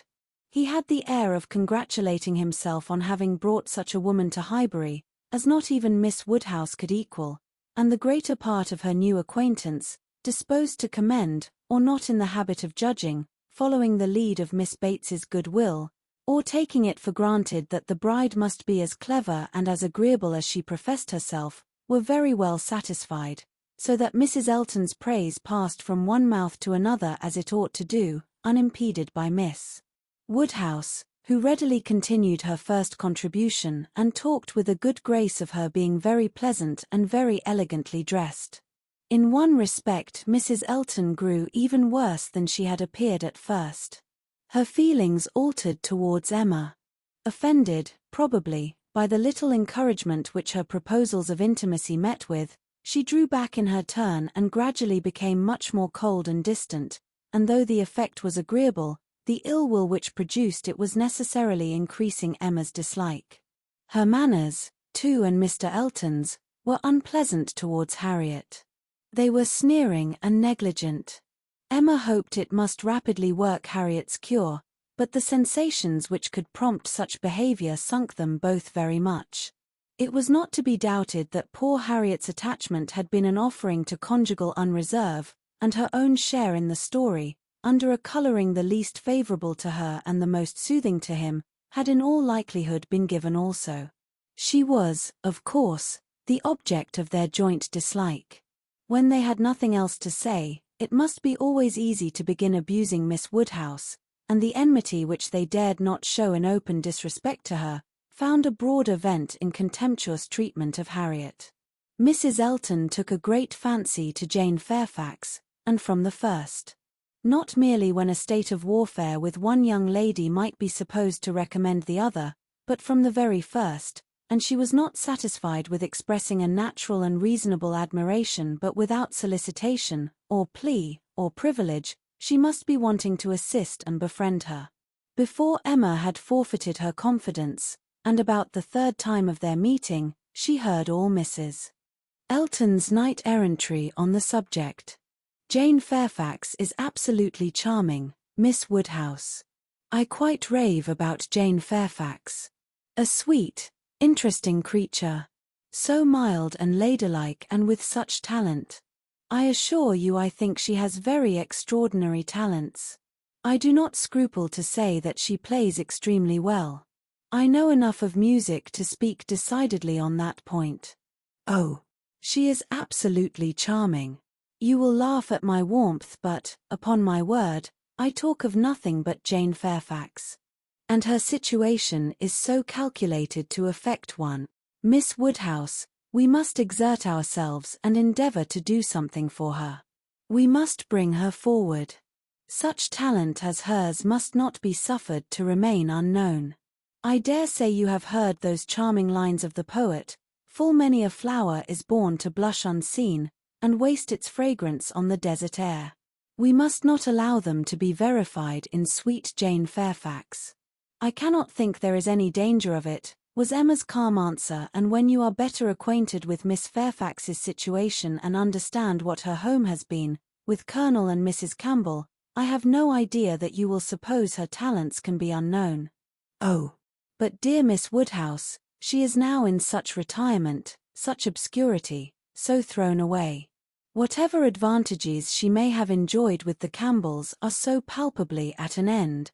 And I think she feels it. I am sure she does. She is very timid and silent. One can see that she feels the want of encouragement. I like her the better for it. I must confess it is a recommendation to me. I am a great advocate for timidity, and I am sure one does not often meet with it. But in those who are at all inferior, it is extremely prepossessing. Oh, I assure you, Jane Fairfax is a very delightful character, and interests me more than I can express. You appear to feel a great deal, but I am not aware how you or any of Miss Fairfax's acquaintance here, any of those who have known her longer than yourself, can show her any other attention than my dear Miss Woodhouse. A vast deal may be done by those who dare to act. You and I need not be afraid. If we set the example, many will follow it as far as they can, though all have not our situations. We have carriages to fetch and convey her home, and we live in a style which could not make the addition of Jane Fairfax, at any time, the least inconvenient. I should be extremely displeased if Wright were to send us up such a dinner, as could make me regret having asked more than Jane Fairfax to partake of it. I have no idea of that sort of thing. It is not likely that I should, considering what I have been used to. My greatest danger, perhaps, in housekeeping, may be quite the other way, in doing too much, and being too careless of expense. Maple Grove will probably be my model more than it ought to be, for we do not at all affect to equal my brother, Mr. Suckling, in income. However, my resolution is taken as to noticing Jane Fairfax. I shall certainly have her very often at my house, shall introduce her wherever I can, shall have musical parties to draw out her talents, and shall be constantly on the watch for an eligible situation. My acquaintance is so very extensive, that I have little doubt of hearing of something to suit her shortly. I shall introduce her, of course, very particularly to my brother and sister when they come to us. I am sure they will like her extremely, and when she gets a little acquainted with them, her fears will completely wear off, for there really is nothing in the manners of either but what is highly conciliating. I shall have her very often indeed while they are with me, and I dare say we shall sometimes find a seat for her in the barouche landau in some of our exploring parties. Poor Jane Fairfax, thought Emma. You have not deserved this. You may have done wrong with regard to Mr. Dixon, but this is a punishment beyond what you can have merited. The kindness and protection of Mrs. Elton, Jane Fairfax and Jane Fairfax. Heavens! Let me not suppose that she dares go about, Emma Woodhousing me, but upon my honour, there seems no limits to the licentiousness of that woman's tongue. Emma had not to listen to such paradings again, to any so exclusively addressed to herself, so disgustingly decorated with a dear Miss Woodhouse. The change on Mrs. Elton's side soon afterwards appeared, and she was left in peace, neither forced to be the very particular friend of Mrs. Elton, nor, under Mrs. Elton's guidance, the very active patroness of Jane Fairfax, and only sharing with others in a general way, in knowing what was felt, what was meditated, what was done. She looked on with some amusement. Miss Bates's gratitude for Mrs. Elton's attentions to Jane was in the first style of guileless simplicity and warmth. She was quite one of her worthies, the most amiable, affable, delightful woman, just as accomplished and condescending as Mrs. Elton meant to be considered. Emma's only surprise was that Jane Fairfax should accept those attentions and tolerate Mrs. Elton as she seemed to do. She heard of her walking with the Eltons, sitting with the Eltons, spending a day with the Eltons. This was astonishing. She could not have believed it possible that the taste or the pride of Miss Fairfax could endure such society and friendship as the vicarage had to offer. She is a riddle, quite a riddle, said she. To choose to remain here month after month, under privations of every sort. And now to choose the mortification of Mrs. Elton's notice and the penury of her conversation, rather than return to the superior companions who have always loved her with such real, generous affection. Jane had come to Highbury professedly for 3 months, the Campbells were gone to Ireland for 3 months, but now the Campbells had promised their daughter to stay at least till midsummer, and fresh invitations had arrived for her to join them there. According to Miss Bates, it all came from her Mrs. Dixon had written most pressingly. Would Jane but go, means were to be found, servants sent, friends contrived, no travelling difficulty allowed to exist, but still she had declined it. She must have some motive, more powerful than appears, for refusing this invitation, was Emma's conclusion. She must be under some sort of penance, inflicted either by the Campbells or herself. There is great fear, great caution, great resolution somewhere. She is not to be with the Dixons. The decree is issued by somebody. But why must she consent to be with the Eltons? Here is quite a separate puzzle. Upon her speaking her wonder aloud on that part of the subject, before the few who knew her opinion of Mrs. Elton, Mrs. Weston ventured this apology for Jane. "We cannot suppose that she has any great enjoyment at the vicarage, my dear Emma, but it is better than being always at home. Her aunt is a good creature, but, as a constant companion, must be very tiresome. We must consider what Miss Fairfax quits, before we condemn her taste for what she goes to." "You are right, Mrs. Weston," said Mr. Knightley warmly. "Miss Fairfax is as capable as any of us of forming a just opinion of Mrs. Elton. Could she have chosen with whom to associate, she would not have chosen her. But, with a reproachful smile at Emma, she receives attentions from Mrs. Elton, which nobody else pays her." Emma felt that Mrs. Weston was giving her a momentary glance, and she was herself struck by his warmth. With a faint blush, she presently replied, "Such attentions as Mrs. Elton's, I should have imagined, would rather disgust than gratify Miss Fairfax. Mrs. Elton's invitations I should have imagined anything but inviting." "I should not wonder," said Mrs. Weston, "if Miss Fairfax were to have been drawn on beyond her own inclination, by her aunt's eagerness in accepting Mrs. Elton's civilities for her. Poor Miss Bates may very likely have committed her niece and hurried her into a greater appearance of intimacy than her own good sense would have dictated, in spite of the very natural wish of a little change." Both felt rather anxious to hear him speak again, and after a few minutes' silence, he said, "Another thing must be taken into consideration too. Mrs. Elton does not talk to Miss Fairfax as she speaks of her. We all know the difference between the pronouns he or she and thou, the plainest spoken amongst us. We all feel the influence of a something beyond common civility in our personal intercourse with each other as something more early implanted. We cannot give anybody the disagreeable hints that we may have been very full of the hour before. We feel things differently. And besides the operation of this, as a general principle, you may be sure that Miss Fairfax awes Mrs. Elton by her superiority both of mind and manner, and that, face to face, Mrs. Elton treats her with all the respect which she has a claim to. Such a woman as Jane Fairfax probably never fell in Mrs. Elton's way before, and no degree of vanity can prevent her acknowledging her own comparative littleness in action, if not in consciousness." "I know how highly you think of Jane Fairfax," said Emma.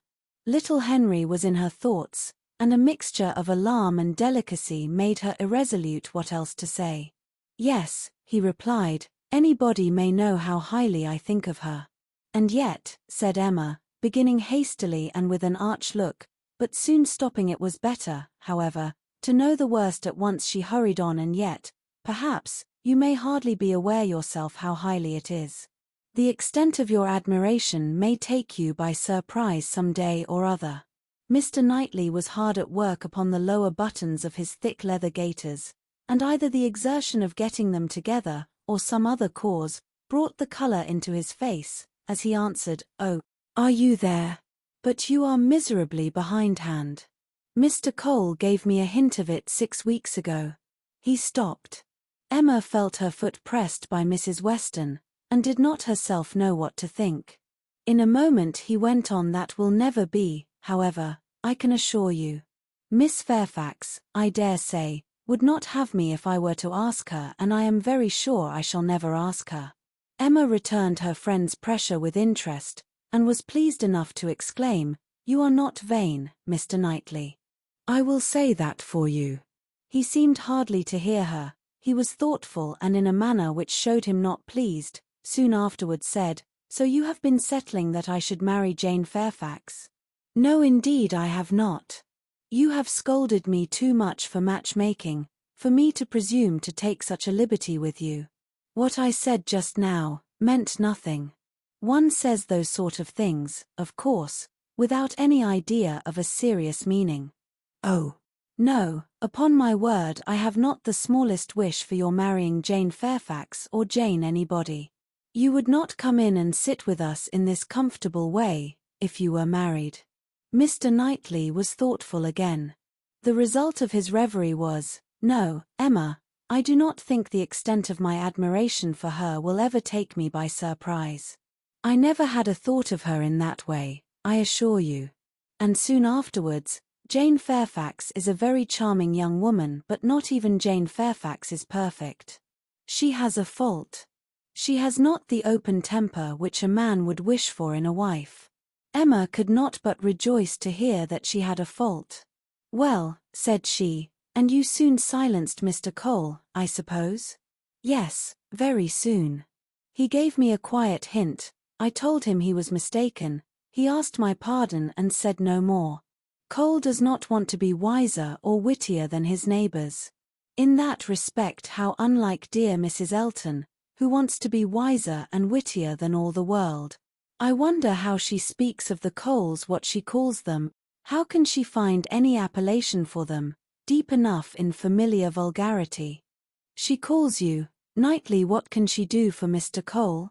And so I am not to be surprised that Jane Fairfax accepts her civilities and consents to be with her.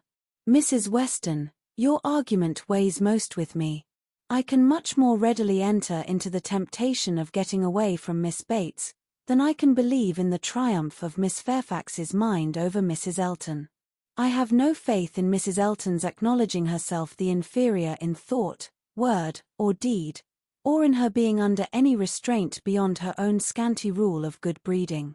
I cannot imagine that she will not be continually insulting her visitor with praise, encouragement, and offers of service, that she will not be continually detailing her magnificent intentions, from the procuring her a permanent situation to the including her in those delightful exploring parties which are to take place in the barouche landau.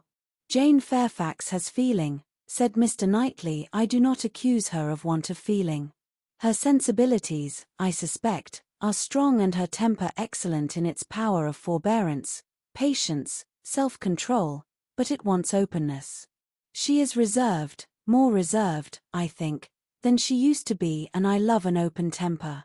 No, till Cole alluded to my supposed attachment, it had never entered my head.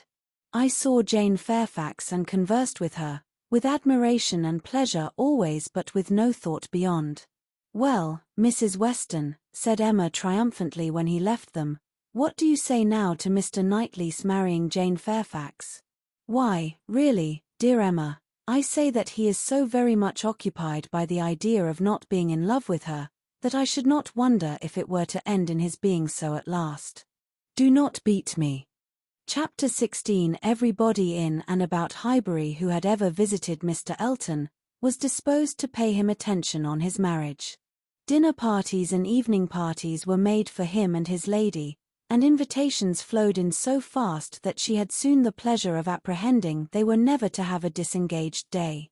I see how it is, said she. I see what a life I am to lead among you. Upon my word, we shall be absolutely dissipated. We really seem quite the fashion. If this is living in the country, it is nothing very formidable. From Monday next to Saturday, I assure you we have not a disengaged day. A woman with fewer resources than I have need not have been at a loss. No invitation came amiss to her. Her Bath habits made evening parties perfectly natural to her, and Maple Grove had given her a taste for dinners. She was a little shocked at the want of 2 drawing-rooms, at the poor attempt at rout cakes, and there being no ice in the Highbury card parties. Mrs. Bates, Mrs. Perry, Mrs. Goddard, and others were a good deal behindhand in knowledge of the world, but she would soon show them how everything ought to be arranged. In the course of the spring she must return their civilities by one very superior party in which her card tables should be set out with their separate candles and unbroken packs in the true style, and more waiters engaged for the evening than their own establishment could furnish, to carry round the refreshments at exactly the proper hour, and in the proper order.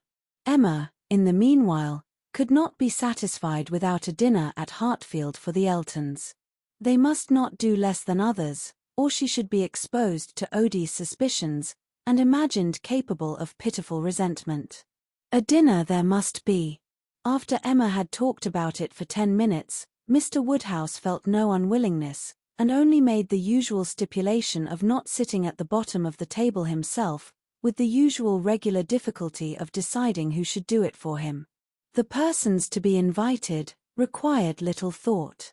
Besides the Eltons, it must be the Westons and Mr. Knightley. So far it was all of course, and it was hardly less inevitable that poor little Harriet must be asked to make the 8th. But this invitation was not given with equal satisfaction, and on many accounts Emma was particularly pleased by Harriet's begging to be allowed to decline it. She would rather not be in his company more than she could help. She was not yet quite able to see him and his charming happy wife together, without feeling uncomfortable. If Miss Woodhouse would not be displeased, she would rather stay at home. It was precisely what Emma would have wished, had she deemed it possible enough for wishing. She was delighted with the fortitude of her little friend, for fortitude she knew it was in her to give up being in company and stay at home, and she could now invite the very person whom she really wanted to make the 8th, Jane Fairfax. Since her last conversation with Mrs. Weston and Mr. Knightley, she was more conscience-stricken about Jane Fairfax than she had often been. Mr. Knightley's words dwelt with her. He had said that Jane Fairfax received attentions from Mrs. Elton which nobody else paid her. "This is very true," said she, "at least as far as relates to me, which was all that was meant, and it is very shameful. Of the same age and always knowing her, I ought to have been more her friend. She will never like me now. I have neglected her too long. But I will show her greater attention than I have done." Every invitation was successful. They were all disengaged and all happy. The preparatory interest of this dinner, however, was not yet over. A circumstance rather unlucky occurred. The 2 eldest little Knightleys were engaged to pay their grandpapa and aunt a visit of some weeks in the spring, and their papa now proposed bringing them, and staying one whole day at Hartfield, which one day would be the very day of this party. His professional engagements did not allow of his being put off, but both father and daughter were disturbed by its happening so. Mr. Woodhouse considered 8 persons at dinner together as the utmost that his nerves could bear, and here would be a 9th, and Emma apprehended that it would be a 9th very much out of humour at not being able to come even to Hartfield for 48 hours without falling in with a dinner party. She comforted her father better than she could comfort herself, by representing that though he certainly would make them 9, yet he always said so little, that the increase of noise would be very immaterial. She thought it in reality a sad exchange for herself, to have him with his grave looks and reluctant conversation opposed to her instead of his brother. The event was more favourable to Mr. Woodhouse than to Emma. John Knightley came, but Mr. Weston was unexpectedly summoned to town and must be absent on the very day. He might be able to join them in the evening, but certainly not to dinner. Mr. Woodhouse was quite at ease, and the seeing him so, with the arrival of the little boys and the philosophic composure of her brother on hearing his fate, removed the chief of even Emma's vexation. The day came, the party were punctually assembled, and Mr. John Knightley seemed early to devote himself to the business of being agreeable. Instead of drawing his brother off to a window while they waited for dinner, he was talking to Miss Fairfax. Mrs. Elton, as elegant as lace and pearls could make her, he looked at in silence, wanting only to observe enough for Isabella's information, but Miss Fairfax was an old acquaintance and a quiet girl, and he could talk to her. He had met her before breakfast as he was returning from a walk with his little boys, when it had been just beginning to rain. It was natural to have some civil hopes on the subject, and he said, "I hope you did not venture far, Miss Fairfax, this morning, or I am sure you must have been wet. We scarcely got home in time. I hope you turned directly." "I went only to the post office," said she, "and reached home before the rain was much. It is my daily errand. I always fetch the letters when I am here. It saves trouble, and is a something to get me out." A walk before breakfast does me good. Not a walk in the rain, I should imagine. No, but it did not absolutely rain when I set out. Mr. John Knightley smiled, and replied, that is to say, you chose to have your walk, for you were not 6 yards from your own door when I had the pleasure of meeting you, and Henry and John had seen more drops than they could count long before. The post office has a great charm at one period of our lives. When you have lived to my age, you will begin to think letters are never worth going through the rain for. There was a little blush, and then this answer, I must not hope to be ever situated as you are, in the midst of every dearest connection, and therefore I cannot expect that simply growing older should make me indifferent about letters. Indifferent? Oh, no, I never conceived you could become indifferent. Letters are no matter of indifference, they are generally a very positive curse. You are speaking of letters of business, mine are letters of friendship. I have often thought them the worst of the two, replied he coolly. Business, you know, may bring money, but friendship hardly ever does. Ah, you are not serious now. I know Mr. John Knightley too well. I am very sure he understands the value of friendship as well as anybody. I can easily believe that letters are very little to you, much less than to me, but it is not your being 10 years older than myself which makes the difference, it is not age, but situation.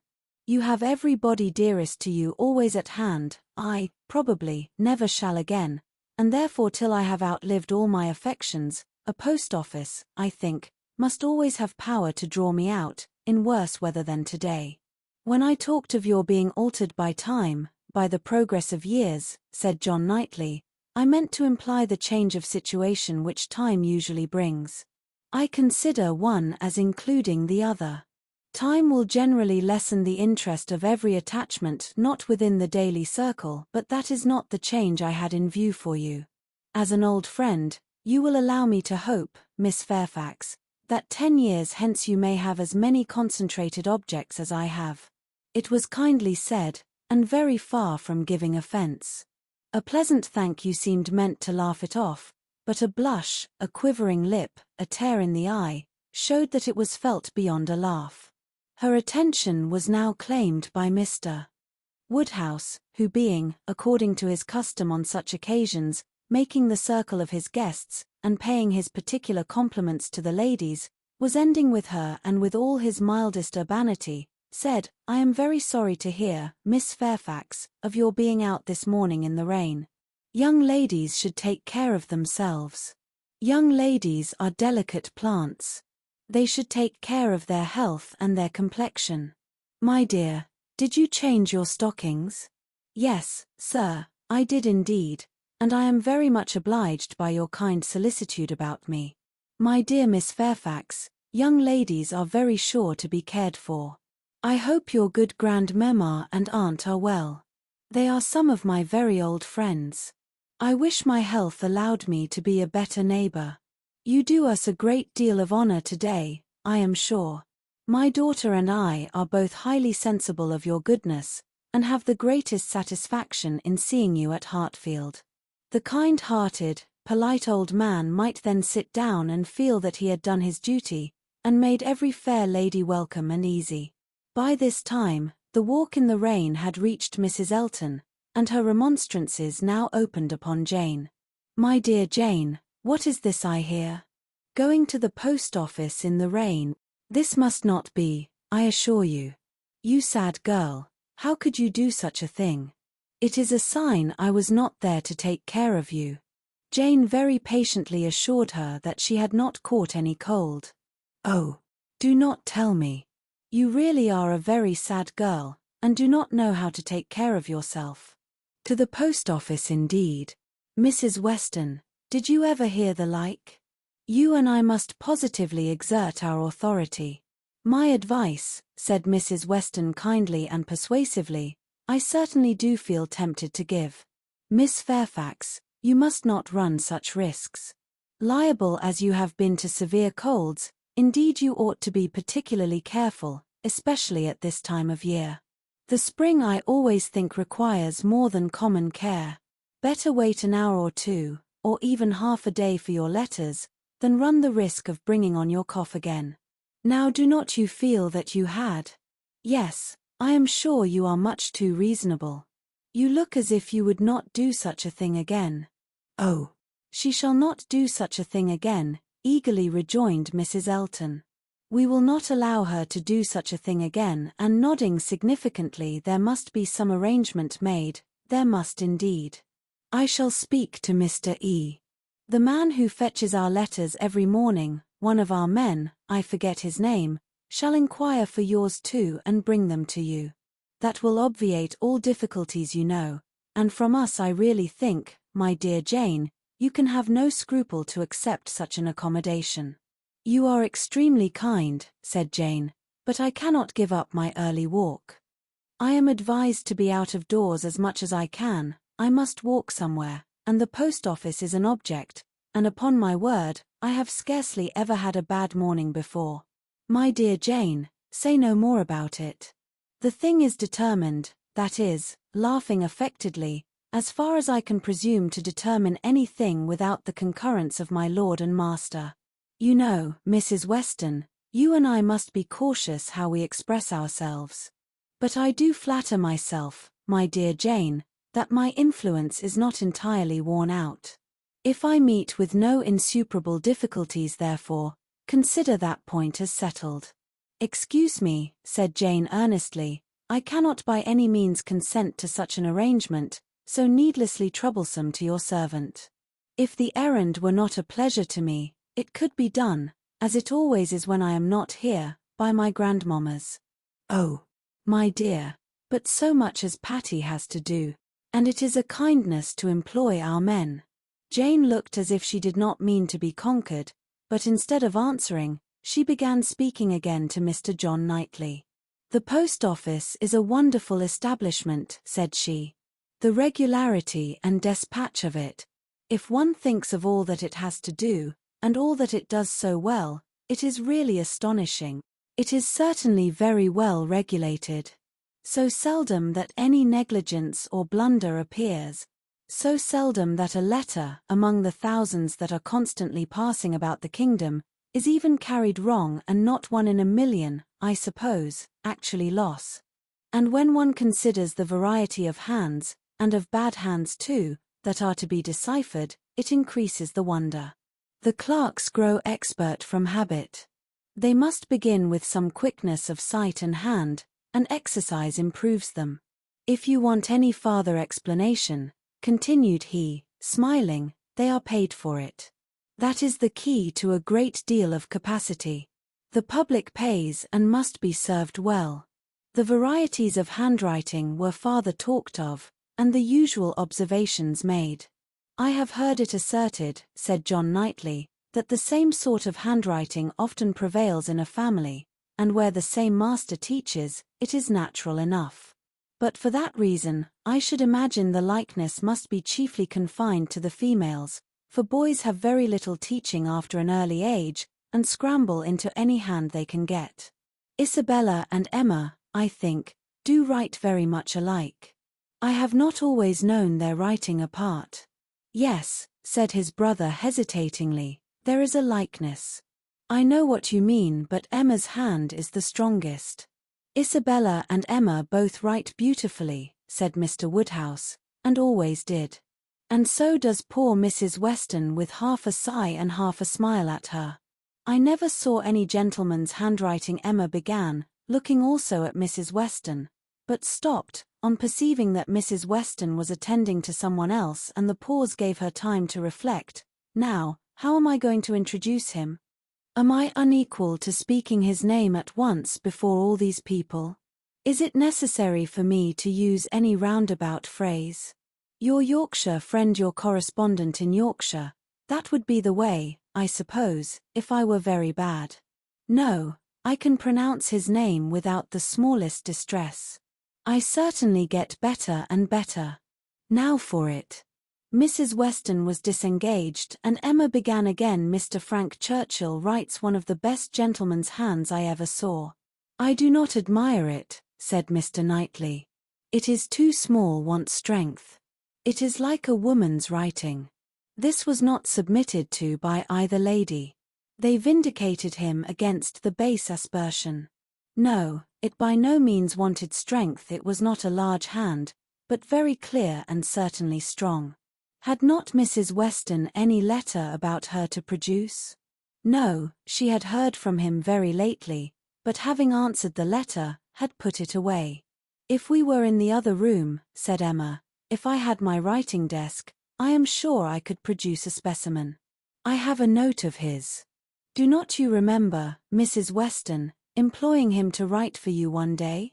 He chose to say he was employed well. Well, I have that note, and can show it after dinner to convince Mr. Knightley. Oh, when a gallant young man, like Mr. Frank Churchill, said Mr. Knightley dryly, writes to a fair lady like Miss Woodhouse, he will, of course, put forth his best. Dinner was on table. Mrs. Elton, before she could be spoken to, was ready, and before Mr. Woodhouse had reached her with his request to be allowed to hand her into the dining parlour, was saying, "Must I go first? I really am ashamed of always leading the way." Jane's solicitude about fetching her own letters had not escaped Emma. She had heard and seen it all, and felt some curiosity to know whether the wet walk of this morning had produced any. She suspected that it had, that it would not have been so resolutely encountered but in full expectation of hearing from someone very dear, and that it had not been in vain. She thought there was an air of greater happiness than usual aglow both of complexion and spirits. She could have made an inquiry or two, as to the expedition and the expense of the Irish mails. It was at her tongue's end, but she abstained. She was quite determined not to utter a word that should hurt Jane Fairfax's feelings, and they followed the other ladies out of the room, arm in arm, with an appearance of good will highly becoming to the beauty and grace of each. Read by Long Stories for Sleep. Chapter 17. When the ladies returned to the drawing-room after dinner, Emma found it hardly possible to prevent their making two distinct parties. With so much perseverance in judging and behaving ill did Mrs. Elton engross Jane Fairfax and slight herself. She and Mrs. Weston were obliged to be almost always either talking together or silent together. Mrs. Elton left them no choice. If Jane repressed her for a little time, she soon began again, and though much that passed between them was in a half-whisper, especially on Mrs. Elton's side, there was no avoiding a knowledge of their principal subjects. The post-office catching cold-fetching letters and friendship were long under discussion, and to them succeeded one, which must be at least equally unpleasant to Jane, inquiries whether she had yet heard of any situation likely to suit her, and professions of Mrs. Elton's. Meditated activity. "Here is April come," said she. "I get quite anxious about you. June will soon be here. But I have never fixed on June or any other month, merely looked forward to the summer in general." "But have you really heard of nothing?" "I have not even made any inquiry. I do not wish to make any yet." "Oh, my dear, we cannot begin too early. You are not aware of the difficulty of procuring exactly the desirable thing." "I'm not aware," said Jane, shaking her head. "Dear Mrs. Elton, who can have thought of it as I have done? But you have not seen so much of the world as I have. You do not know how many candidates there always are for the first situations. I saw a vast deal of that in the neighbourhood round Maple Grove. A cousin of Mr. Suckling, Mrs. Bragg, had such an infinity of applications. Everybody was anxious to be in her family, for she moves in the first circle. Wax candles in the schoolroom. You may imagine how desirable. Of all houses in the kingdom, Mrs. Bragg's is the one I would most wish to see you in. Colonel and Mrs. Campbell are to be in town again by midsummer," said Jane. "I must spend some time with them. I am sure they will want it. Afterwards I may probably be glad to dispose of myself. But I would not wish you to take the trouble of making any inquiries at present." "Trouble? I know your scruples. You are afraid of giving me trouble, but I assure you, my dear Jane, the Campbells can hardly be more interested about you than I am. I shall write to Mrs. Partridge in a day or two, and shall give her a strict charge to be on the lookout for anything eligible." "Thank you, but I would rather you did not mention the subject to her. till the time draws nearer, I do not wish to be giving anybody trouble. But, my dear child, the time is drawing near. Here is April, and June, or say even July, is very near, with such business to accomplish before us. Your inexperience really amuses me. A situation such as you deserve, and your friends would require for you, is no everyday occurrence, is not obtained at a moment's notice. Indeed, we must begin inquiring directly. Excuse me, but this is by no means my intention. I make no inquiry myself, and should be sorry to have any made by my friends. When I am quite determined as to the time, I am not at all afraid of being long unemployed. There are places in town, offices, where inquiry would soon produce something, offices for the sale not quite of human flesh but of human intellect. Oh, my dear, human flesh. You quite shock me. If you mean a fling at the slave trade, I assure you Mr. Suckling was always rather a friend to the abolition.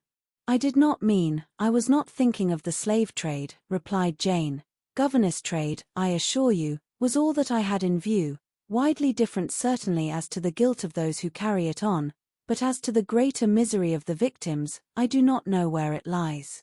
But I only mean to say that there are advertising offices, and that by applying to them I should have no doubt of very soon meeting with something that would do.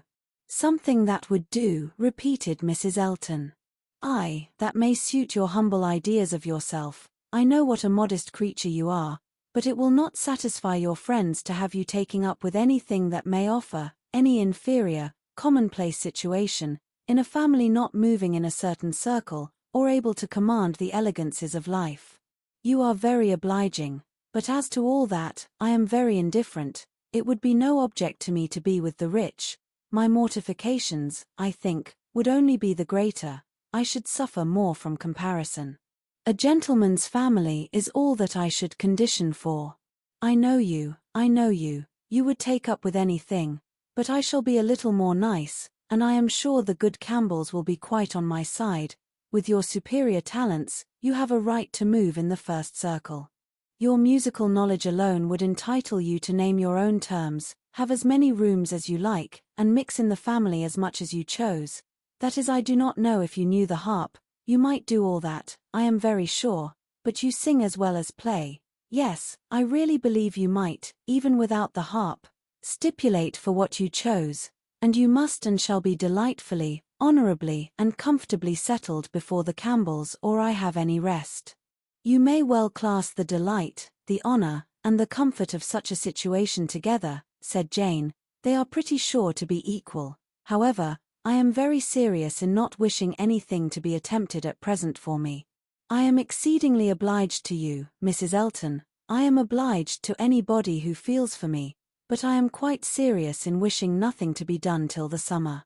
For 2 or 3 months longer I shall remain where I am, and as I am. And I am quite serious too, I assure you, replied Mrs.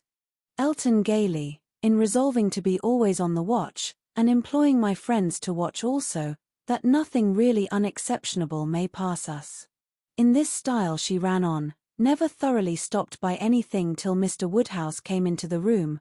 Her vanity had then a change of object, and Emma heard her saying in the same half-whisper to Jane, "Here comes this dear old beau of mine, I protest. Only think of his gallantry in coming away before the other men. What a dear creature he is. I assure you I like him excessively. I admire all that quaint, old-fashioned politeness. It is much more to my taste than modern ease. Modern ease often disgusts me. But this good old Mr. Woodhouse, I wish you had heard his gallant speeches to me at dinner. Oh, I assure you I began to think my cara sposo would be absolutely jealous. I fancy I am rather a favorite. He took notice of my gown. How do you like it? Selina's choice handsome, I think, but I do not know whether it is not over-trimmed. I have the greatest dislike to the idea of being over-trimmed, quite a horror of finery. I must put on a few ornaments now, because it is expected of me. A bride, you know, must appear like a bride, but my natural taste is all for simplicity. A simple style of dress is so infinitely preferable to finery. But I am quite in the minority, I believe. Few people seem to value simplicity of dress, show and finery are everything. I have some notion of putting such a trimming as this to my white and silver poplin. Do you think it will look well? The whole party were but just reassembled in the drawing-room when Mr. Weston made his appearance among them. He had returned to a late dinner, and walked to Hartfield as soon as it was over. He had been too much expected by the best judges, for surprise, but there was great joy. Mr. Woodhouse was almost as glad to see him now, as he would have been sorry to see him before. John Knightley only was in mute astonishment. That a man who might have spent his evening quietly at home after a day of business in London, should set off again, and walk half a mile to another man's house, for the sake of being in mixed company till bedtime, of finishing his day in the efforts of civility and the noise of numbers, was a circumstance to strike him deeply. A man who had been in motion since 8 o'clock in the morning, and might now have been still, who had been long talking, and might have been silent, who had been in more than one crowd, and might have been alone, such a man, to quit the tranquillity and independence of his own fireside, and on the evening of a cold sleety April day rush out again into the world. Could he by a touch of his finger have instantly taken back his wife, there would have been a motive, but his coming would probably prolong rather than break up the party. John Knightley looked at him with amazement, then shrugged his shoulders, and said, "I could not have believed it even of him." Mr. Weston meanwhile, perfectly unsuspicious of the indignation he was exciting, happy and cheerful as usual, and with all the right of being principal talker, which a day spent anywhere from home confers, was making himself agreeable among the rest, and having satisfied the inquiries of his wife as to his dinner, convincing her that none of all her careful directions to the servants had been forgotten, and spread abroad what public news he had heard, was proceeding to a family communication, which, though principally addressed to Mrs. Weston, he had not the smallest doubt of being highly interesting to everybody in the room. He gave her a letter, it was from Frank, and to herself, he had met with it in his way, and had taken the liberty of opening it. Read it, said he, it will give you pleasure, only a few lines will not take you long, read it to Emma. The two ladies looked over it together, and he sat smiling and talking to them the whole time, in a voice a little subdued, but very audible to everybody. Well, he is coming, you see, good news, I think. Well, what do you say to it? I always told you he would be here again soon, did not I? And, my dear, did not I always tell you so, and you would not believe me? In town next week, you see at the latest, I dare say, for she is as impatient as the black gentleman when anything is to be done, most likely they will be there tomorrow or Saturday. As to her illness, all nothing of course. But it is an excellent thing to have Frank among us again, so near as town. They will stay a good while when they do come, and he will be half his time with us. This is precisely what I wanted. Well, pretty good news, is not it? Have you finished it? Has Emma read it all? Put it up. We will have a good talk about it some other time, but it will not do now. I shall only just mention the circumstance to the others in a common way. Mrs. Weston was most comfortably pleased on the occasion. Her looks and words had nothing to restrain them. She was happy, she knew she was happy, and knew she ought to be happy.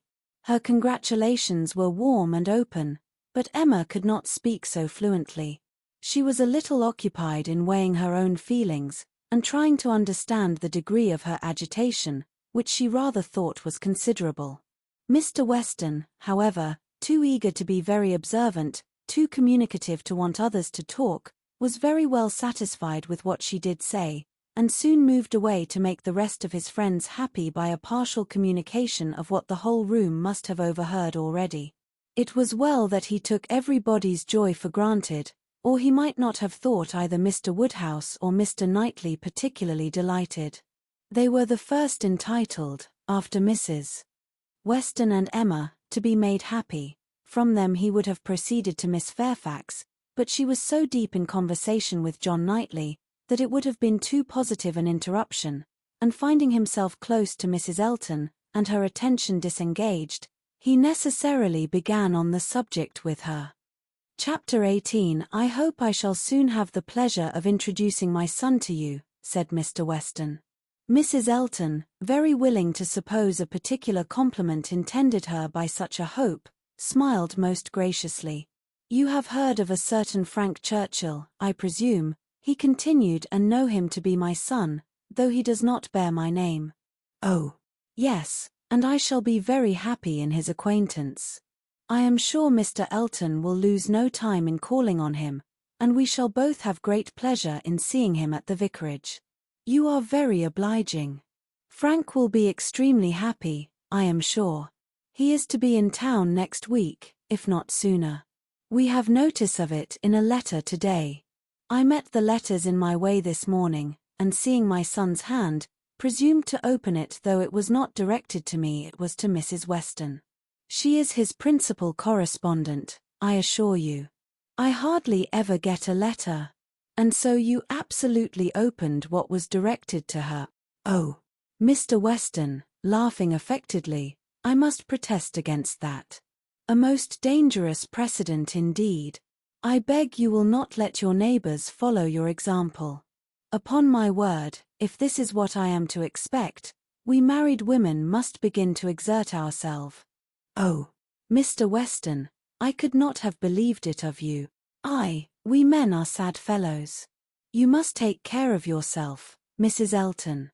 This letter tells us it is a short letter written in a hurry, merely to give us notice. It tells us that they are all coming up to town directly. On Mrs. Churchill's account, she has not been well the whole winter, and thinks Enscombe too cold for her, so they are all to move southward without loss of time. Indeed. From Yorkshire, I think.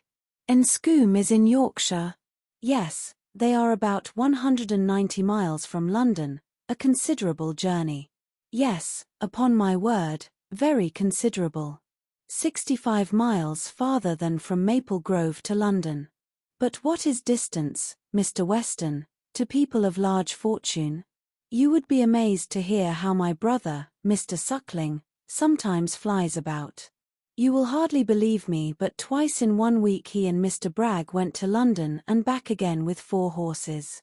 The evil of the distance from Enscombe, said Mr. Weston, is, that Mrs. Churchill, as we understand, has not been able to leave the sofa for a week together. In Frank's last letter she complained, he said, of being too weak to get into her conservatory without having both his arm and his uncle's.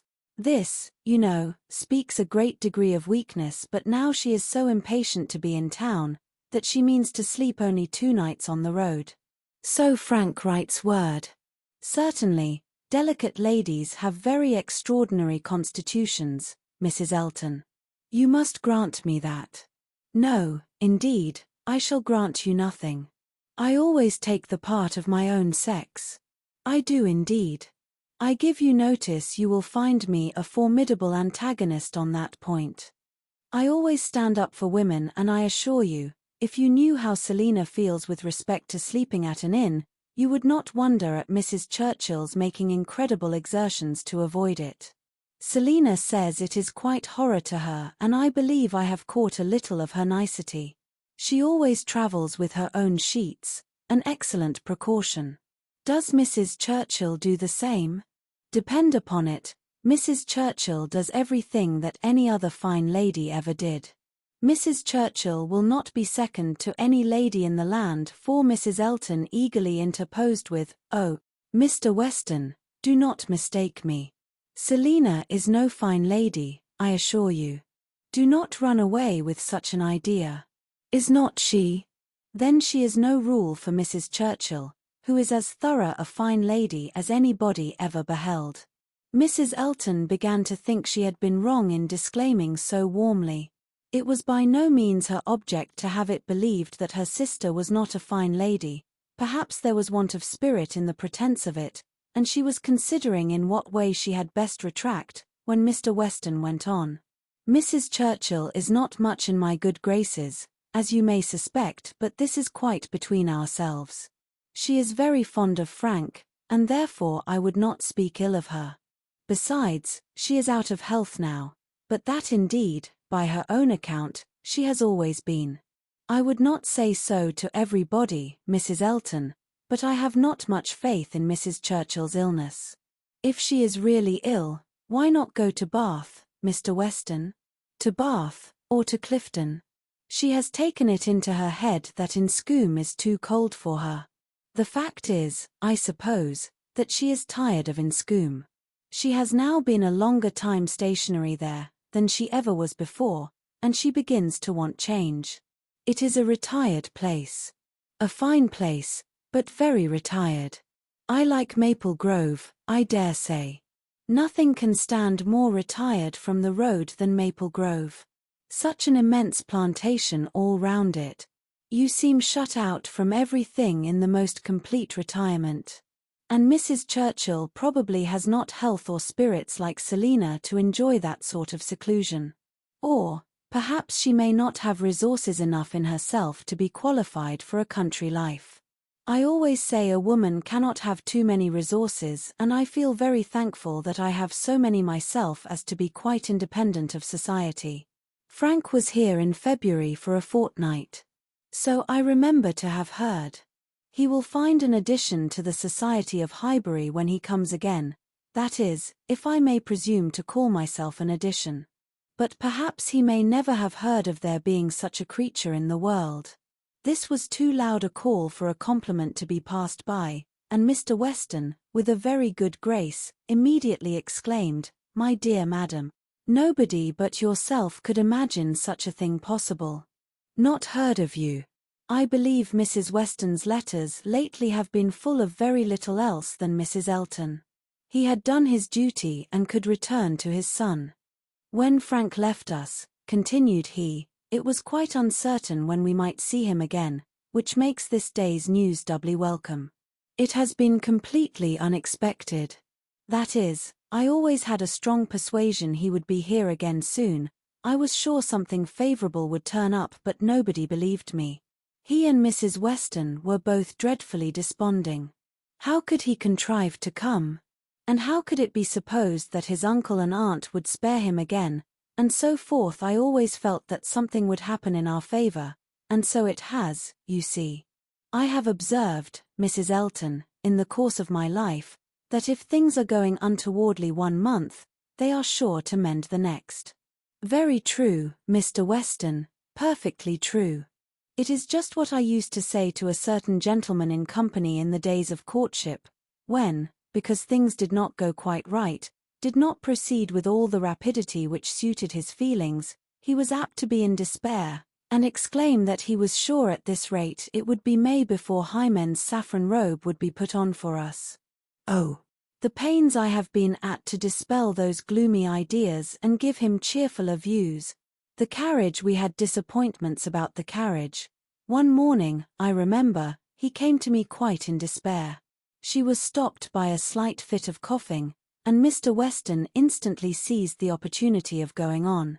You were mentioning May. May is the very month which Mrs. Churchill is ordered, or has ordered herself, to spend in some warmer place than Inscombe, in short, to spend in London, so that we have the agreeable prospect of frequent visits from Frank the whole spring, precisely the season of the year which one should have chosen for it, days almost at the longest, weather genial and pleasant, always inviting one out, and never too hot for exercise. When he was here before, we made the best of it, but there was a good deal of wet, damp, cheerless weather. There always is in February, you know, and we could not do half that we intended. Now will be the time. This will be complete enjoyment, and I do not know, Mrs. Elton, whether the uncertainty of our meetings, the sort of constant expectation there will be of his coming in today or tomorrow, and at any hour, may not be more friendly to happiness than having him actually in the house. I think it is so. I think it is the state of mind which gives most spirit and delight. I hope you will be pleased with my son, but you must not expect a prodigy. He is generally thought a fine young man, but do not expect a prodigy. Mrs. Weston's partiality for him is very great, and, as you may suppose, most gratifying to me. She thinks nobody equal to him. And I assure you, Mr. Weston, I have very little doubt that my opinion will be decidedly in his favour. I have heard so much in praise of Mr. Frank Churchill. At the same time, it is fair to observe that I am one of those who always judge for themselves, and are by no means implicitly guided by others. I give you notice that as I find your son, so I shall judge of him. I am no flatterer. Mr. Weston was musing. I hope, said he presently, I have not been severe upon poor Mrs. Churchill. If she is ill, I should be sorry to do her injustice, but there are some traits in her character which make it difficult for me to speak of her with the forbearance I could wish. You cannot be ignorant, Mrs. Elton, of my connection with the family, nor of the treatment I have met with, and, between ourselves, the whole blame of it is to be laid to her. She was the instigator. Frank's mother would never have been slighted as she was but for her. Mr. Churchill has pride, but his pride is nothing to his wife's. His is a quiet, indolent, gentlemanlike sort of pride that would harm nobody, and only make himself a little helpless and tiresome, but her pride is arrogance and insolence. And what inclines one less to bear, she has no fair pretence of family or blood. She was nobody when he married her, barely the daughter of a gentleman, but ever since her being turned into a Churchill she has out-Churchilled them all in high and mighty claims, but in herself, I assure you, she is an upstart. Only think. Well, that must be infinitely provoking. I have quite a horror of upstarts. Maple Grove has given me a thorough disgust to people of that sort, for there is a family in that neighbourhood who are such an annoyance to my brother and sister from the airs they give themselves. Your description of Mrs. Churchill made me think of them directly. People of the name of Tupman, very lately settled there, and encumbered with many low connections, but giving themselves immense airs, and expecting to be on a footing with the old established families. A year and a half is the very utmost that they can have lived at West Hall, and how they got their fortune nobody knows. They came from Birmingham, which is not a place to promise much, you know, Mr. Weston. One has not great hopes from Birmingham. I always say there is something direful in the sound, but nothing more is positively known of the Tupmans, though a good many things I assure you are suspected, and yet by their manners they evidently think themselves equal even to my brother, Mr. Suckling, who happens to be one of their nearest neighbours. It is infinitely too bad. Mr. Suckling, who has been 11 years a resident at Maple Grove, and whose father had it before him I believe, at least I am almost sure that old Mr. Suckling had completed the purchase before his death. They were interrupted. Tea was carrying round, and Mr. Weston, having said all that he wanted, soon took the opportunity of walking away. After tea, Mr. and Mrs. Weston and Mr. Elton sat down with Mr. Woodhouse to cards. The remaining 5 were left to their own powers, and Emma doubted their getting on very well, for Mr. Knightley seemed little disposed for conversation. Mrs. Elton was wanting notice, which nobody had inclination to pay, and she was herself in a worry of spirits which would have made her prefer being silent. Mr. John Knightley proved more talkative than his brother.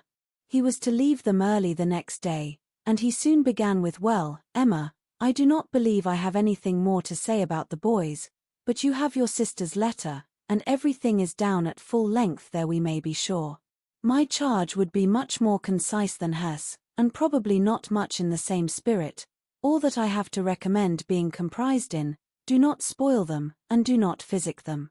I rather hope to satisfy you both," said Emma, "for I shall do all in my power to make them happy, which will be enough for Isabella, and happiness must preclude false indulgence and physic. And if you find them troublesome, you must send them home again." "That is very likely." "You think so, do not you?" "I hope I am aware that they may be too noisy for your father, or even may be some encumbrance to you, if your visiting engagements continue to increase as much as they have done lately." "Increase? Certainly. You must be sensible that the last half-year has made a great difference in your way of life." "Difference? No, indeed I am not. There can be no doubt of your being much more engaged with company than you used to be. Witness this very time. Here am I come down for only one day, And you are engaged with a dinner party. When did it happen before, or anything like it? Your neighborhood is increasing, and you mix more with it. A little while ago, every letter to Isabella brought an account of fresh gaieties, dinners at Mr. Cole's, or balls at the Crown. The difference which Randalls alone makes in your goings-on, is very great. Yes, said his brother quickly, it is Randalls that does it all. Very well, and as Randalls, I suppose, is not likely to have less influence than heretofore, it strikes me as a possible thing, Emma, that Henry and John may be sometimes in the way. And if they are, I only beg you to send them home. No, cried Mr. Knightley, that need not be the consequence. Let them be sent to Donwell. I shall certainly be at leisure. Upon my word, exclaimed Emma, you amuse me. I should like to know how many of all my numerous engagements take place without your being of the party, and why I am to be supposed in danger of wanting leisure to attend to the little boys. These amazing engagements of mine, what have they been? Dining once with the Coles and having a ball talked of, which never took place. I can understand you, nodding at Mr. John Knightley, your good fortune in meeting with so many of your friends at once here, delights you too much to pass unnoticed. But you, turning to Mr. Knightley, who know how very, very seldom I am ever 2 hours from Hartfield, why you should foresee such a series of dissipation for me, I cannot imagine. And as to my dear little boys, I must say, that if Aunt Emma has not time for them, I do not think they would fare much better with Uncle Knightley, who is absent from home about 5 hours where she is absent one, and who, when he is at home, is either reading to himself or settling his accounts. Mr. Knightley seemed to be trying not to smile, and succeeded without difficulty, upon Mrs. Elton's beginning to talk to him. That was Emma by Jane Austen. Volume 2. Which was read for you by Long Stories for Sleep. Next, listen to Volume 3. Thank you very much for listening. Good night.